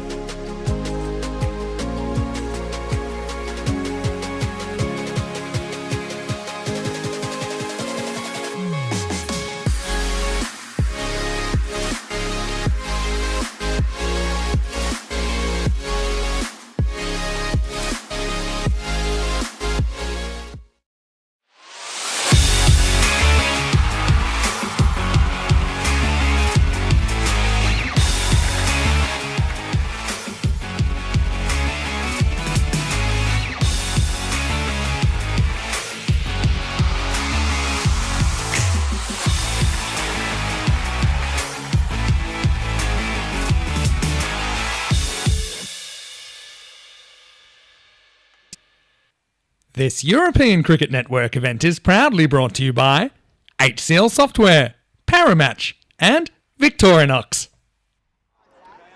Hello viewers and welcome back. I normally like to tell you about International Days. Well, you might find some jellyfish in the waters around Malta, and if you do, well, say hi to them because it is International Jellyfish Day. Have been around for a seriously long time, even longer than dinosaurs. Scientists always believed jellyfish originated from some 500 million years ago. The day also encourages people to learn more about this marine animal and share it with the world. Yeah, World Jellyfish Day today. And what else can I tell you about today? On this day, in 1956, the film The Wizard of Oz was first aired on television for the first time and seen by an estimated 45 million viewers. It repeated airings on TV helped it make the movie an enduring classic. Well, we just saw the bonus point equation there. 77 is the number that you have to bear in mind. Now, to pick up 4 points here, that means Czechia have to restrict their opponents here on Malta, the home side, to 77. I suppose it is possible if they pick up wickets early. And for them to do that, I think they're going to need to be picking up about 4 wickets in the power play. But I think it is Malta that firmly will believe that they got the win here. And then they could do it even inside the 7 themselves and take all the points. And let's see what Charlie Hunt's views are on that. Hello. Hello. Views on? Well, Malta maybe winning this in inside 7 overs. Big time. Yeah. If these two, I like the fact that they're going with Pushpadajan. You know, you're only pushing him up 1. Came in early in the last game yesterday, so it's not too much of a big deal for him. So I like the move. You want him facing as many balls as possible. Mishra up against Lala. Here we go. 1-12 to win. And Lala will say, boom, shakalagia. First up as he fires this one away. And still looking at the bat that Lala's got. He's still not using the new one. He was showcasing me the new bat that he's picked up. But when I asked him yesterday, he said, I'm still knocking it in, Rico. I tell you what, the old one is still going pretty well. Yeah, well, if it ain't broke, don't fix it, Rico. Yeah. And it ain't. He just hit 6, so why would you change it? It's a big thing. Batters, cricketers are weird about sort of equipment. And, you know, bats are a weird thing in cricket. Ay. That is a monster strike. Where is that one ending up? That is huge. That is a biggie. And that is 6 more. And Mahbub Ali, Mr. Lala, says, it's time for Lala time, everybody. He's attacked this, and he's got all of it. It's massive down the ground. That is downtown. That could be in Valletta. That genuinely could be in Valletta somewhere. It's unbelievable, that sort of hitting. And look at this. Look, you've got to respect it as well, because Ratul behind the stumps just goes, oh, that's what happens when you don't go one-dimensional leg side. I have to say, while we're waiting for the ball, Mohammed Ratul there, the wicketkeeper, it's almost like, right, where's the skis and where's the rest of the gear? There's a Remember I told you about those shades? Yeah. Pretty similar. Did you bring yours? No, I didn't. I was going to say, that's not. No, I didn't. I keep forgetting, and I kind of forgot the day after, and that was it, really. I'll send you a photo of them with me wearing them when I go home.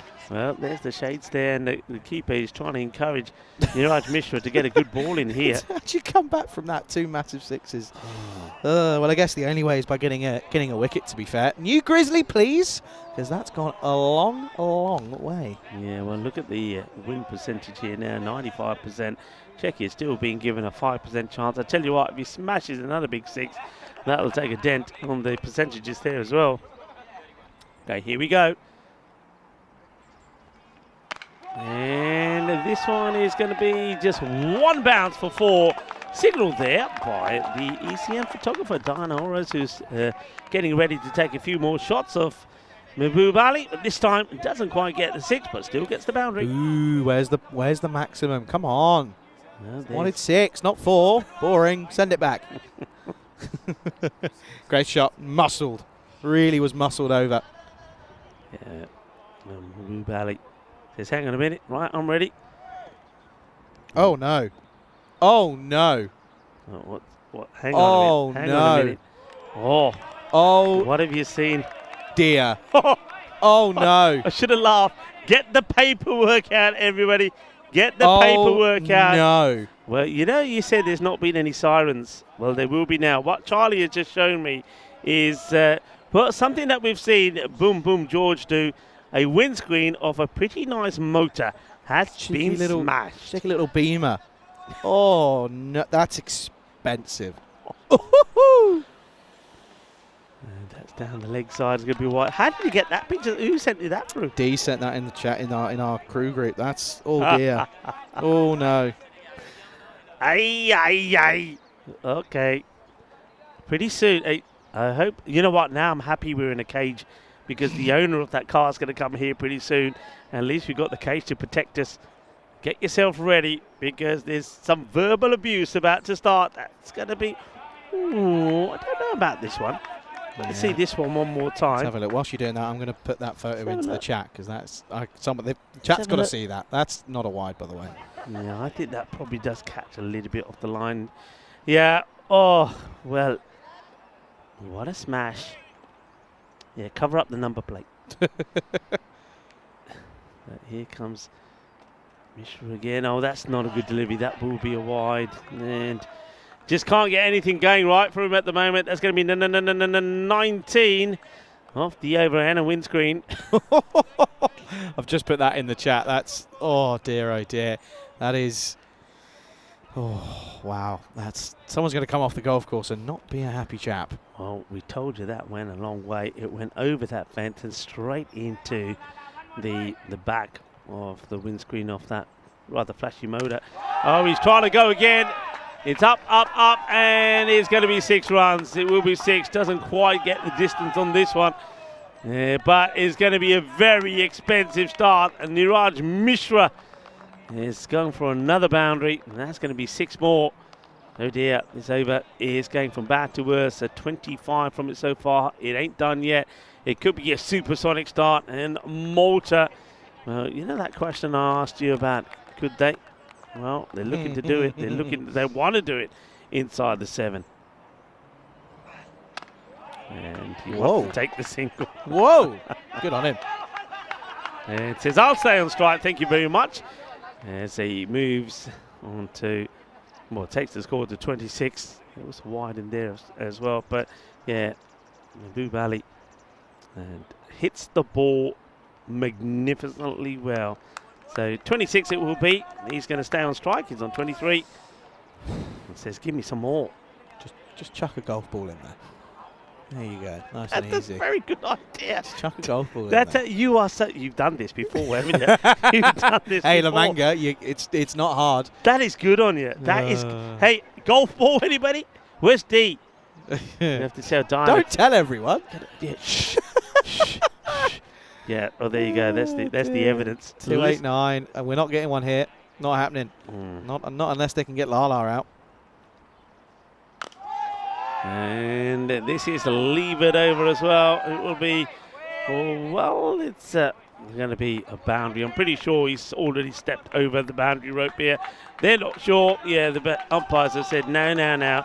Once as soon as you put that foot down there, that is four. So despite the efforts of the fielder, yeah, he's taken 2 steps before he's flicked it back. So 4 more. And Mahbub Ali getting big guns at the moment. High. Catching opportunity. Got to take it.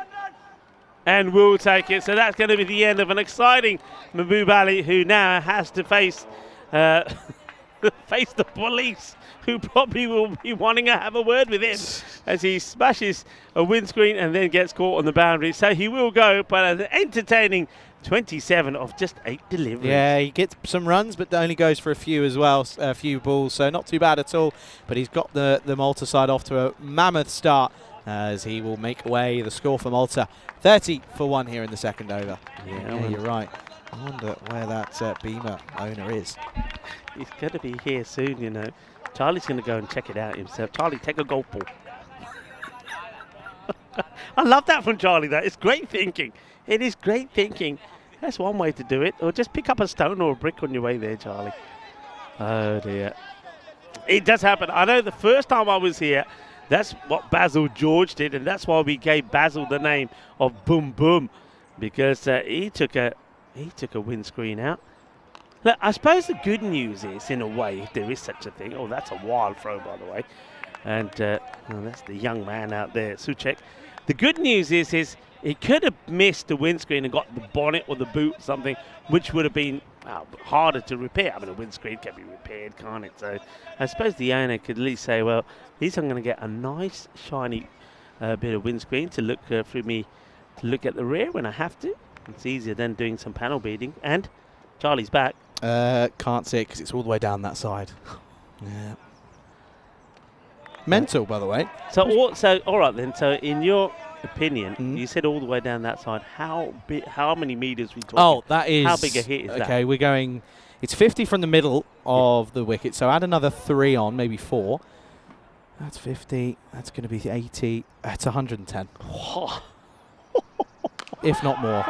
This is high up in the air. Well, that's not going 110, but it's still going to the boundary. It's still in the car park. Priyam Pushpajan puts one in the car park. That's mammoth, and that Audi is in play, by the way. That Audi is in play big time. It's just to your left is where the Beamer is, by the way, next to that grey one. Okay. That's huge, by the way. Pushpajan opened the batting. That's his first legal ball face, by the way. Yeah, and another one that has to be fetched from the car park. It's a good job they have to buy a ticket every time they're going in there, isn't it? Well, you would hope that, and you're going to hope and realistically think that because it's a private club that they'll have insurance, right? You would expect it, to be honest.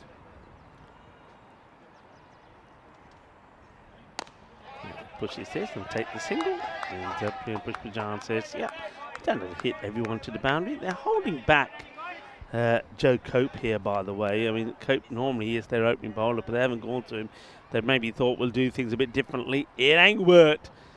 Alarm though. Let's see if he can get through another ball without going to the boundary. Has gone for 13 this over. The first, of course, went for 26. And he's going to get a wicket, full and straight. And Sobu George, who gets a bit of an outing out there at number 3, is going to have his stumps cleaned up. He'll go for 1 of 2. Well done to Ajay Alam. He picks up 2 wickets in the over. 2 for 13, and Malta at the end of 2 are 39 for 2. This is the straight one, does Sobu George. Interesting to push him up higher in the order, I have to say, but nevertheless, it doesn't work, and his stay at the crease is short and not very sweet. Quite sour more than anything. Goes for 1. Good delivery from Alam. Well, the alarm of that beamer hasn't gone off yet. End of the second, as you said, Rico, 39 for 2 wicket falls. Yeah, and well done to Joe Alarm. He was really, I think, when you think of the disappointing ECC that Malta had, him with the ball, yeah, I think he bowled very well. And also Mathiani with the bat, who we've yet to see. So Manu. Yadav Manu comes out. Yeah, bit the non-strikers in, of course, when because of the change of the over. Push Padajan, 7 off 2, good start for him. Oh, the skipper's going to come on here. It was kind of the only shining light with the ball, really, for Czechia yesterday. Yeah, I think in all round, Ruthraj Magari's performances were okay. They were better than, of course, a lot of his players, but now he needs to up it here. Now, it was a crazy start, but another wicket or two here can certainly settle things down a bit. Goes for it up in the air. Powerful wrist, powerful hands.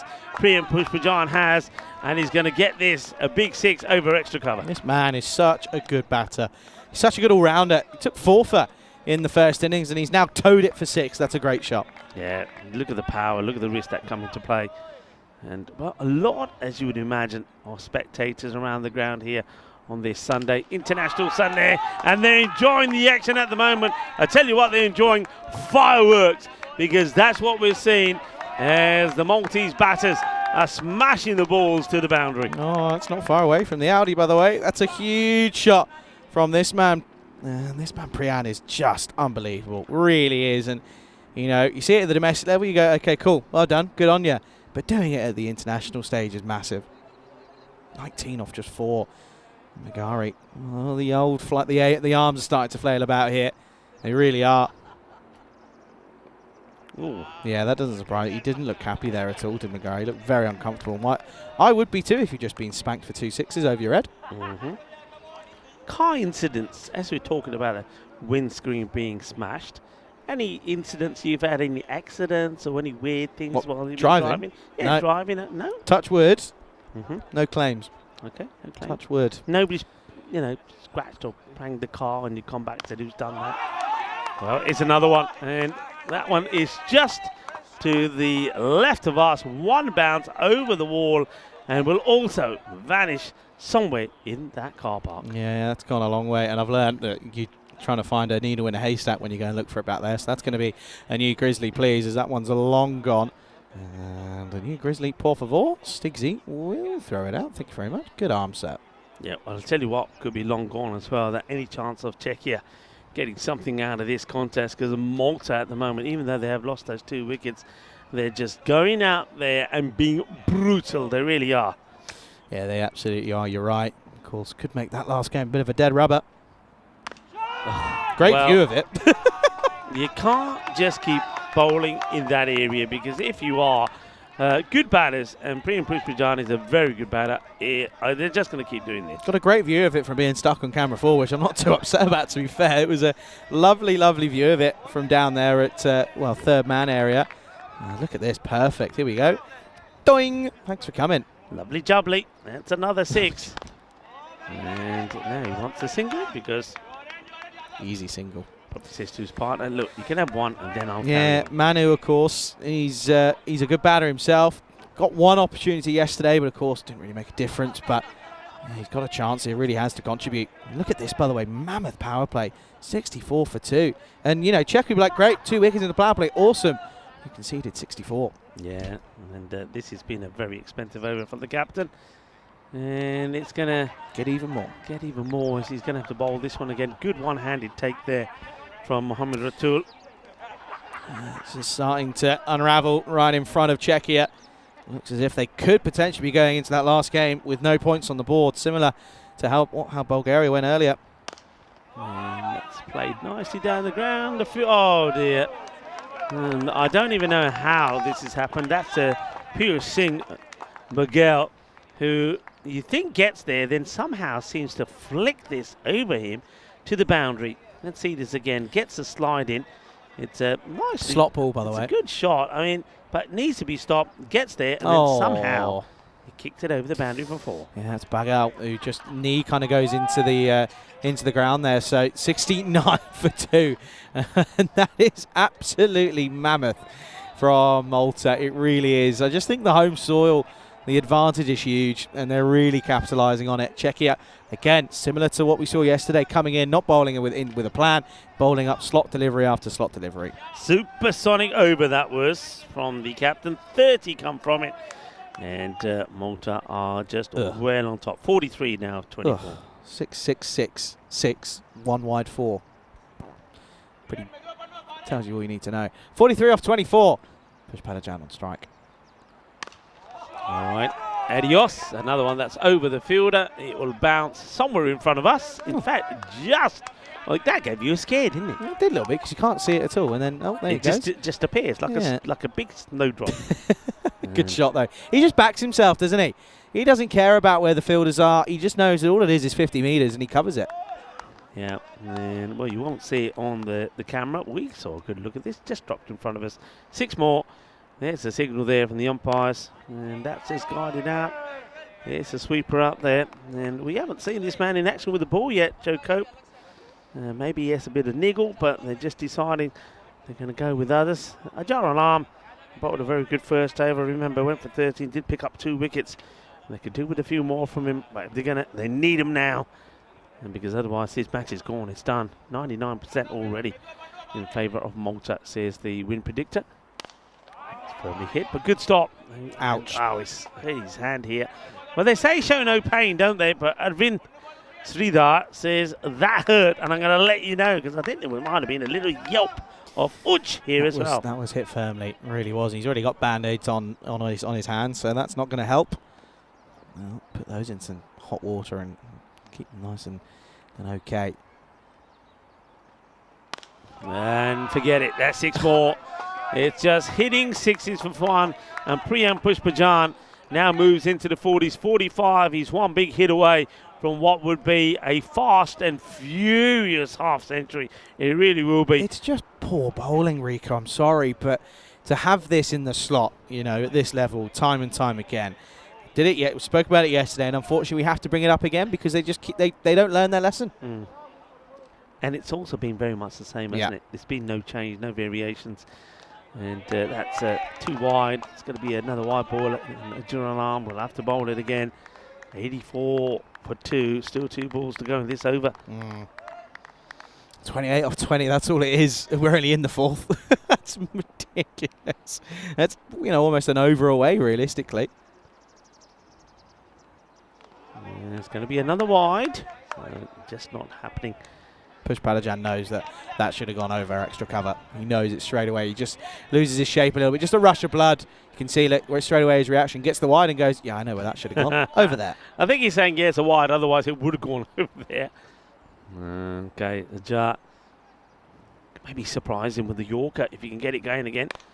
And that's not quite a Yorker. He's in the slot. And this time he says, yep, that's exactly where I wanted to go. And there's going to be 4 more. And nice to see the Maltese women there. They're enjoying the action. And of course, why wouldn't don't forget, they had a tremendous win against Bulgaria. Yeah, just one bounce that goes over the fence. There they all are, enjoying themselves there. Remember, we will show you a presentation. And they will, of course, the winners. So they'll get their presentation done. And also, be interesting to know who the MVP will be for them. And what are your thoughts, people? Let us know in that contest between the women. 50 Malta and Bulgaria. up, by the way, for Pushpadajan. It's a super 50 off just 12 deliveries. Lightning pace from the main man in Pushpadajan. When push comes to shove, this boy is one of the best in Malta. Yeah, he certainly is. And we already know who's the player of the match here. And also, I suppose, like we were talking about the MVP, here we see it again. Big shout, by the way, today with him. Yeah, I mean, 4 wickets. And in the runs as well. And if he plays, you'd feel that if he performs well in the next match, it's going to be very difficult to see past him. Can't be much debate, surely. And the thing is, as well, it's scary because the cricket doesn't stop. We've got more ECS coming up after today, and he'll be involved. Yeah. Oh boy, will he'll be involved, and that could be scary. Cope then. Oh, he's trying to do the impossible here. Malta need 21 off 18 for all 4 points and to win the series. Yeah, nice start. Yorker length delivery from Cope. And majority of the time when Cope is bowling, he bowls very tightly. He just lets himself down with 1 or 2 loose deliveries that sometimes then affects the way that over is going. But that's a good start from him. Yeah, it really is. Probably going to be in a bit of an extended break, to be fair, for the next game. It's class. Classy shot from a man who we know is a classy player.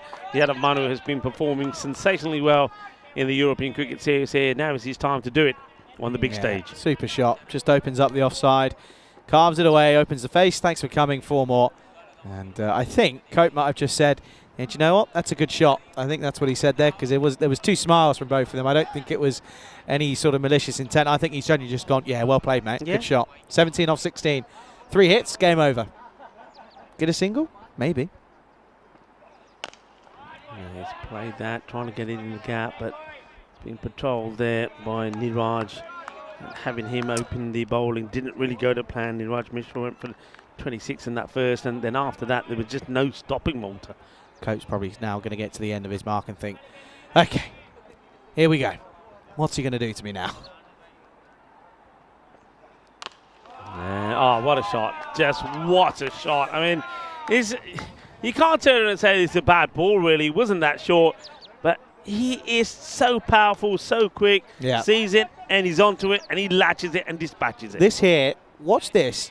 Can we watch this in real time here? Watch the quick hands. Don't slow it down. Look at that. Yeah. How quick he is through the line of the ball. Rapid, absolutely rapid. And that's where he gets his distance and his power from. Yeah. Just an amazing hit of the ball. And, of course, he's in sensational form. Remember, he's already scored 2 centuries in the European Cricket Series here. Plenty of runs under his belt so far. Bit of a purple patch, to say the least. Cope, can he just sneak a dot ball in here? Try something here. Just 2 hits away now. 6 and a 4. Thanks for coming. Well, this will be the most bizarre dismissal, and he's dropped it. Can you believe it? And that sums up, I think, Czechia here at the moment. That's Kranti. You got to take this. I mean, it probably would have been a wide, definitely would have been a wide. And he starts to play tennis now, Prejan. Stick to cricket, buddy. And then the catch, well, the less said about that, Charlie, the better. Yeah, that just is the perfect summary of how this weekend's gone for Czechia. Not well. Taking this on. Oh, this is going to be a bit close. And what's the umpire deciding here? They're asking the question. I think he's gone, you know. I think this could be on. Off the hip of Manu. Comes through. He has to go the long way around. I think he's well short, you know. Let's see. I think so too, because he has to make that deviation because the batter's getting in each other's way. Let's have a look. Yeah, he's well short now. So a little bit of joy, and that's going to be disappointing. Well, I suppose the one man who's happy about that is Kranti Venkataswamy, because he put down an absolute dolly of a catch to remove him. And Priya Pushpajan really hasn't hurt you after that. So well done to Mohammad Ratul. He does get there and beats Priya and Pushpajan to the race. But what a knock, 58 off just 14. Super innings, from him. 58 off 14. Striking. Look at that. 414. You're a joke, you are. You're an absolute joke. Well batted indeed. It's 103 for 3 at the halfway stage. Yeah, and of course, Charlie means that in a nice way. Look, I won't be here for the next couple of days. You're going to find a new partner in crime, but you're going to be talking about these matches, starting with match number 52. Marsa, the home side, up against, well, the rejuvenated Gozozani. Yeah, and of course, we'll see the strikers return. Of course, looking forward to that. 7:30 GMT, 8:30 Central European Time, 1 o'clock out in India. It's the CC show. Charlie and Corey, can't wait. Yeah, and yeah, Corey, has he arrived already? I was just going to say, I have no idea. Well, we haven't heard from him yet. Well, Corey, if you're here, let us know, as that is going to be 4 runs. And with that boundary there, it's just 5 required. They can do it with 1 big hit, as Yadav Manu once again shows that he is very much an all-round player. Yeah, absolutely. He could have easily argued to being pushed up to the top with no Michael Das, who we did get a slight glimpse of there. And, well, he's bandaged up, and I can tell you for free, he's not going to be in the lineup for the next game, which is a real shame. But the thing is as well, that's big for the Titans. They play tomorrow. Yeah. They're supposed to be playing, and if they have no Das, it's no go, and it's not good for them. If you get no Das, you get no sparkly whites either, do you? Yeah, good from you. What about that? Doesn't that tell you a story? I always see teams practicing, and I know it's good to practice, but just before a game, but it's obviously done that catching, right? I would imagine. Yeah, he has. So, yeah. That's That's 4 4 runs. runs. Yeah, that means that scores are now tied. But that's why I think often you see like the big teams, the professionals, when they are practicing, they're using a softer ball, aren't they? Are They're they? not. Yeah, they tend to, instead of using a hard cricket ball, it's a softer ball to prevent injuries like that, because it can happen. The worst story is England playing football before a test match. Oh. And, just stupid. Okay. Football before test match, did you just say? Yep. Ooh. That Yeah. was weird. Yeah. Maybe just dancing and look at this little twinkle toes. That's about 5 steps in the matter of a second. Just 1 required for victory then. Come back to live action. And that's chipped away. We'll get the boundary. We'll get the win. And Malta, the same way that the women from Malta did, will be victorious in this European Cricket International Series with Czechia, and they will do it with a match to go as well. They take all the points in this one, and it's another absolute hammering that Czechia will get at the hands of Malta. Malta looking good, and Czechia, well, they tried something different. They batted first. It looked like it was going to work a treat when they were 55 without loss after 4, but then it all went pear-shaped pretty quickly. Yeah, it certainly did. And as we know, that will then, of course, seal the fate. But, of course, there are some changes. As you can see there, the likes of Ashwin Ranaju and Pintagosh will come in for a bit of cricket to finish off the weekend. And those are the only 2 changes. The rest is all unchanged, of course. So looking forward to that one. But, of course, that one coming up in just shy of 40 minutes' time. Let's roll these highlights. And, oh, boy, there are some of the biggest sixes you'll see in this one. That one wasn't the one that was the blow of the beamer, as that one would go nicely into the leg side. But I want to work out which one it is. It's that one. It's so that one. And just to the left of your screen, there was a bit of damage done. Yeah. That's what they're all looking at. Look at Pish Padajan's little smile, by the way. He knows straight away that that's an expensive jobby. That was pretty big as well. And, well, Mahbub Ali said it's time for Lala time. They would get him, but that's only after he smashed an incredible 27 in no time at all. 27 of just, it was 8 deliveries. And if you thought he was going well, Priyam Pushpajan, who's at the non-strikers end here to see the stumps knocked over of Sobu George as Ajar alarm, well, he was blowing his own alarm when he got rid of that wicket. But really, that was the only little bit of joy they would get, because then Priya Pushpajan and Yadav Manu basically saw them home. Yeah, absolutely. And the hitting just kept on going, didn't it? As he would bring up a superb half-century with a couple of runs there. And eventually would go, but not after offering up an opportunity with a very weird slap. But then Manu, listen, this boy can bat, really can, and he opens up the face, and that was so good that even Cope certainly turned around and gave it some appreciation, and rightfully so. Yeah, a little thumbs up and go, Yeah. Cheers, mate, I liked it as well. Yeah, and then Priyam Pushpajan said, "I'll carry on." You thought the only way he was going to get out, to get himself out. He tried here, trying to playing a little bit of tennis, but then Kranthi put down an absolute sitter, and then the very next ball, he decided he wants to try and get to the other end, and having to do, well, take a little bit of a bypass. He wasn't able to get there, and well done to the keeper, Ratul, who would beat him to the races. Yeah, and then, of course, it was a little chip over extra cover. Thanks for coming. 4 points, and it is a thumping victory for Malta, as they really have dealt the fatal blow that will, of course, mean that the local lifestyle trophy will stay here in Malta with the men's side. As you see there, Pish Padajan here realistically was the main man, 58 off 14, but don't take away the 27 off just 8 for Mahbub Ali. He was crucial. George went for 1, and then Manu came out going at 220. Not too bad at all. 22 off 10 for him. So Gaurav Matani doesn't get a bat, and Varun, of course, gets dropped down a bit, maybe just trying to give opportunities to George there.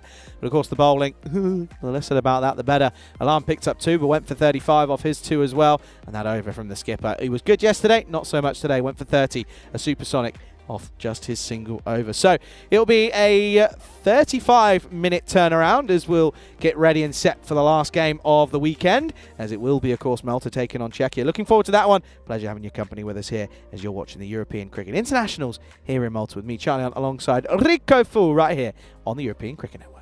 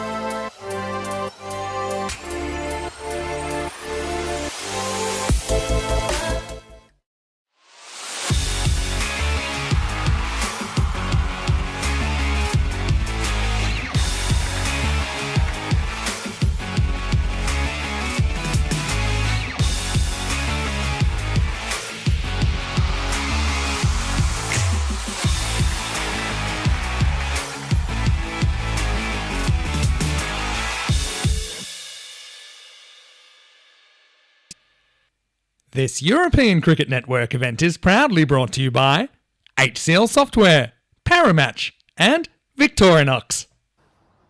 Hello everybody, welcome for the final time this weekend to the Master Sports Ground here in Malta. It is of course the last game of the day. It's the fourth match of this European Cricket International Series between the host Malta and of course the visiting side, the Czechia side here in this fixture. Let's go out to the middle then. For the final time, Tyrone Peters has got the two captains. Malta to call. Tails is the call. Tails. They're going to have a bet. There you go then. What do you do when you win the toss in Malta? You bat first. That's exactly what Amal Sharma has done, and he knows that his top five is dangerous. It really is, and you can understand really as to why he wants to go ahead and bat first, pile on the runs, and then have a little, maybe a picnic in that last 10, as they of course will be looking to try and restrict the Czechia side and try and of course take some bonus point victories going out into the rest of the week. Of course, it's the last game of international cricket from the Master Ground here this weekend. We go back into the ECS tomorrow, but of course we've got one more game, and of course last game of the day. Things get a little bit funky in the commentary cage, of course. Let's go over to that cage. Rico Full is standing by. Rico, over to you. News from the toss here in the last game of the day is that Malta, they're going to bat first. Thank you very much to Charlie Hunt as we return back to the action here and also to this beautiful country of Malta. It's home to an astonishing limestone temple. It's built between 3600 BC and 2500 BC. They stood tall before the pyramids of Egypt and even England's Stonehenge. It's a civilization lost in time that thrived for over 1500 years before disappearing mysteriously, possibly due to drought and climate conditions. But it's thriving now again, and I've got to say, it's a beautiful part of the world. I was saying this yesterday. If you've never ventured out to Malta, we'll certainly think about planning to do so. I think you will be pleasantly surprised. Well, are we going to be pleasantly surprised when it comes to the cricket? Because, hey, Czechia, they just haven't been at the races so far. Malta have had 3 wins out of 3. The last one was another thrashing. And Malta batting first. And I think, really, if the feeling I'm getting is that Malta want to finish with a bang. Look, they're a team that took a bit of a hiding in the Dream 11 European Cricket Championships. It's nobody was expecting it. I wasn't. I know the players that we have there in Malta, and if somebody said to me that Malta would be a team in that Premier Division that wouldn't pick up a point and would go down into the Challenger division. That would surprise me, but that's what's happened. They're looking to bounce back. They're looking to put smiles on the faces of not just the Maltese supporters, but also a bit of pride in the players, and they're doing it well at the moment here. Can they make it 4 on the spin? And it's going to be Joe Cope who will open up this time, bowling to Mahbub Ali. And we know how dangerous this guy is. He ain't going to hang around. Here's the first. High in the air. Can anybody get there? It'll be a tremendous catch if they take this. Oh, they don't. It just drops out of the reach of the young man. And that's Alfred Soucek. Could have been a huge, huge wicket first up. Goes a long way up in the air. Soucek gets there, but he just can't get his hands to it. Fortunately for him, it doesn't go over the boundary rope either. They'll take a run. But that's, you've got to say, that's a chance to remove Ali on 0 by Soucek. And now they're going to set the field right here to Priyam Pushpajan, who was in devastating form in that last match, scoring a fine 58. Also picked up 4 wickets. Now he goes up in the air. Now he gives a chance. Catching opportunity. And that's dropped as well. You got to be kidding me. You got to be kidding me. Well, check here. This time is the captain, Ruthraj Magari. I mean, all right, it goes a long way up in the air. Look at Priyam Pushpajan. He thinks his fate is sealed. Does everything right and then snatches at the chance. Down it goes. Both batters given a chance. Both being dropped. Oh, my. And, well, the captain, Magari, can't believe it. And if heads were going to go down, well, they'll go down pretty quickly here now. Cope, to his credit, needs to keep on going and hope that her luck can change. But sometimes it's not luck, is it? I mean, we've got to be honest about this. Sometimes it's not luck. Sometimes it's just about, I don't know what the word is, just not being up for it maybe, or maybe not being prepared enough. Check here. Both batters could, maybe even should have been back in the dugout. Cope. Mahbub hits this firmly, and he gets this one through the covers. That's going to be 4 runs. And just have a look at the reaction there of some of the Czechia fielders. Tells you a story. They're just flat out there. They could have been on a high. They could have been buzzing if that was 2 wickets and 2 balls, but they are flat. And they need to pick me up pretty quickly. And a few people just watching from those areas, but maybe they're there to protect the cars. Well, that one takes off. That's going to be called a wide, I think, for height here. Let's have a look at this side on. I mean, it's a big man, is Mahbub, and that clears him quite easily. So a pretty simple call to be made there by the square leg umpire. The umpires in this match is Jit. And Yash is the man at square who calls that one. And Eldo's third umpire. That's not a good delivery. And the man who's got the power of Mahbub, well, just elegantly flicked this away for 6. He doesn't have to hit the ball hard, you know, because he's such a big unit. He's got so much timing. And over it goes. 6 more runs. It was interesting talking to him, actually, in the interval, because a lot of the Maltese players were huddled together, just having a bit of a drink. And I played a little joke on him, actually, first up. I said, the police are here. They need to have a word. He nearly choked on the croissant that he was eating. He said, me? But hey, I didn't do anything.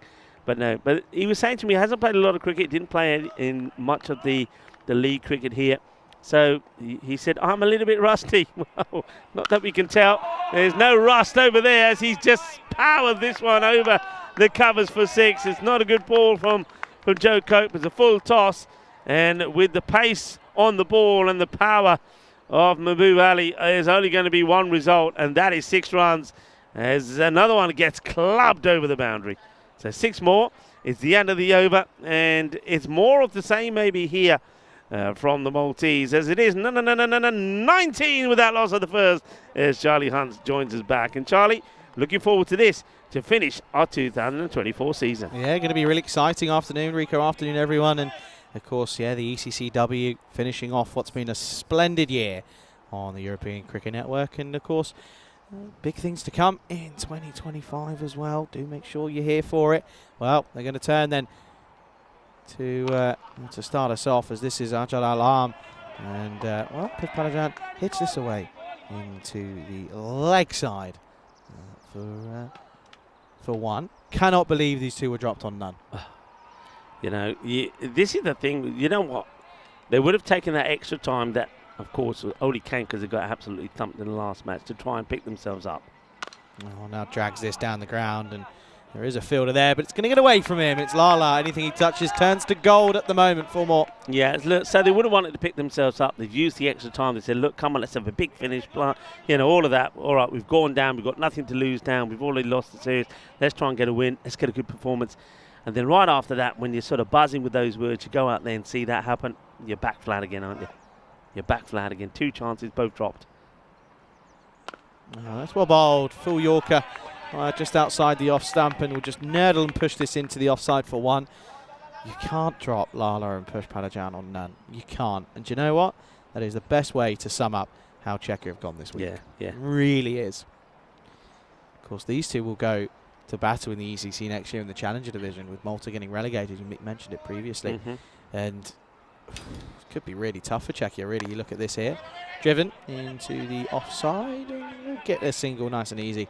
It's a misfield by the likes of Niraj Mishra. Yeah, and they're the little things, you know, that that I think Czechia are really going to have to work on before we see them on the big stage again at the Carnum Oval. It's about getting the basics right. Start getting the basics right. No misfields. Take those catches. I mean, nobody means to drop catches, so if that one gets away, a bit of fingertips on there from Bulgaria again, the captain, but can't stop it. Hits the ball so hard. He's a very quick, fast outfield. Mahbub Ali, once again, off to a quick start. He's raced on now to 26 of just 8 balls. They got him out at this stage in the last match, and they did well to do so because he was going to hurt them. They need to do the same here because these two batters are going blasting at the moment. Takes a bit of a Tortuga, but that's a good comeback. So just 11 off the over with 2 fours coming off the bat of Lala Ali, and that's going to be the end of the second. Malta still loving life at 30 without loss after 2 overs. Yeah, interesting though with Malta. I mean, I've always said, as we have a look at that, which just confirms that Malta, of course, will be crowned the winners of this ECI, winning 3 out of 3. But I've always said, when I've seen the cricket here in Malta, and I've seen some of the talents that the players have, that they're a team that if they're well led and they prepare well, that could cause any team a problem. But they've just never really hit the heights they should at the big stage. Cope returns. This is off the toe. Ronnie O'Sullivan is out there, as that's Push Parachan, who just gets this one away. Yeah, no, I know what you mean. I do.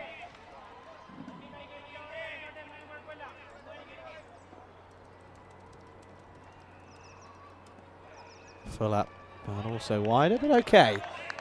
Cope will sneak that one in. Yeah, it's a good delivery, and yeah, well bowled by Cope. There's a bit of a resemblance between Cope and, of course, Simon, who works for us. Don't you think? A slight resemblance? Basically, you're just saying he looks like anyone with a beard. No, I'm not. He don't look like me now, does he? Come on. Bushy beard. And goes again, and this time again is a... Oh, okay, let's have a look. Come on, then. Cope. All right, I want to have a look at this. Let's see. No, I don't think so. No way. I know so. It's not a wide. No way. And I don't like that for the batter. I don't like it. You know, you asked me yesterday what I would like to introduce. I'm going to go to it after this ball. Penalising. I know what you're going to say. Gets told to go straighter, and he's going to get pumped down, and it's going to be a drop that goes down. Oh dear, Czechia looks as if they've already got their mindset on getting on that flight back to the motherland. This now is time is Bagal, who puts the chance down. Zaprian gets another life now on 3. What is going on here with Czechia? But yeah, I mean, one thing, if a batter is pleading for a wide, yeah, penalise and 5 penalty runs. Oh, that one just out of the reach of Lala. And Cope, good deliveries these, as he's just trying to get out of this here. So 3 drops already, and we're not even in the out of the power play, and unfortunately it has been this bowler, Joe Cope, who's had all of those chances go down. Short, goes upstairs, but this is going to be okay. Let's have a look at this side on.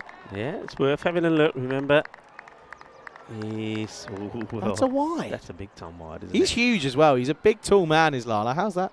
That is a huge wide. So remember also, Oh, I don't know how they missed that. I really don't know why to give it. Gets away with it. And not going to get away with that one. That's going to be a wide. And it is a wide, and rightfully so. It was given. Yeah, maybe that one, the height one, I think the umpires might decide, well, that was a bit too hard on him earlier, so I'll let him get away with that one. It's not the way it should work. So maybe in terms of the karma books, it works. It works well. Cope trying to get out of the over, and he will nicely. And it's going to be another dot.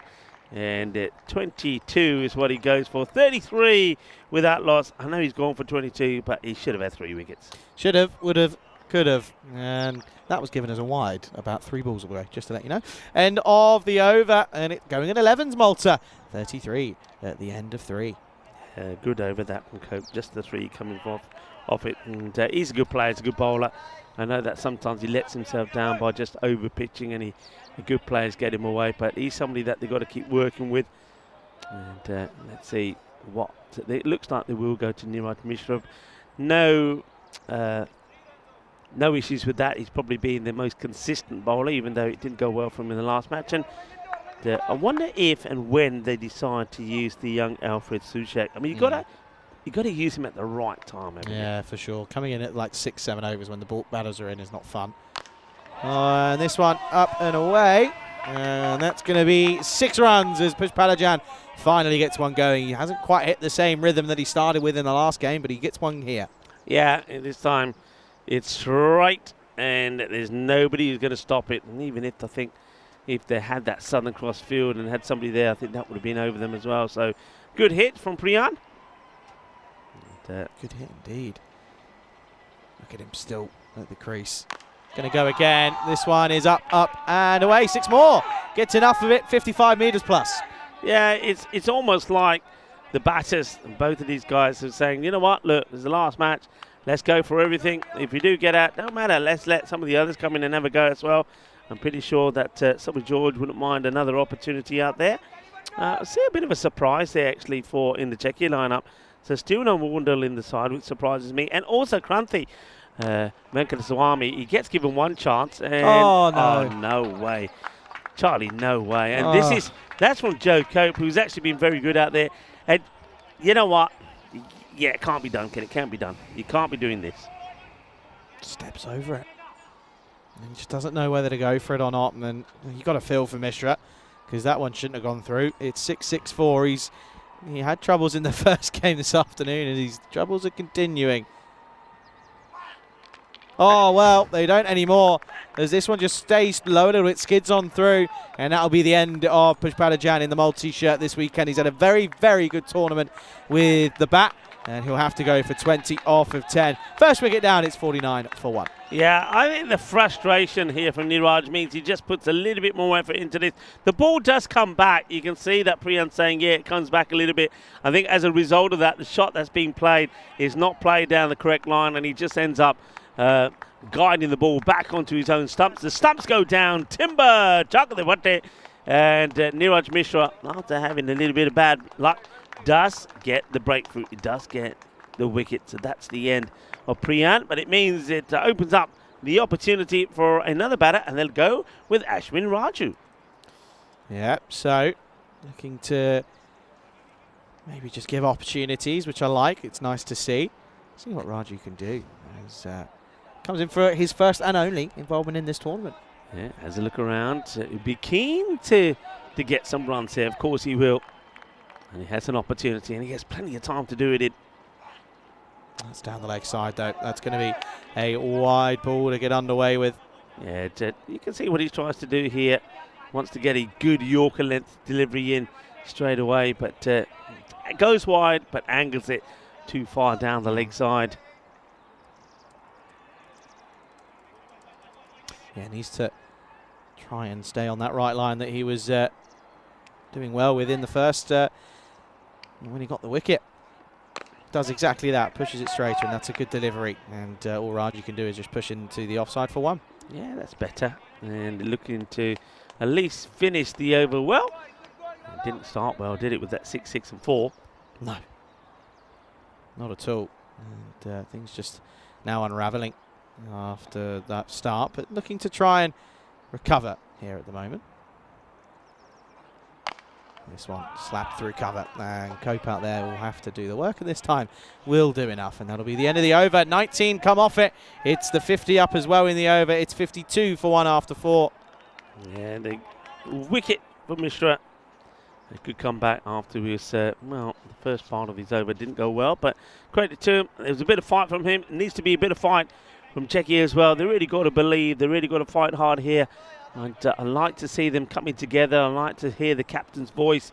I like to see the wicket-keeper being involved as well. I always feel that the keeper plays a big part in keeping the morale of the team up here now, but I'm not quite getting those vibes here from the man behind the stumps there from Czechia. I think Ratul has to be more vocal here. No, for sure. Absolutely, I think you're right. I think he's got to try and get involved. I thought that was the owner of the BMW there, but it's not.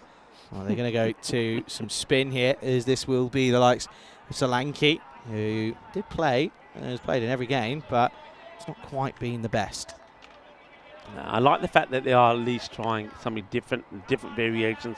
I think Solanke came on in the last match when the match was already done. So let's see if he can get a good couple of overs in here. Starts wider, and it's a swing and a miss from Lala. Yeah, Lala still, you can see still trying to take on the straight hit. Maybe that one, if he steps away, he's trying to cut it. But no, he wants to go straight down the ground. And he gets beaten. So dot ball to start for Solanke.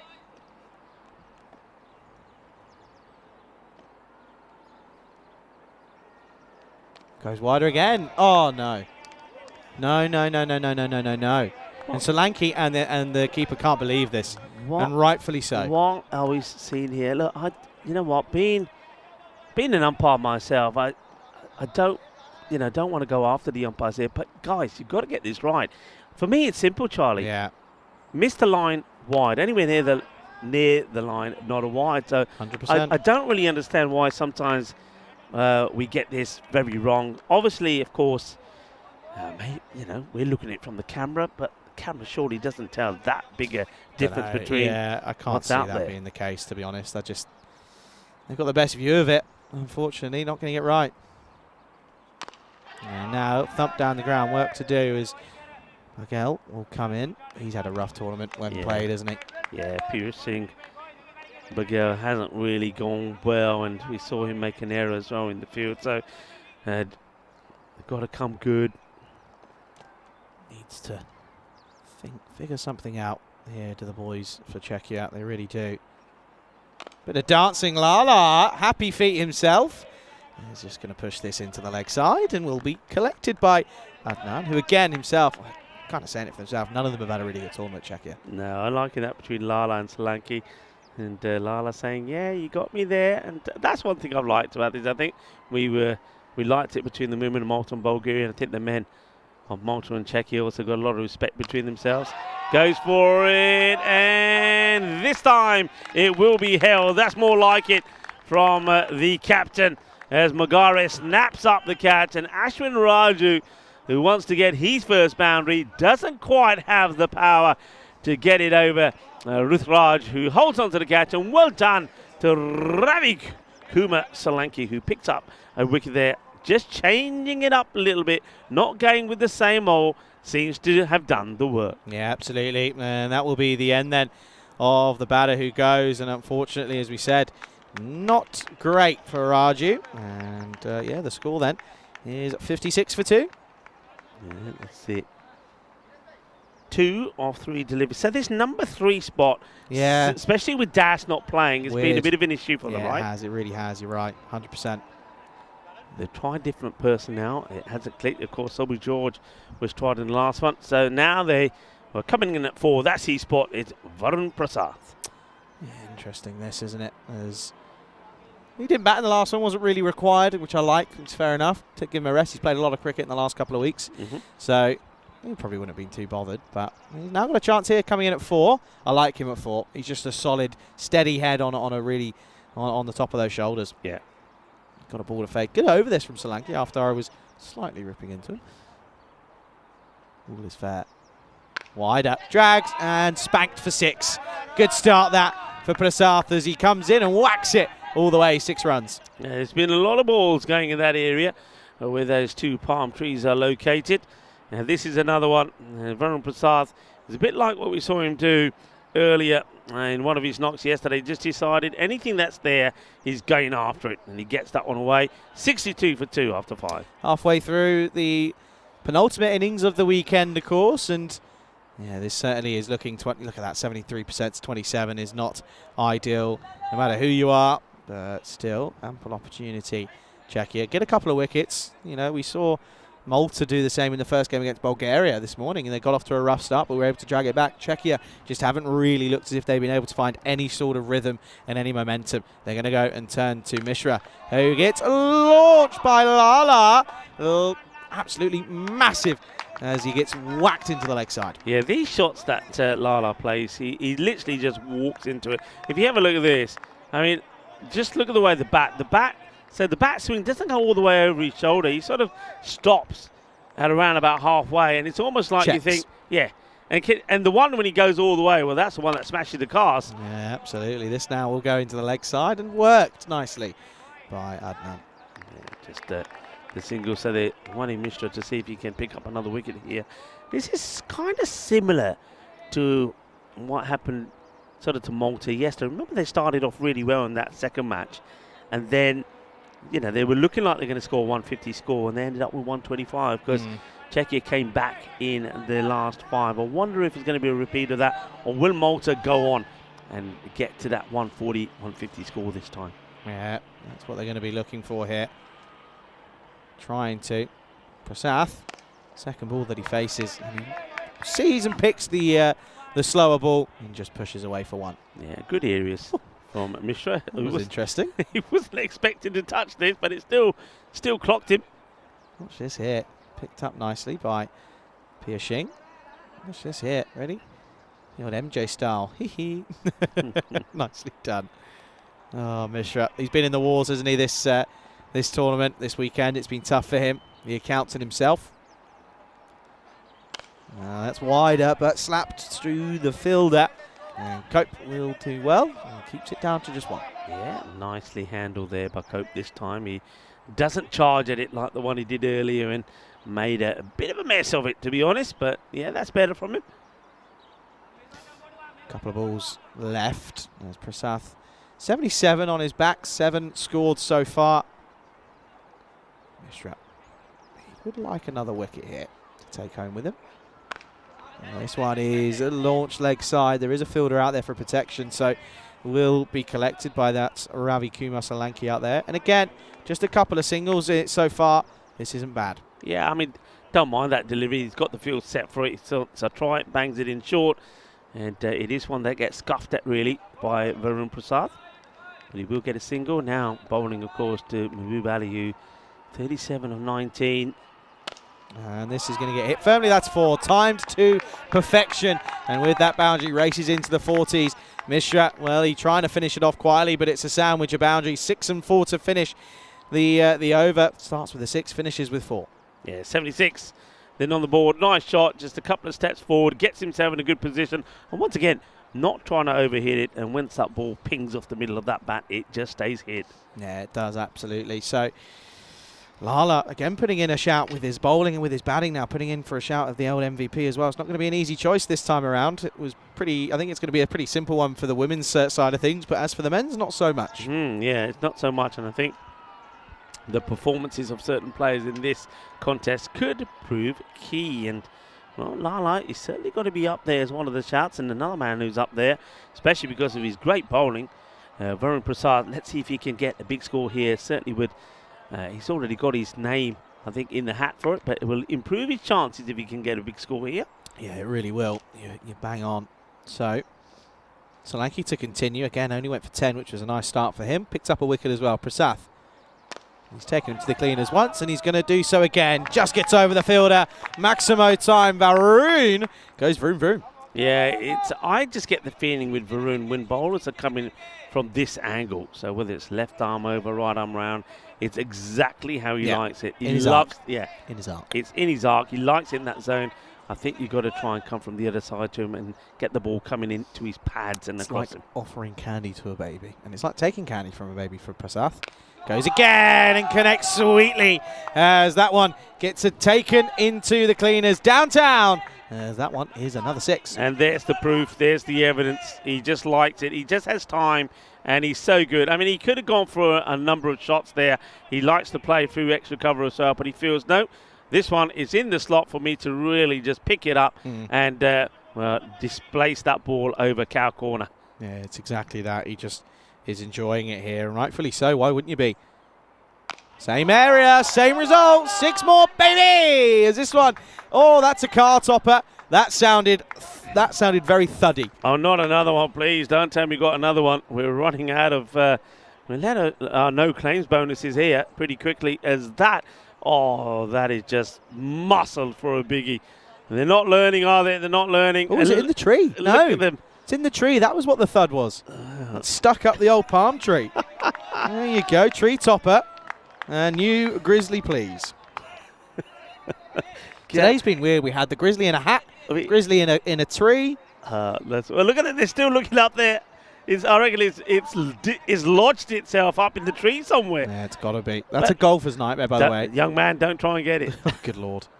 Goes again, and it's 6 more. Yeah, it is. Well, Solanke's first over as elite. His second here is pretty village, to be honest, because he's getting taken to all parts. Hey, are we going to see something special here? 4 balls, 4 sixes. Shaka time. Are we going to see a little bit of history here at the Malta International Cricket Ground? Feels it. It certainly feels if there's anyone to do it, it's Varun. And we spoke about MVP. Big moment these are. 100 up for Malta. Well, much better bowled. It'll be interesting. I think there was 2 sounds here. I reckon this could be. What's this going to be given as here? Leg byes. Okay. Yeah, missing the stumps by a long way. Another set of stumps there, maybe. But all right, Leesy's not going to be hit for 6 sixes. But That's now something. He's got Lala. Yeah, 25. Lala. He's on 41 off 20. 25 of the over already. We've had one supersonic in the day. Goes again over extra cover. Actually, in fact, that's back with a point. And, well, that's going to be another boundary. Yeah, but there's the coach. And, well, his ground fielding's all right. The second time we've seen him make a good stop. He's onto this pretty quickly. He's like a bit of a whippet. Yeah, makes the stop. But he can't save the boundaries, can he? It's another one. And it's an expensive over. Oh, Look isn't at that. it just? Oh, dear. Isn't it just? So that will be 105 for 2 after 7. 29. One shy of a supersonico. Yeah, so, yeah, very good first over for Solanke. Only went for the 10, and he did pick up the valuable wicket of Ashwin Raju. This is what's coming up. We've still got Malta to continue. I'm going to go a couple of days off. I've got a number of things that I've got planned to do, but you'll be here with Corey. Welcome to Corey. And, well, between myself, you, Corey, and Vinny Sandu, we'll finish the series off here. Then we start in Spain on the 18th of November for the Encore. That's in Barcelona. And that comes to a conclusion on Sunday the 8th. And then we start things for the Euros of Women's Cricket starting on the 9th of December. Leg side on the pads. Thanks for coming. That's gone all the way. 6 runs. And this is just too easy for Varun Prasath. It really is. Yeah, it's a clean strike into the ball. And, well, Martin Wando might not be on the pitch, but he's still getting plenty of action, fetching the balls. What a great shot that is. Yeah, it is a stunning shot. Again, to lefty's paradise, that is, on his pads. It really is. Oh, well, they can catch the border bottle. But, of course, they did drop a couple. This is the skipper who starts up pretty rough. And there's the rough start's going to continue. That's into the dugout. 6 more. Watch out. There's a grizzly about. Painful to watch this, really. Yeah. I know that I'm taking nothing away from the batters. Mahbub Ali, Varun Prasath are great hitters of the ball. But when you're feeding them, you know, it's like watching. It's like being in the safari park and seeing the lions being fed. The quickest 50? 9 balls. Oh, okay. It's Yeah. 44 off 10. No. 44 off 10 for Varun. This is some class stuff from him. Short, top edge, and well, when it rains, it pours. And at the moment, it is raining Maximos. This time, not the most convincing, but still 6 in the book. Shaba.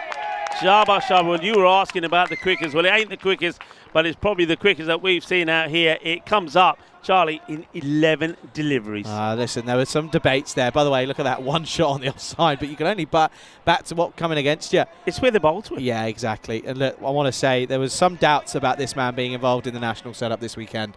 he has shut those doubters up big time here.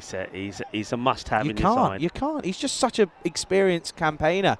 Oh, it's Gundy and goes again. 6 more, you betcha. Oh dear, Magari. The wheels are well and truly falling off here. Well, he wasn't able to do it in the last over. He went 6, 6, 6, 6, and then a leg by.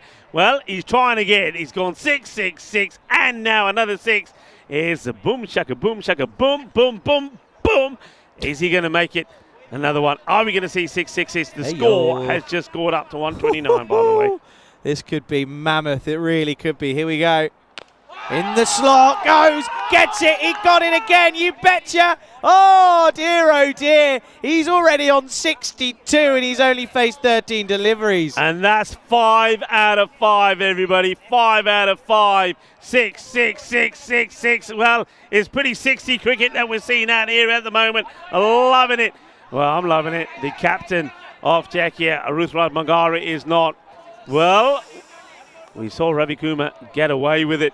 He went for 29. Dear, Rico. Look at that partnership.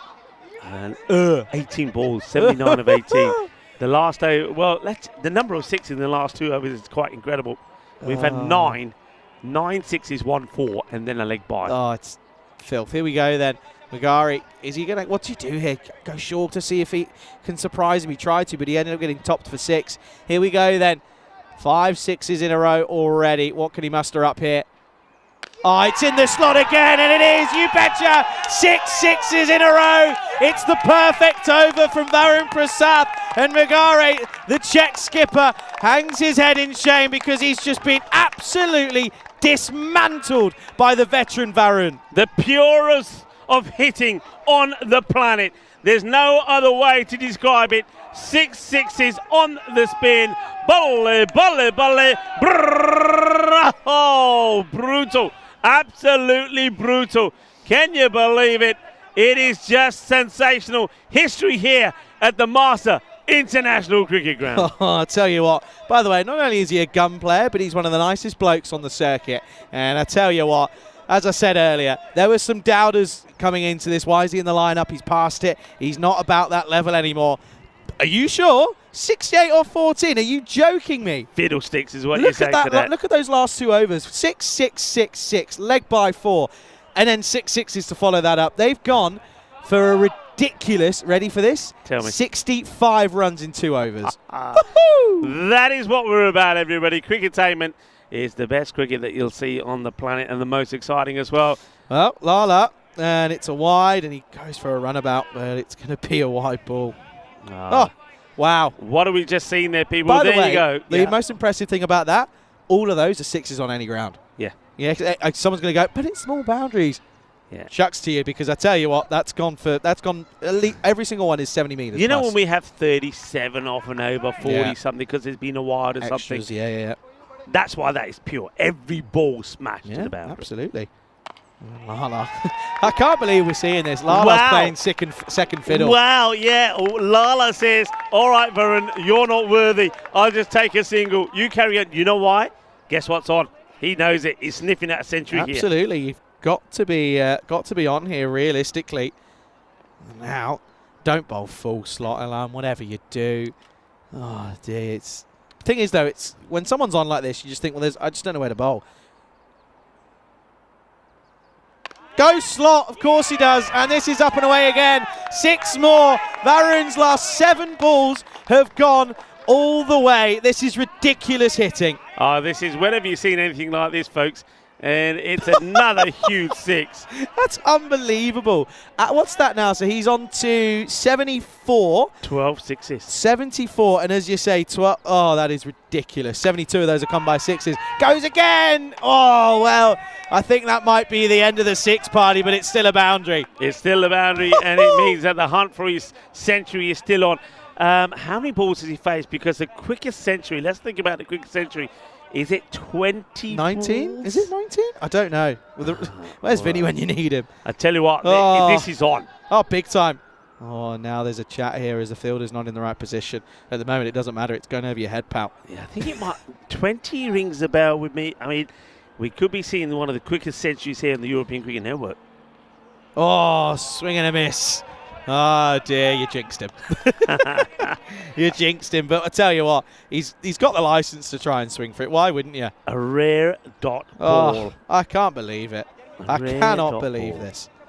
This is mental. Out of nowhere. Cricket taming, folks. Slot up in the air. Chance. Big chance here. Runs on in. Not a chance. Never look near it. Yeah, Niraj Mishra this time adds his name to a number of players that have dropped catches. Remember, we saw Suchek drop one, Magari drop one. Then we also saw, there was a drop there also from Bagel. And that's another one, 4 drop catches. And that probably means that perhaps the century's out of the equation. Mahmood Ali saying, hey, let me get my 50 first. Here we go then. And that will be up in the air, clipped and put down and through the legs. 4 more, and that is 50. And it will be some celebrations again. There you go. Another half century for Lala. And it's stunning stuff, these two. I tell you what, they look like kids on Christmas because they're loving life. Yeah, and one thing that Mahmood said to me when he was playing, of course, we've seen him play for some other clubs before, he said he loves being part of this setup at the moment. He loves part of his club because he's playing with Priya, and he loves being here as well. I can't hear what they're saying, and I also can't understand it, but I reckon they're saying, lad, you're on 79. Go on, do it for us. Yeah, I think that he never scored a century on the European Cricket Network. I think you mentioned before he's got 1 T20I. Yeah, he scored a 98. I think I remember him scoring a 90. Was it a 98? 298 not outs. Yeah, 298. 1 in 21, 1 in 22. All right. Oh, but I think this might be his highest international T10 innings, though. Or he might be on the way. Oh, wow. Well, this is just like, this is a sacrificial lamb. They've gone to the youngster, Alfred Souček, just 16 years of age, and you've got 2 batters who are going ballistic. Captaincy questionable. Here we go, last overtime. Good start. Very well bowled. Well done, young. Well done, boy. Yeah, very, very good. If you Look at his face. I'd be furious as well, by the way. If you ever had to prove yourself and your worth at the international stage, this would be it. And for him just to get a dot ball in there is fantastic. I would have so many complaints. Yeah. As a youngster, I'd be sat there thinking, are you serious? You've brought me over and you now want me to bowl the last over in a game where we've just conceded 158 off 9. Are you being serious? I'd be furious. Come on, Alfred. Oh, launched. He's going to get clubbed into the leg side. 6 runs. Just was too straight, unfortunately, and that's going to be 6 more. Prasath into the 80s. Yeah, I mean, I hear what you're saying. I mean, it could be the other side of it. It could be the young man having seen what the bowlers are bowling and say, can you please give me a chance? I don't care. Let me have a ball. I want to have a bowl. Hey, have a look at that at the top. Yeah, look at that horsey action at the top look at there. The spectators. Yeah, look at the spectators. Well, they're looking at the cricket over here because it's outstanding at the moment. What's all that noise going on? Wow. Okay, he moves on to 85 off 20, does Varun Prasath. Souček, the youngster, 16 years of age, .6 for the first 2. That's probably going to be a wide. It is. You can see what he's trying to do. Yeah. He's trying to keep it outside the arc of Varun, but unfortunately just goes too wide. Yeah, I like that move from him. I also like the fact that he is trying to keep that ball outside the off. Yeah. He's trying to bowl over the wicket, which I think is the right thing to do. The one that he got put away was just on the pads. But come on, I want to see Varun score a century, of course I do, but I want to see the young Souček bowl well as well. Absolutely. It's a tough one, this. 6. It's too straight. It really is too straight. And that one is on the roof. There it is. Thank you very much. As it's 6 more now into the 90s. 91 with that 6. And is Varun Prasath wait for a century finally going to come to an end? I mean, he's a man who just hit 6 sixties on the spin, and he would love to finish it off with a century to his name and playing for Malta. He's beloved Malta as well. Varun Prasath just checking how many balls to come. 3 to come. He's on 91 off 21. Oh, swing and a miss. Well, it's going to have to be 2 boundaries if he's going to get that. Yes, it will be. It's another hey, credit. At this stage of the match, if you can come on and bowl and get 2 dot balls, you've done amazingly well. So take a bow at Alfred Souček. Whatever happens next is over. I'd move my car as well if I were you. Especially when it's a nice one like that. 2 balls left. 91 on the ball for Varun.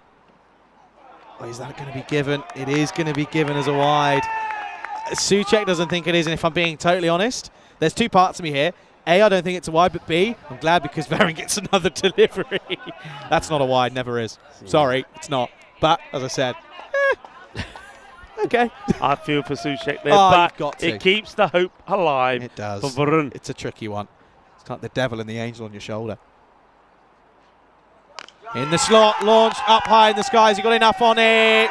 You betcha, 6 more. And he's going to have a delivery left as he moves on to 97.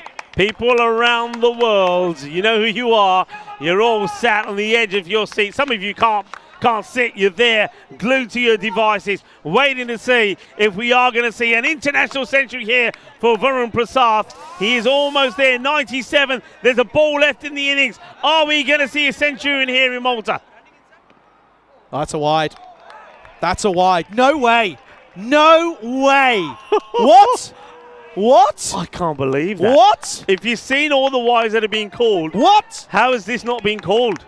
How is this not being called? What?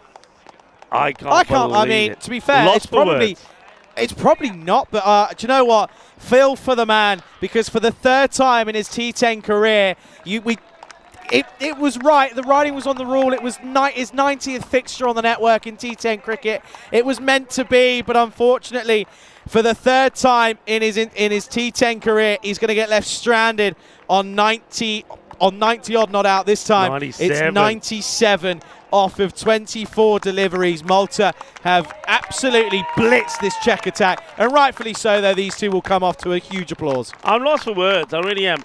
In a way, I'm absolutely delighted for the young bowler, Alfred Souček. 3 dot balls in there. Look at them. You're not worthy. You're not worthy. Doesn't quite get the century. Now, the reason that I can't believe it, because if the consistency was there on all of those and they weren't being called, fine. They've always been called, and the one time that you think it should be called, it doesn't get called, and that's amazing. Well, Varun Prasad, who was not to be, but 97 and 24, including 6 sixes in and over. And wait for these highlights, because the number of boundaries is amazing. You go back to the start, this feels like years ago, where both the likes of Lala and Pushpada Jan were dropped on, you're right, 0. Both of them on nada. And oh dear, well that feels like an absolute eternity ago, because, well, this might be one of the longest highlights packages I've ever seen. Well, I want to see them every single minute. In fact, I want to see every single one of those 26s, because they were huge. And 15 of those came from Varun Prasad. Only the 1 for 26s in the innings. And there was some amazing. Don't think that's quite the record. I think the record of most 6s by an individual is still Arslan Amjad. I think it's 16, might be 17, not too sure, but he wasn't far away. He really, really wasn't. But, I mean, this, again, also feels like a long time ago. Pushpada Jan went for 20 off 10, and you thought, OK, Raju came out, couldn't get going, though, unfortunately. He was caught down by Magari. Well, that was a good one for Magari, but boy, oh boy, would it all unfold. Look at that. The finger was given by Solanki. That was the only positive that he could take out of it, because Varun came out, and it was the time of the Varun attack.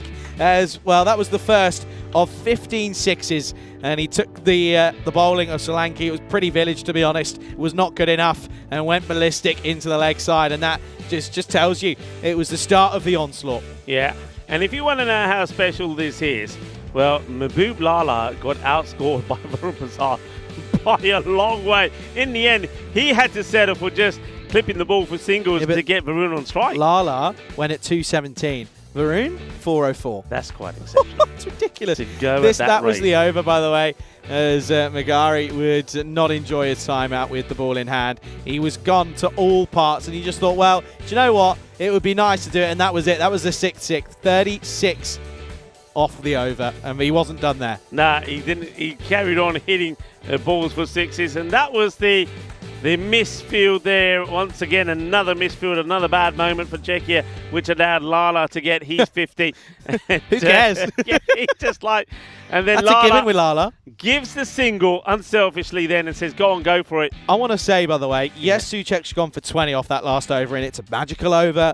It's not a bad over in comparison. You know, they've gone for, as I said, what was it, 65 off the overs per prior, and he's actually done quite well considering. Yeah, and one thing he does do, and this is a victory, he doesn't allow Varun Prasad to get his century, so that's a big win for a young man. I don't know if he was just given the ball, I don't know if he wanted the ball, but all I will say is that getting the ball when you got 2 of the most explosive and brutal hard-hitting batters in the country in the middle. And having to bowl that last over, I think he did exceedingly well. He goes for 20, but he gets 3 dot balls in that. Have a look at that scorecard. Well, we know who lost out. That's Ashwin Raju. Number 3 spot, they just haven't been able to fill. But when Varun Prasad came in at number 4, we said then that this guy has certainly got his name in the hat for the MVP with 1 or 2 others. But after that knock, and I'm pretty sure he's going to play a big part with the ball, he's going to be one of the top contenders now. Well, folks, catch your breath, and because I need to. That was unbelievable. And Pintu gosh, well, golly gosh, that was unbelievable. So what we've just seen, absolutely. Look at the bowlers there. Magari, 36 off the over. Unbelievable. Soucek ends up having one of the better economies, to be honest. But considering he only bowled the 1, it's not drastic, but yeah, just the wickets for Mishra and Solanki, but those felt like years ago. Anyway, we'll leave you for a moment. Get your breath back. Varun's probably going to go on and get a 5 for now. You watch. Or get a 4 for and somehow not get 1 on the last ball. Anyway, check you up. Got it all to do. 179 for Victor. We'll be back soon. You're watching the madness that is the European Cricket Network.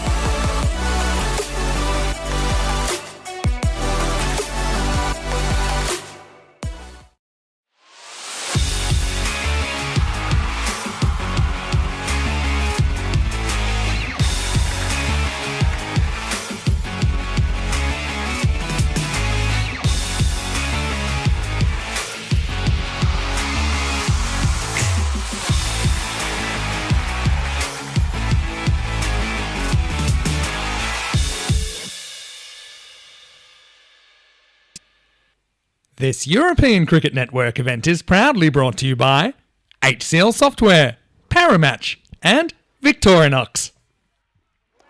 Welcome back, cricket lovers, to, well, I think a very jubilant Malta International Cricket Ground at the moment, especially if you're a Maltese or a Maltese supporter, and there's plenty of them around, because we've just seen a fantastic batting performance from Malta, particularly that from Varun Prasad, who scores 97 not out of 24 balls. He hit the captain of Czechia, Ruslan Marage, for 6 sixes in an over, and then just falls 3 short of what could have been a fantastic century. And a lot of talking points in the chat about the last ball. Was it a wide? Wasn't it a wide?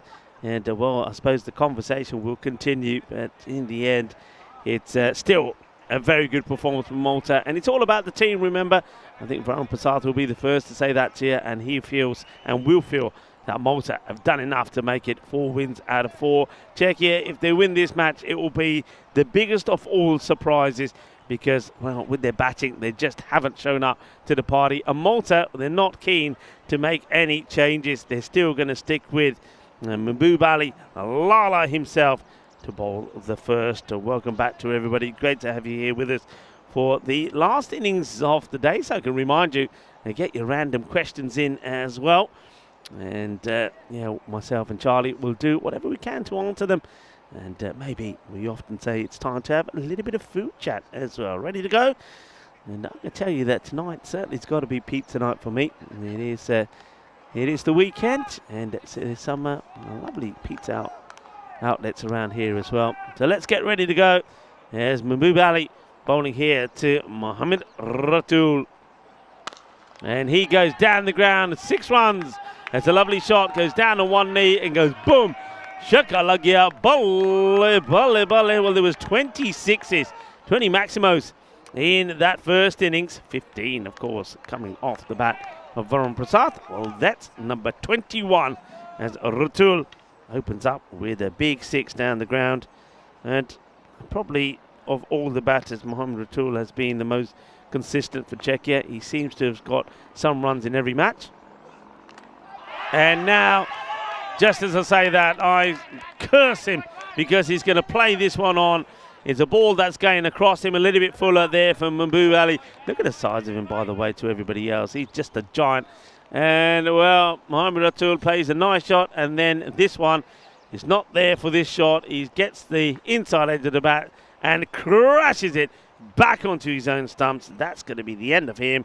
And it is, Mahbub Ali who will strike. It's going to be 6 and out then for Mohammad Ratul. And with him going early, and remember, I've always focused on the fact that not so many other batters have really made any runs to talk about here. This is now going to be even harder. And just remember, just to get a point, they need to get to 125, a score which, well, they've struggled to get to. In fact, we saw them get to 125 batting first. Today, they only managed to get to 111. All right, that's been hit pretty well, but there is a fielder there and takes the catch. I thought he dropped it for a moment. He dropped something, but that's his shade. And that's the difference, isn't it?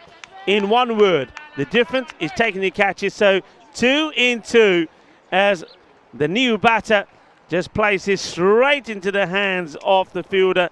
And it's a bit of a nightmare, because that is Sagar Hussain, who has had a bit of a nightmare. You remember, you got a diamond duck. Is that? No, that's Adnan, who's going to go. Hussain is the new batter that's come in. Adnan goes for the big shot. Catch is taken. He's going to go. Arnev Jan was the last man to take a hat-trick on the network, playing there, of course, for the Netherlands against England. And, of course, that was a big win for the Netherlands over England in that match, but England would get their revenge. Right, Mahbub Ali has a chance to get a hat-trick here.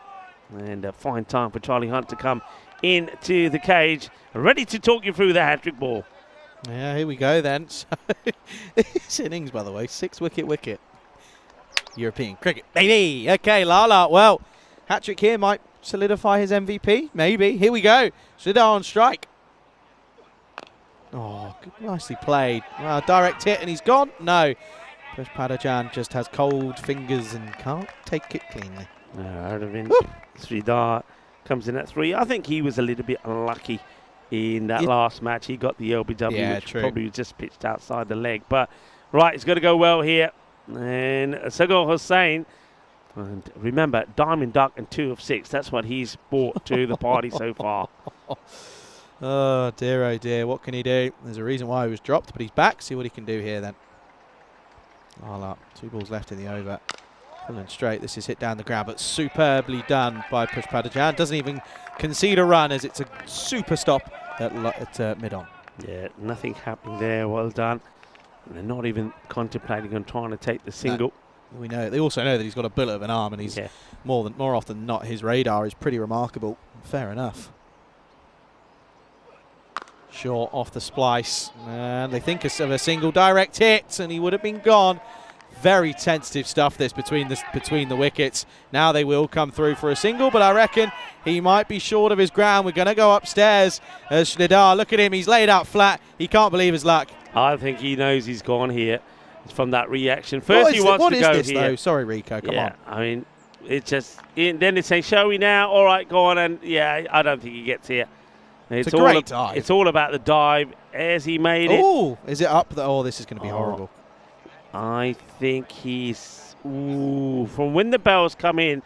Now, I reckon he is that bell? I think he might just be okay because of his gloves.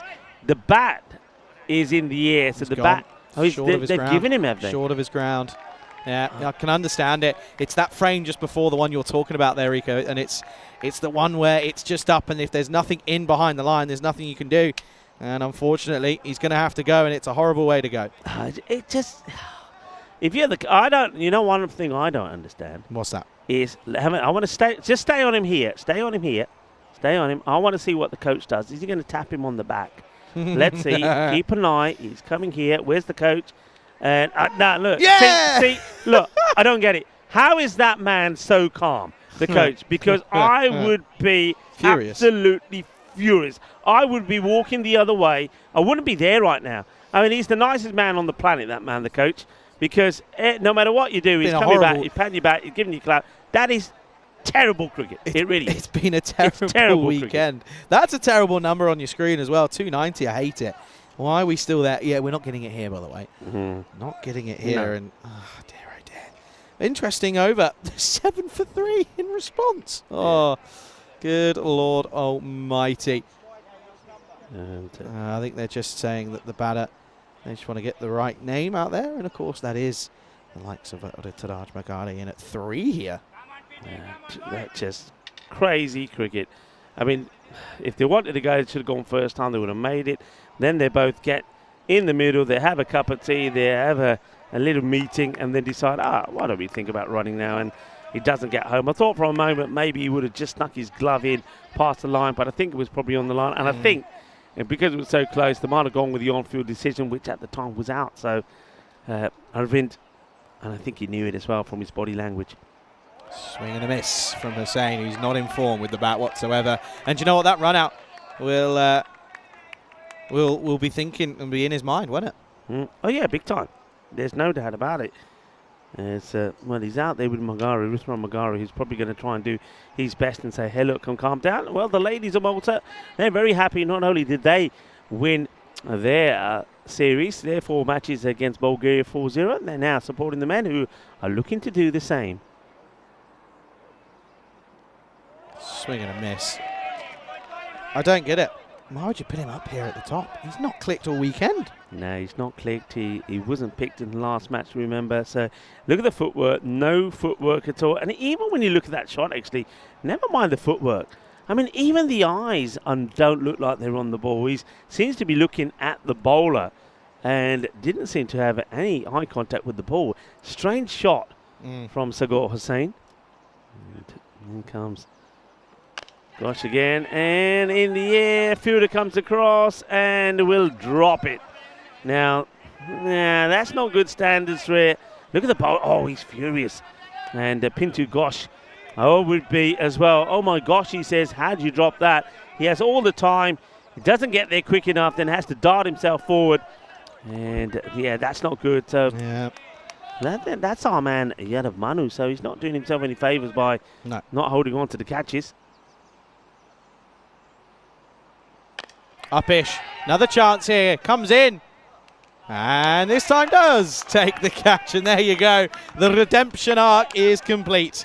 And that'll be another wicket to fall, and it's 4 down with 9 just on the board. Czechia are absolutely exploding and imploding in front of our very eyes. Yeah, and Ruslan Magare, the man who was hit for 6 sixes. What could be worse? Can your day get worse? Yes, because with the bat, he'll go for a golden duck. Yikes. That is a bad match for the captain. And Goldie will be there to quack him off. And this is the sort of time when you think, I hate this ball. And there's Ginger. Ginger, oh, Goldie, get out of here. Goldie, get out of here. The cat's there. Oh, Ginger almost had the duck. Who would you back, duck or cat? Oh, I think Goldie. Cat all day. Yeah, I think any time. Well, Ginger's got him all day. The duck was out of there pretty quickly.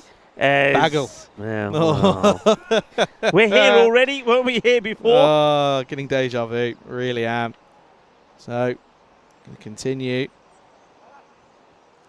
Well done, by the way, to Gosh. He held his nerve after seeing the catch drop. Hey, still gets great start this for him, of course. First over and in the tournament. He's gone 1 for 2 with 2 balls left. Good start. As we said, Bago is in at 6, and we're only in the second over. This is remarkable. That will be a wide, and that's an easy call. So you can see there, misses the line completely, nowhere near the line. Wide ball. Yeah, it's simple. It's an easy game, really, isn't it? Oh, what a day. What a weekend, eh? Bizarre. Yeah. It's Halloween. It's still affecting. There's Ginge. Not angry Ginge. Happy. Shot. Really nice shot. Lofted over the top. There you go. He is capable of it. That's a glorious shot. 6 runs. One of the shots of the day. Just leans on it. Elevates it over. Thanks for coming. Yeah, beautiful shot. Nicely played away. And yeah, this time gets good footwork. It's Piyush Singh puts that away. And well, I can hear Derek. Let me out of here. Let me out. Let me out. Let me out. I'm here. Well, she spotted something. There's Ginge. She just had some. She did get something earlier, by the way, 2 days ago. I'll tell you about it in a minute. Back of the length, pushed away. Think of a single. Not going to be there. End of the over. Super stuff from Gosh. It's 16 for 4 at the end of 2. Got a frog. Yeah, a frog? He was just lying over there. Wasn't happy. I'll tell you who isn't happy, Czechia. And I'll tell you what, if Phil G was here at the moment, he'd be pulling his hair out. Yeah, and he's not got much of it. He's a bit like me in that department. But yeah, he wouldn't be happy. And that doesn't tell a good story.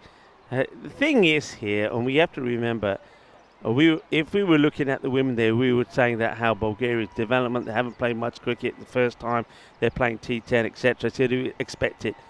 I don't think we were expecting this from Czechia. No, gosh, no, absolutely not. Excuse the pun, but really does just surprise me the way that this Czech side are going here.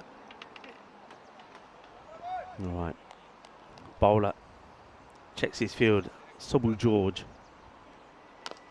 Inside edge. This boy is not in form. Can't get it off the square, and it'll be a single. Bruce single began now. We know he played a couple of good shots earlier. He got to 18, I think. The second highest scorer last time round after we saw some big effort there from Mohamed Ratul, who got to 50. Oh, a little paddle into the leg side. That's 4. Save your legs. Nicely timed. Yeah, that's a nice shot, Piyush Singh. It doesn't have to hit this too hard. It's in the start, around about the ribcage area, but he gets a nice swivel on this. Plays that nicely. Good hands there. And good contact with the bat. So a boundary. And just trying to cheer up the Czechia bench here at the moment, because at the moment this innings is hugely contrasting to what Malta did. Oh, and this one hit to the fielder, and that's Amar Sharma. Well, he got a bowl. He didn't bowl very well in the last game, did he? No, well, he is the captain. He can make a decision, or whether he will or not. I get the feeling that he will. Probably. I'm the captain. I'll do what I want. Look at me. I am the captain now. Name the film. Name the film of that quote. Look at me. I am the captain now.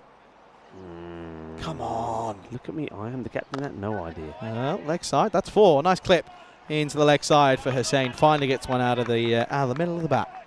I don't know. Is it a movie I would have seen? A movie yes, 100%. Yeah. Look at me. Tom Hanks. I'm the captain now. No, it's not Toy Story. No, I'm not going to say Toy Story. I'm going to say with Captain Phillips. Yeah. I did have to Great give it. movie, by the way. Unbelievable Great film. movie. Unbelievable film. Great actor as well. Most things he all does of is them. fantastic. All of them are amazing in that film. White ball. Can't bowl there. White ball. Yeah, I love the one of him in the airport. Oh, Terminal. Terminal. Super film. Excellent movie. Super film. That's one of my dad's favourites, that is. Yeah, one of it's the a old really man's good movie. favourites.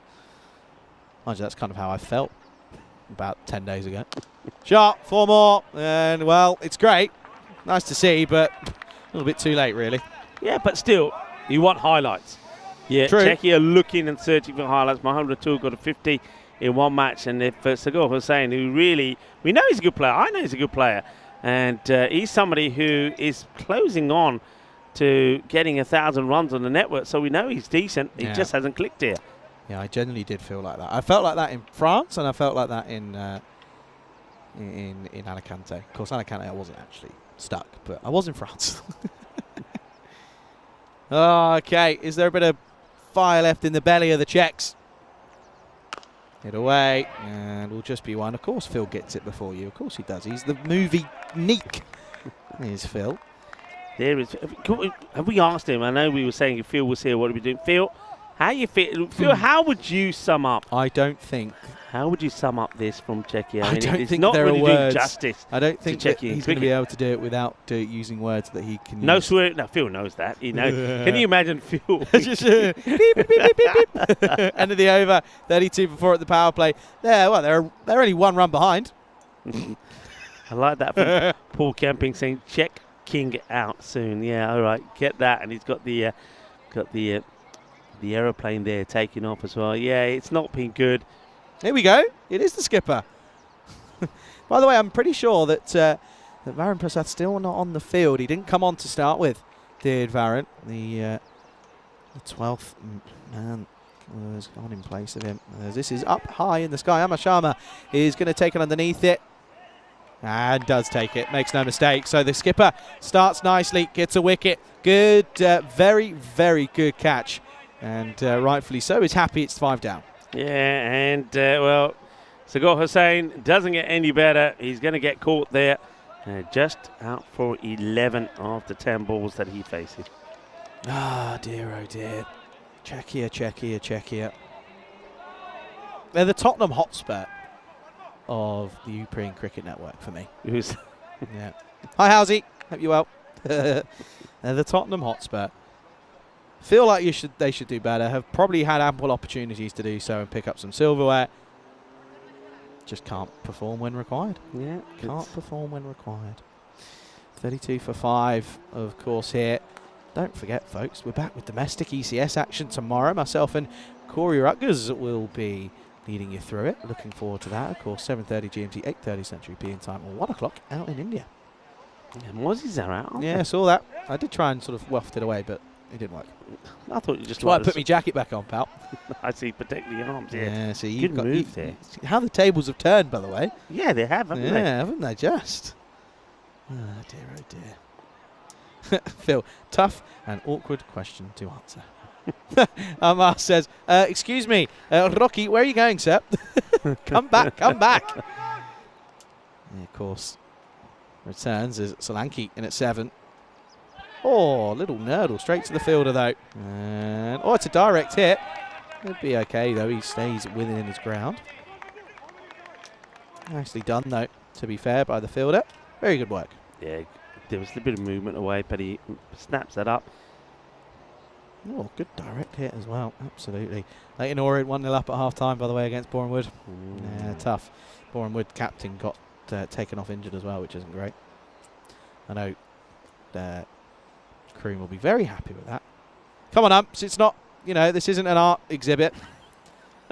Steady on now. Steady on.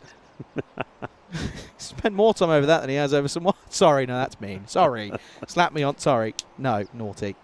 There you go. There's a mark. There's a mark. Malta looking pretty happy on the sidelines. That's an okay delivery. That's a dot ball. Solanki, don't you dare. Don't you... No! No! Down. Last 3 overs have got to here, pal. Oh, Charlie. Nobody complains about it. He's asking for a wide. So that's ridiculous. Ridiculous. No, I tell you what is ridiculous after this. Has to play at this. Carved away. Nice shot through square of the wicket, and that's an even better stop. Very nicely done indeed, as that is the substitute fielder who does well. That's Patel. Yeah, it's nicely done. Just flicks his on. You know what's ridiculous? What's that? Phil saying he might have to come out of retirement for check. That's ridiculous. It might be ridiculous, but I think that's one way of him sort of, in his own words, telling us that how bad he thinks that this performance has been. So, yeah, Phil. Oh, he's gone. What's he gone down? Is he trying to injury or laces? I think he's just done his ankle maybe on the side of the wicket there. He's not a happy chappy. 92 off 38 for a point, by the way. He just fills it out there. You can just see him. Just might have to get the medic on here. Yeah, I think Is the medic still here? Yeah, the medics. Yeah, she's still here. Medics are around. He's all right. Get on with it. Sorry. I don't know what's come over me. Yeah, looks like What? So come on, Ed, talk us through it. What are your plans tomorrow?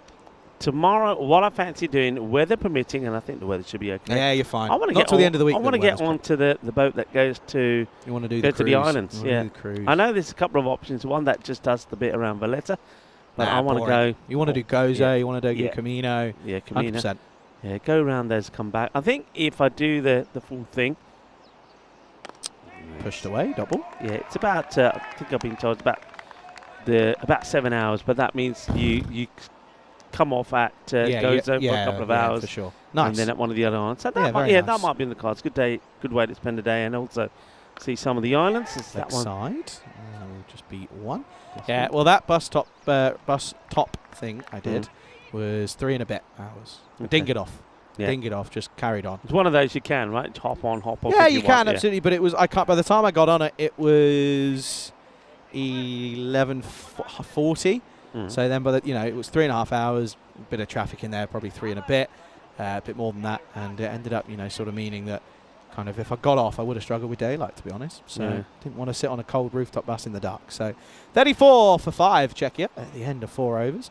Well, of course, this game doesn't mean anything in regards to the tournament. The trophy will be staying here on the Mediterranean island of Malta because they won 3-0 at the moment. Well, there you go. He's chomping on a banana. Here's the coach. Right. What's Wardle not doing playing? He's not injured. Good question. He's missed not out. injured. He missed out the last one as well. Oh, Short misses out on it. talk about not being injured with that one. That's It comes fine. off the He's shoulder. all right. Yeah, he's not injured because he was throwing the ball around at half time. I don't quite understand it, to be quite honest with you. Yeah, it's a chance for Nice Mohammed to have a bowl. You asked at the start, what does he bring? Well, there you go. Nice shot, well fielded. They think of one and they will get one. Should be easy. They'll get one. All right, well, 12th man go now because you've already stopped the game once. And he's not going to get there, is he? Yeah, he's going to stop right behind. Yeah, really clever. Nope, now he's going to go because there's a field change. Okay. He's been told off once before for doing this by the umpires. I mean, come Absolutely. on. Are you a cricketer or not? Okay, look at that. 2%, by the way. Where's the one? Another square drive. Work to do, and is going to do that. Just one. Yeah, did you know that back in 1978, Probably not. on this day, the first concession in international cricket's history in the third one-dayer. Concession. Yeah, as in when you... Yeah. Concede. So in the third one-day against Pakistan in Shaiwal, India captain Bhushan Bedi called his batters from the field. Now, this is the interesting thing about this. They needed only 23 or 14 balls with What? 8 wickets in hand as a protest against the bowling of Safraz Nawaz, who had just sent down 4 bouncers on the trot, none of which were called a wide. That's 4, by the way. Bagal just turns this into the leg side. Nice shot. Yeah, interesting one, and of course, the captain there, Bhushan Bedi, was not the first time that he did things like that, but an unusual one. So he decided, you know what, we should win the game, but I don't like what I'm seeing. So in protest, he said, "That's it, we've had enough." I respect it. Yeah. All right, what about this one? We're talking about long innings. This is in 1999, by the way. Okay, I think I know what you're going to come up with here. Okay, the end of the longest innings in first-class cricket. Yep. Rajiv Nayar, a 31-year-old middle-order batter, took 1,015 minutes, so 5 minutes short of 17 hours, to compile a career-best 271. Oh. And, that was in the Ranji Trophy. He faced 728 balls and hit 26 fours and, rather rashly, 1 6. Yeah, okay. And that's my in-game analysis. And also we have to thank Parimatch for their in-game analysis as well on the European Cricket Network. Absolutely. So, my analysis of this one is it's a thumping and a thrashing. Czechia have not been up to the standards that are required here this weekend, and Malta are going to go on to do the whitewash here, and that's a brilliant, brilliant weekend for the Maltese Cricket Federation. Pushed into the offside. That'll be at least one. Taking 4 wins in the ECI-Ws and 4 wins in the ECIs. Yeah, and also I think it's something that they really badly needed, especially after the way. After sure. Cartman. It just gives them, once again, it says, what happened. One of those things, but we're back. We can see we've got good players. And also, some of those changes made. Don't forget, there's big players not playing. Yeah. You mentioned the likes of Zishan, who's normally always sort of featured for them. There's no boom, boom, Basil George. And now we got boom, boom, boom, Lala instead. And also, we've got the likes of Varun Prasad. So, some players, Wasim Abbas with the ball, not playing. So, they made a few changes. And they're stuck with Sharma as the captain. He was the captain, of course, there in Khartoum. And they're looking to come and go onwards and upwards on Malta. That's 4 runs, though. It's a nice looking shot there from Solanki. Yeah, they'll be looking to bounce back straight up to the Premiership next year, won't they? They'll be looking for that promotion. But it's not going to be easy for them because they've got Estonia. Estonia will feel, of course, a little bit hard done by, and they'll be looking to go up again. But nevertheless, I know that's just shy of a year away, but that's going to be such a good tournament again. Love the ECC, but of course before then ECL and lots more cricket, of course. ECC-W before then as well. Carved away on the full toss and just pushed for a single. Yeah, I think he was trying to go a little bit wider than what he did, and if he was able to do that, would have got it in the gap between the man who's at third and point. But it goes to the third man. They'll get a single. There's Sobu George just bustling away to see if he can get another wicket for his side. And he's first. He's got 2 more balls to try and do that in. And Pira Singh Bagal. 18 he made in the last one. He's on 18 here. Yeah. Can he get past it? Or is it the curse of 18? Up in the air. Oh, wasn't far away. I can see there Mahbub Ali Lala saying, nah, I'm not going to hurt myself trying to do anything crazy here. He's had a good day as well, hasn't he? Don't forget another fine half century from him. But all about this match has been all about one man, though, isn't it? Being superb from Varun. It's nicely played away to the fielder. No runs again this time. So he likes to guide. He's tried it a couple of times. Got a single one. So this time straight to a player. So he's just trying to justify those decisions maybe to his partner. End of the over. Not a bad one at all. Not a bad spell. So with George. Goes for 24, and after 6 overs, Czechia 48 for 5. Yeah, of course, 77 off 24. This game's going to probably teeter out to a pretty quiet finish here, which is a shame. It comes down to the fact that Malta have just been that much better.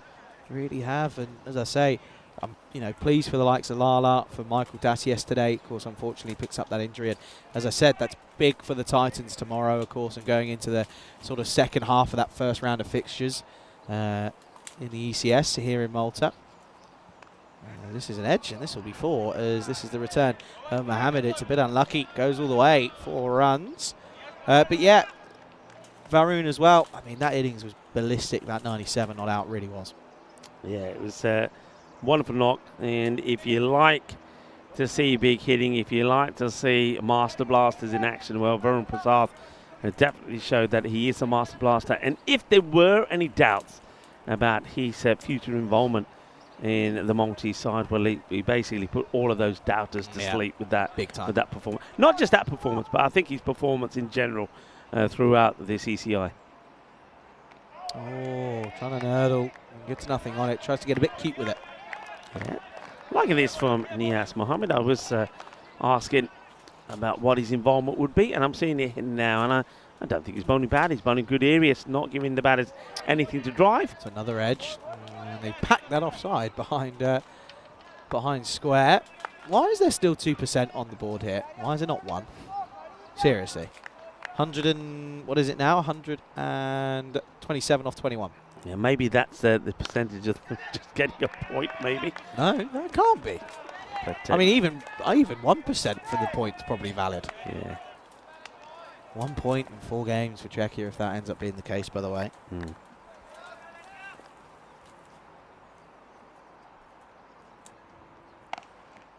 Well, that's been hit pretty well, and it will be a boundary, and it's going to be 4 more runs. They're just slightly shorter this time, and that's better from Purish Singh. Miguel rocks back, and he knows this ball is going to be rising, so he gets himself in a position where he's able to deal with it. Nicely plays cuatro carreras más.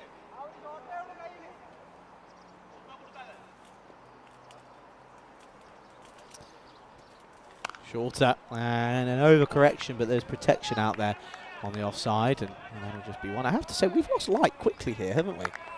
Very dark all of a sudden.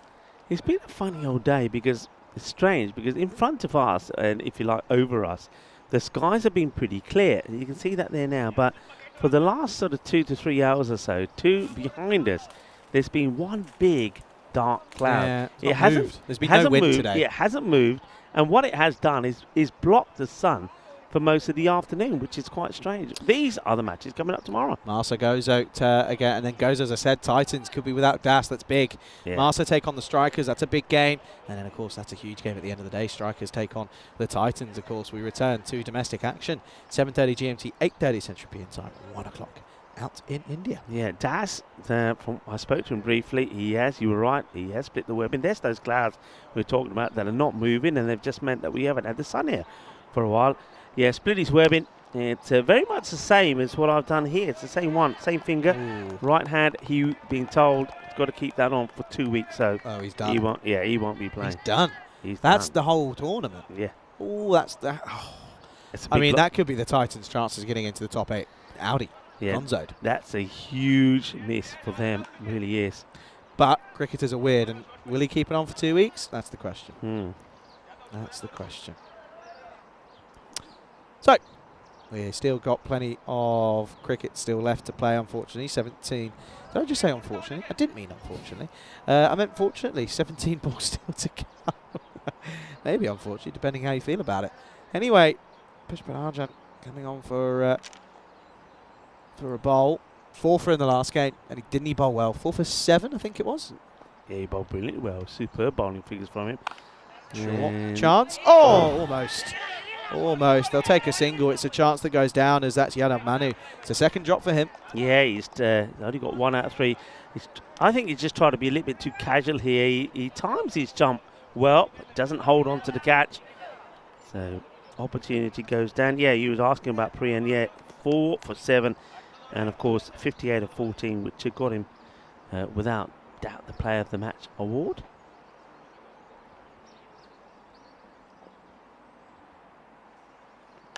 Upish, leg side, and 4 runs. Gets through the gap, moves into the 30s. Does Bago. Nice to see him, as we said, get past that 18, and he's motored along now into the 30s, as I said. He's been a highlight. Let's see if he can just stay there.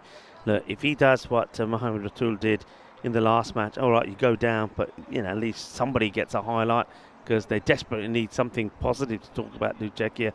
And if you can get to a 50, let's say, then that would be It'd be a highlight. That'd be their highlight, Something really. to take home, because at the moment they've got nada. Nope, nada. A point. Oof. Firmly hit.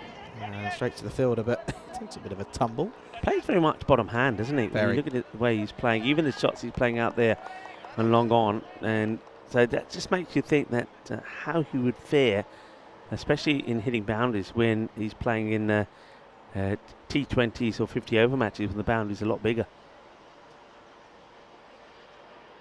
Change has been made in the field there by Pushpajan as he moves people around for the left-hander. 61 or 14, by the way. Hit nicely. Timed beautifully, by the way. That's 4. It's a really nice shot from Solanki. Take nothing away from it. It's full and in the slot, but he times it nicely, plays it late, and you can tell it's late because the first thing he does is go back down into the ground, and that's when you know you've timed it almost perfectly. Yeah, what are your thoughts on this from Malta? So they've done a lot of things right here, but the two important parts of the ground, long on, long off, and you've got Mahbub Ali on one side and Amir Sharma on the other. Sure. And turn around the corner, 4 more. Nice shot. Just catches up with it, and Pushpadajan is, well, not had the best of overs there. Ends up going for, well, another boundary. 15 off the over. 72 for 5. 2 to go here in Malta. Yeah. So expensive for him, more than he did in his last 2 overs. Anyway, yeah, you'd think you get your most agile and fit players in that area, but they're sticking with Sharma, who says, well, actually, I'm going to have a bowl here now. Or why not? And or is he? No, he's not. He's just moving himself from that position. They're actually passing the ball on here to Pintu Ghosh. Why not? Pintu Ghosh, I think he bowled very well in his early over. Just went for 9 in that over number 2 and picked up the wicket. So let's see if he can get another. He'll be trying to. Absolutely, he will be. As they are taking their sweet time here at Malta. They're pretty happy. They're going to be celebrating as well, rightfully so. It's been a very successful talk. Just stick around, though, after the game, folks. There will be 2 presentations, one for the men and one, of course, for the women this evening. Inside edge, and this is going to be a 4. This is running away. There's no point running for those. Save your legs. 4 runs. Yeah, Pearson Bergel gets luckier than 1 or 2 other batters who have managed to clatter this sort of delivery right into the timber. Yeah, absolutely. There's been a few chop-ons this weekend.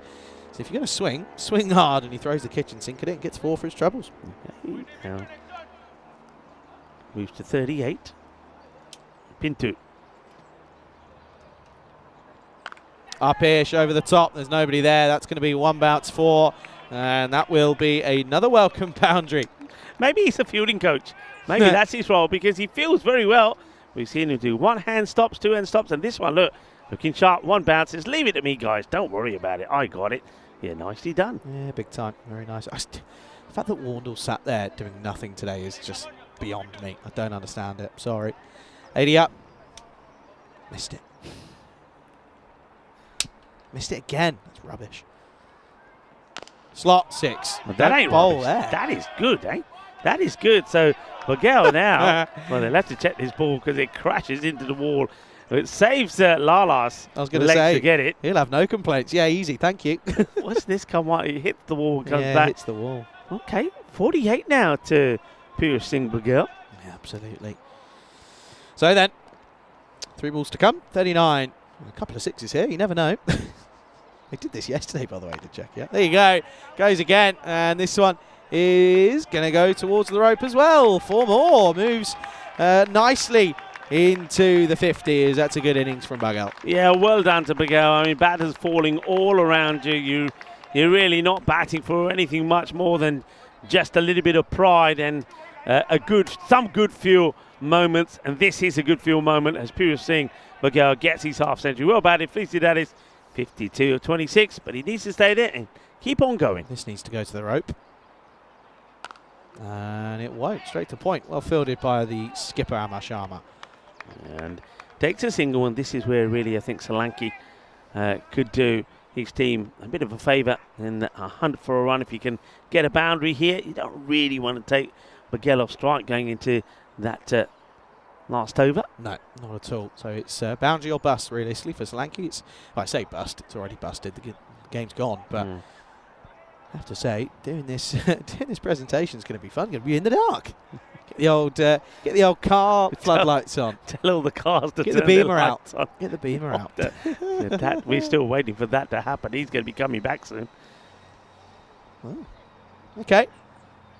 Still taking their sweet time. That was what went past. Yes, Look at that that was it. mobile. Last ball, potentially, of the 9th.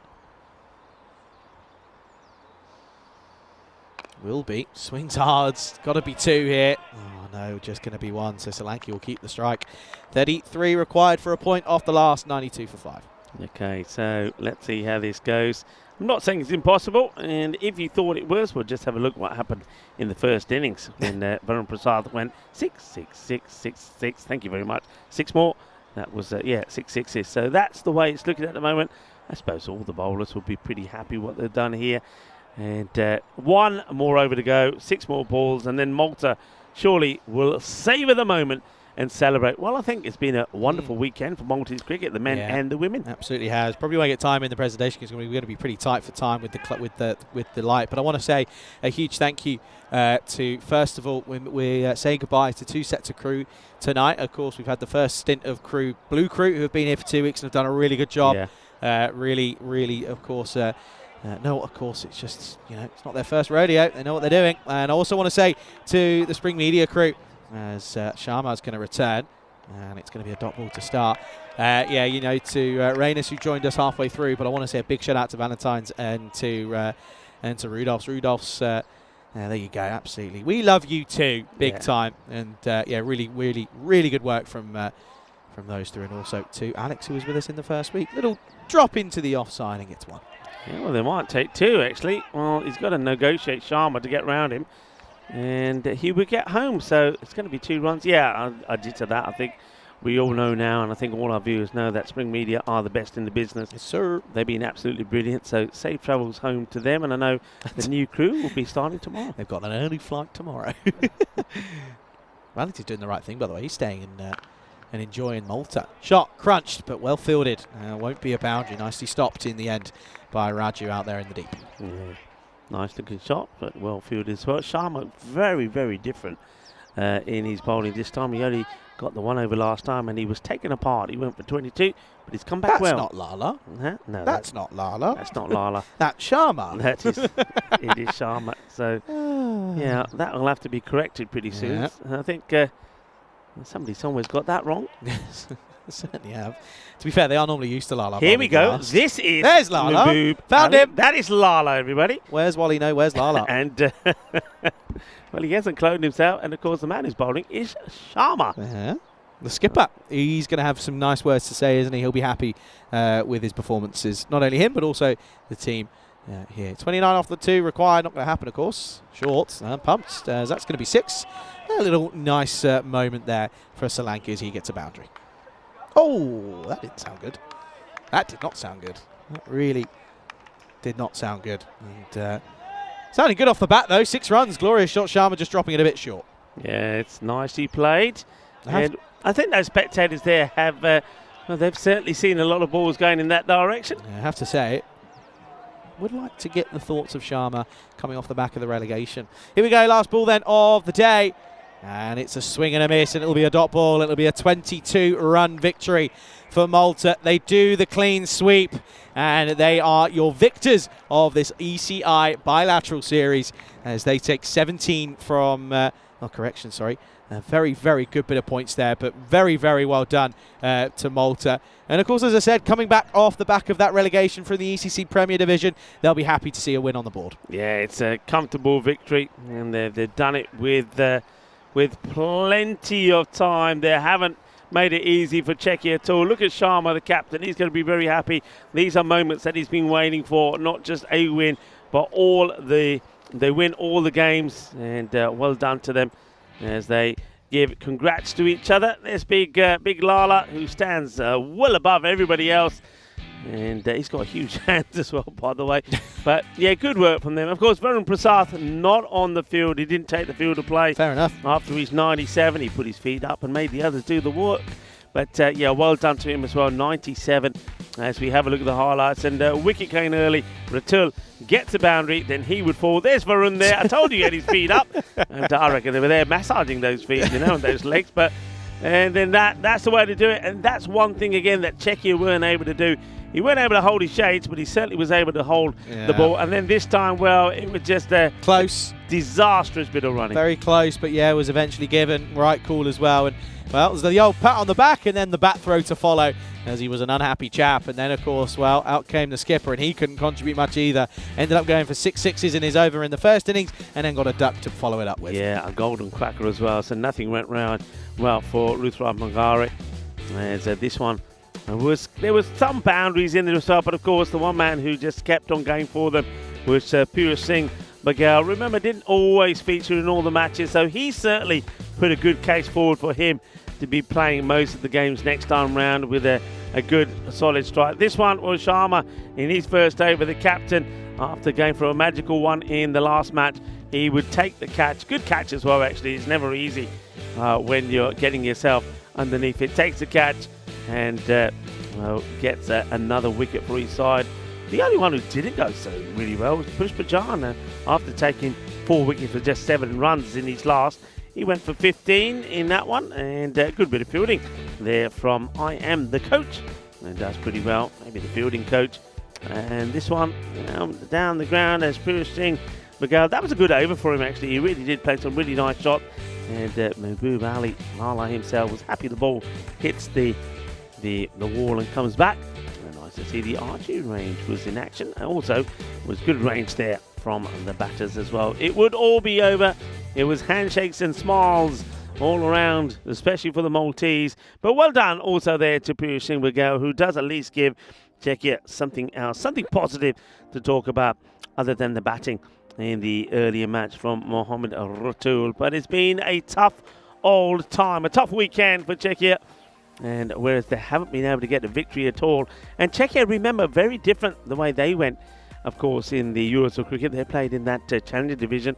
And in the group stages, not the group stages, I suppose, in the first round, they would win all their matches. They would win the first in the players, but then after that, they would go down and wouldn't be able to get going again. But they showed good signs out there, but not good signs here. Of course, missing the likes of Ricky Toma, Buyan, and also, of course, the beast himself, Vikram Sagara. So those three missing certainly meant that they were a little bit weaker on the batting front. On the batting this time around, like I said, well done to Purish Singh. He scores a fine half century. Good little partnership there between him and Ravikula Solanki, who made 27 with the ball. And they were just going for the motions, really. Mahbub Ali picks up those couple of wickets. He bowled very well. Hardly gives anything away, doesn't he? 2 for 7, keeps it nice and tight. Amir Sharma, the captain, gets his 2 overs in and just concedes 12 runs. So I suppose you have to say very well done to the home side. And congratulations, of course, to the women who were victorious there against Bulgaria. We'll see. Charlie Hunt will be doing some presentations, starting off, I think, with the women. And then, of course, we'll be doing the presentation for the men's as well, where Malta, of course, are victorious. So Malta will keep all the trophies thanks to our trophy partner, our Locker Lifestyles here in Malta. They'll be nestled away neatly in the trophy cabinet in that beautiful clubhouse here at the Malta International Cricket Ground. Of course, MVPs to be talked about as well.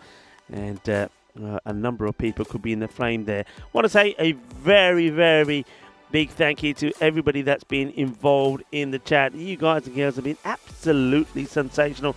Thank you for spending not just this Sunday, for the weekend with us. You've certainly made the day much more entertaining for us as well. And I hope you do enjoy the rest of your weekend. But do stay tuned if you can. We do have the presentation ceremonies coming up, and Charlie Hunt will be talking you through those. But as Charlie said, a big thank you to everybody here at the ground. Tomorrow we will resume with the European Cricket Series. Marsa, the home side, will be taking on Goza Zalmi. Goza Zalmi have found their form as some more players have come back into the side for them. That is going to be a big match between Zalmi and Marsa. Zalmi then take on the Titans. Titans, of course, no Das, we now feel, won't be playing for them after he split his webbing just before the start of the earlier match. Royal Strikers, who have been playing some good cricket in action, they play Marsa and the Titans. So, of course, that cricket coming up tomorrow. And Corey Rutgers will be here in the cage. Well, I'll be interested to see what Corey feels about our location. He certainly will feel that we're trying to keep him locked up. And, well, he'll do well to run out of here and take a cat. So Corey and Charlie will be in the action. I've got a couple of days off where I'm going to spend some time to wander around on Malta and see some of the sights. And but I will be back. And looking forward to coming back as well. But I will be keeping an eye on the proceedings. So thank you very much. I think Charlie said some thank yous earlier, but I know that the crews do change over. So big thank you to the Blue crew, the ECN crew that have been here for the first 2 weeks. Of course, change over for them. Change over also for Spring Media. So thank you to the crew that will be departing, and welcome to the new crew coming here as well. Thank you to the umpires for the hard work they've done today, and Tara and Peters for managing those. And Spring Media being great. But a big thank you, of course, to the Federation as well for looking after us and making us feel at home. So once more, stay tuned. We do have some presentations coming up. But from me, you'll hear from me in a couple of days' time. So as I always like to say, be good, be kind, be safe, be happy. Shukriya. And thank you for watching. Thank you for your support of the European Cricket Network. Stay tuned for the trophy presentations.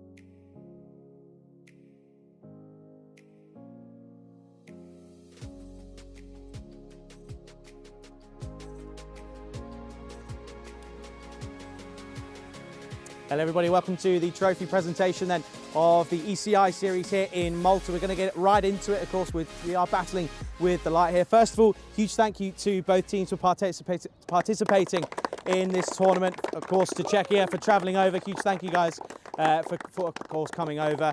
Not the results you guys probably were looking for, but of course still some definite positives come out of it, and definitely things to work on, of course, going into the rest of the season, of course, going into next year as well. Let's get right into the thick of it then. We'll start off with the MVP of this series. Now, this man's already had a pretty good ECS here this year so far. He's also already had a good tournament. He is, of course, the head coach of the women's side, who did get the whitewash over earlier. The MVP of this series will be presented by the tournament referee Tyrone, the winner of the MVP. It is Parajan from Malta.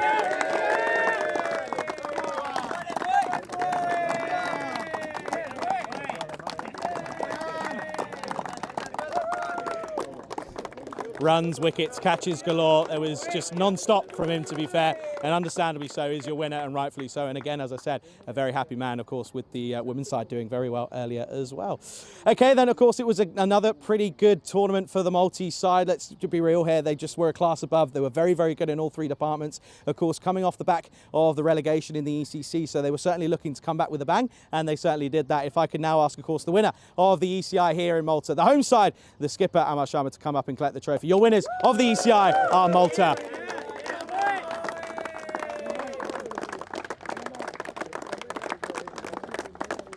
A couple of words. First of all, congratulations. You must be pretty happy with that effort. Definitely. The way the boys batted, it was really amazing to watch. And I was happy I'm on this side of the team. So really amazing to see how well they time the ball. And it's not just power hitting, but it's really cricketing shots as well. Yeah, the question I want to ask you, of course, you were there in Malta, not your best tournament, of course, as a team. How important was it to come back and bounce back with a bang? It's from the support from the management. I will just say how we continued the practices we were doing and all the training drills that we had, and thanks to our coach as well, Jag. So I will just say the support from management, that they didn't let us listen to all the bad noise like you were saying, because we are coming through a change and we need to understand the transition period. It takes some time. So end of the day, that's what matters, like the cricket of Malta will keep going up and up. Absolutely. I mean, of course, now you got the off season to prepare for next season. What's the most important thing looking at, at this group of players here? What have you got to look forward to coming into next year? I'd like to mix a few more new talents who are performing locally, to try and mix them up. We tried a bit today, but we'll definitely try for future tournaments to give them more exposure. International level, as you know, all bowlers that you're going to face are gun bowlers. All batsmen you're going to face are really good batsmen. So it's not that easy level. But slowly, that's what our plans is. To the transition will come, and new boys are also going to fill in the shoes. Absolutely. Amma, congratulations. Enjoy your celebrations. We did catch up with the women's ECI presentation earlier. We'll go back in time and we'll have a look, of course, at who won the MVP and, of course, hand over the trophy. And everybody, welcome to the trophy presentation then for the ECI-Ws here in Malta. We're, of course, going to get through this nice and quickly here on this wonderful Sunday. Of course, what a tournament we had, of course. First time that we ever saw the Bulgarians here, the women's side on the network. And I have to say, it was wonderful, first of all, to have you guys here. It was really good, absolutely rightfully so. I mean, they held themselves to the highest standards. It's not easy coming out here and doing, you're playing the first T10s, of course, played your first T20s a couple of days ago as well. And I have to say, I think on behalf of everyone here on the European Cricket Network, thank you for coming over and being part of the wonderful tournament here this weekend. Moving on then, of course, first of all, we'll start with the MVP of the series.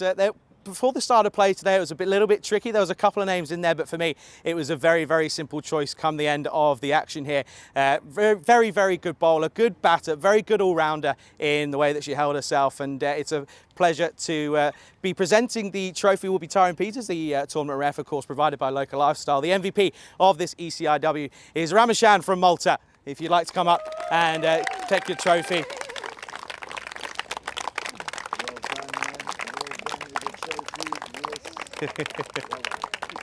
Very well done indeed.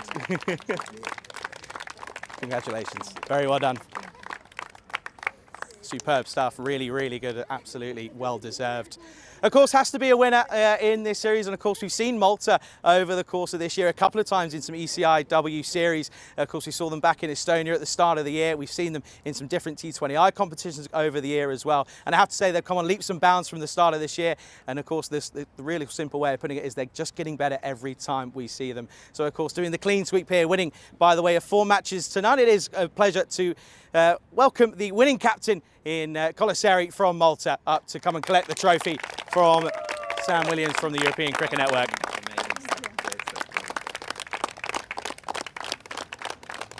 Wonderful stuff. Shamla, I'm going to keep you here just for a second. First of all, congratulations. Thank you Must be so really much, happy with that weekend. Yeah, of course. We are great pleasure to have them here, Bulgaria team, and this is first time we are playing against them, so it was a great experience for us. Of course, had a couple of tournaments this year that you haven't quite gone your way, but is it good to finally get a win on the board in the ECI-W series this time around? Yeah, it's we are really happy. You know, last time we played Estonia against Estonia, and this is it's a really good tournament. We have some new players on board, and they all get a new good experience, in play. How good is it to see? Of course, you guys have had the experience of coming on for the first time, and of course played a lot more. But how good is it now to see Bulgaria coming on for the first time and getting involved as well? They're a really good team. They are really good, doing well. They have good batters, bowlers, and we are looking forward against them in the coming days. Absolutely. Well, first of all, congratulations. Thank you so much, and we of course wish you the best for all the future. Thank you so much. Well, that's all we've got time for, folks. Then here, of course, we'll be back tomorrow where the ECS gets back underway. Domestic cricket coming up tomorrow. Until then, have a good evening, everybody.